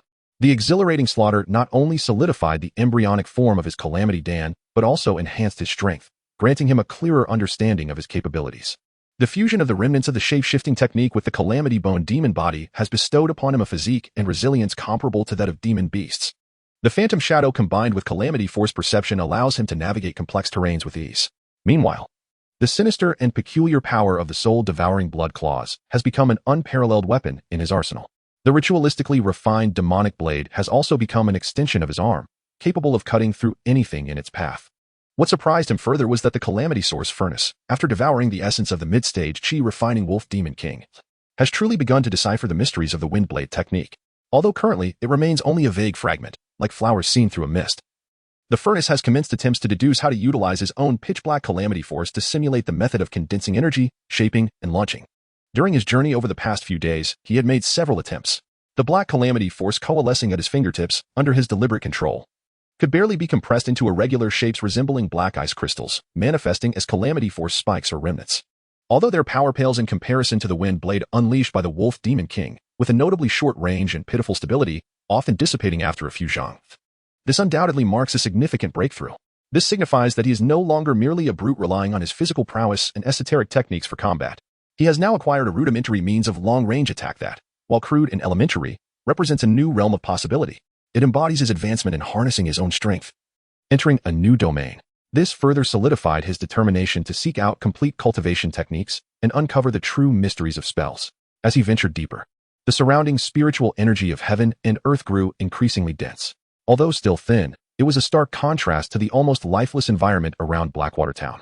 The air was no longer merely filled with the stench of the wilderness. Occasionally, one could catch a whiff of the refreshing fragrance of flora. The ground beneath seemed to become more fertile, with denser vegetation and even some extraordinary flowers and herbs he had never encountered, seemingly imbued with faint spiritual energy. Here, he was drawing ever closer to a genuine cultivation zone. This also implied that the probability of encountering other cultivators had significantly increased. Shaoan grew increasingly vigilant, retracting his presence to the utmost, blending seamlessly with the surroundings. The dark Calamity Force formed a thin, light-bending barrier on his surface and combined with the Phantom Shadow technique. He moved like a specter traversing the shadows. At that moment, a faint sound reached his ears, mingling with the echoes of energy explosions, weapon clashes, human shouts, and some sharp, piercing cries of combat. Someone was fighting. Moreover, it seemed to be a conflict between cultivators, or perhaps a struggle against formidable demon beasts. Shaoan's eyes flickered, and he swiftly glided towards the source of the sound, silently stalking like the most seasoned hunter, suppressing all murderous intent, leaving only his cold, deep-set gaze to observe in the shadows. As he crested a vine-covered stone slope, the sight before him unfolded. In a disheveled hollow, 5 cultivators clad in various attires, appearing weary from travel, formed a rudimentary defensive formation, struggling to fend off 3 colossal black scorpions. Each scorpion was the size of a calf, its body enveloped in a glossy black exoskeleton that shimmered with a metallic sheen. 8 menacing limbs, akin to sharp sickles, scraped the ground, igniting sparks. Most terrifying were their elevated tails, tipped with an eerie blue glow. Each flick produced a sharp slicing sound, evidently laced with potent venom. The demonic aura emanating from these 3 black scorpions was exceedingly formidable, each equivalent to mid-stage chi refining, particularly the largest one in the center. With the most vibrant blue-tip tail, exuded an aura that hinted at the pinnacle of mid-stage chi refining. The 5 cultivators appeared utterly beleaguered. Leading them was a middle-aged man wielding a green longsword, his expression resolute, and at the highest cultivation level, approximately mid-stage chi refining.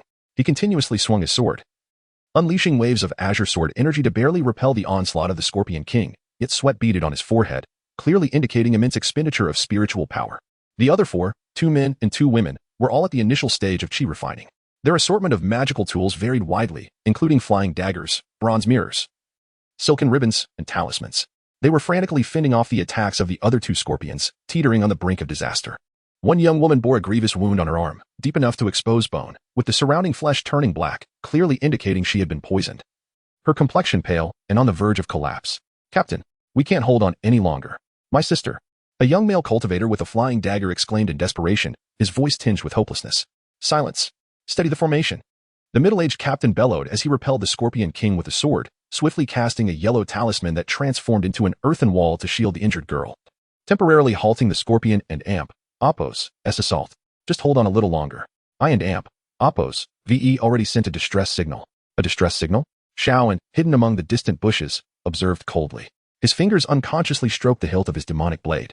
Despite their disarray, these 5 cultivators were, after all, genuine chi refining practitioners. The essence of life and soul energy they possessed would serve as excellent nourishment for the furnace. The 3 scorpions, particularly the Scorpion King, held significant value. The thought of when the clam and the snipe contend, the fisherman benefits briefly flickered through his mind. Waiting for them to exhaust each other before emerging to clean up the aftermath would undoubtedly be the most prudent and profitable choice. He even began to calculate whether to deal with the cultivators first or the scorpions. However, just as Shaoan prepared to remain concealed, awaiting the opportune moment, an unexpected turn of events occurred. Perhaps he had not hidden well enough, or the middle-aged captain had activated some probing secret technique in his desperate state. Or it might have simply been coincidence. In a fleeting moment while blocking an attack from the Scorpion King, the captain and Oppos' gaze abruptly swept towards Shaoan and Oppos' hiding spot. A flicker of suspicion crossed his eyes. "Who goes there? Sneaking about. Step out," the middle-aged captain barked, simultaneously discreetly shattering a communication talisman, seemingly different from the earlier distress signal. "Discovered." A jolt of alarm coursed through Shaoan's heart, yet his face betrayed no emotion. He did not reveal himself nor flee. Instead, like a coiled serpent, he withdrew his presence even further, observing the unfolding situation. What if he was exposed? As long as he did not admit to it, what could they do? Until the situation was clarified, he did not wish to reveal his strength prematurely. However, he underestimated the vigilance and ruthlessness of the scattered cultivators who had long struggled for survival in the wilderness. Seeing no response, a ruthless glint flashed in the middle-aged captain's eyes. He seemed convinced that Shaoan was a lurking enemy, intent on reaping benefits. "Humph. Hiding in the shadows. No matter who you are, thinking to pick up the scraps? Prepare to die." He unexpectedly divided his focus, sending a flicker of his spirit towards Shaoan and Amp, Oppos' hiding place. Flicking his fingers. Whoosh. A nearly imperceptible, faintly sanguine black light, akin to a serpent's flicking tongue, silently shot towards Shaoan's brow. A nefarious hidden weapon, laced with poison. Shaoan's pupils suddenly constricted. What a ruthless heart this middle-aged cultivator possesses.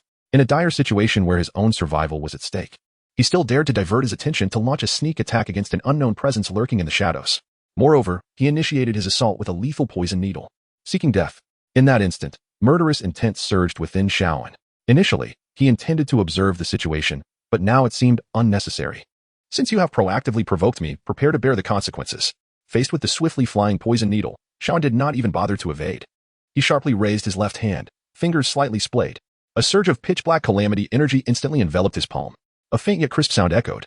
That needle, capable of piercing gold and stone and poisoning chi refining cultivators, struck Shaoan's palm infused with calamity energy and rebounded as if hitting an invisible wall, flying off without leaving a trace. What?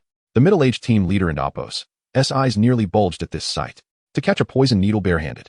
How is this possible? Who on earth is this person? Could he be a foundation-building elder? But it was too late. In the moment the needle was deflected, Shaoan and Oppos' figure moved. Without the slightest forewarning, he erupted from the underbrush like an arrow released from its bow. His speed was so astonishing that it left a series of faint afterimages in the air. His target was the middle-aged team leader who had attacked him. Danger. An ambush. The other scattered cultivators were stunned by this unexpected turn of events.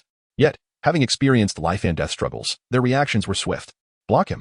The female cultivator closest to Shaoan, wielding a bronze mirror, screamed as she unleashed a beam of white light from the mirror in an attempt to obstruct him. Another male cultivator summoned several low-tier talismans, transforming them into fireballs and ice spikes aimed at Shaoan. However, all of this was futile in the face of Shaoan and Apos' full eruption. The white light struck Shaoan but dissipated like a drop in the ocean, not even disturbing his protective calamity energy. The fireballs and ice spikes were effortlessly avoided by his ghostly movements. His speed was beyond the reaction limits of these early-stage chi-refining cultivators. In the blink of an eye, he had broken through their defenses and appeared right before the middle-aged team leader. You seek death. Shaoan and Apos' icy voice resonated like a curse from the depths of the abyss. His right hand clenched into a fist, dark calamity energy wildly coalescing. The terrifying power, merging the calamity bone demon body and transformation of the fiend, erupted with a vengeance. It even contained a trace of the sinister energy from the soul-devouring blood claw. One punch. Without any flourish, it struck fiercely towards the middle-aged team leader and Apos' chest. At that moment, the middle-aged team leader was ensnared by the poison Scorpion King and, distracted by his sneak attack on Shaoan, had no time for effective defense. He could only watch in horror as the fist, wreathed in dark demonic flames and exuding an aura of destruction, loomed larger in his vision. No. He let out a desperate, anguished scream. Boom. Like a battering ram striking rotting wood, the protective spirit light surrounding the middle-aged team leader shattered instantly. Following that, his chest, which had been somewhat resilient due to mid-chi refining spiritual energy refinement, was thoroughly struck by the punch. Crack, crack, crack. The sickening sound of bones fracturing filled the air. His sternum, ribs, and even the spine behind them shattered under the force of the blow. The terrifying calamity energy surged in like maggots, ravaging his internal organs and eroding his life force. Even his soul was nearly torn asunder in an instant by the venomous claw energy. A torrent of hot blood mixed with chunks of internal organs erupted from the middle-aged team leader and Apos' mouth. The horror and unwillingness on his face froze in an instant. His gaze dimming rapidly, his body flew backward like a kite with its string cut, crashing against a distant cliffside, sliding down to become a blurred mass of flesh and blood. One punch. Merely one punch. The mid-chi refining team leader was dead. This sudden, blood-soaked scene left everyone present, including the three poison scorpions, momentarily stupefied.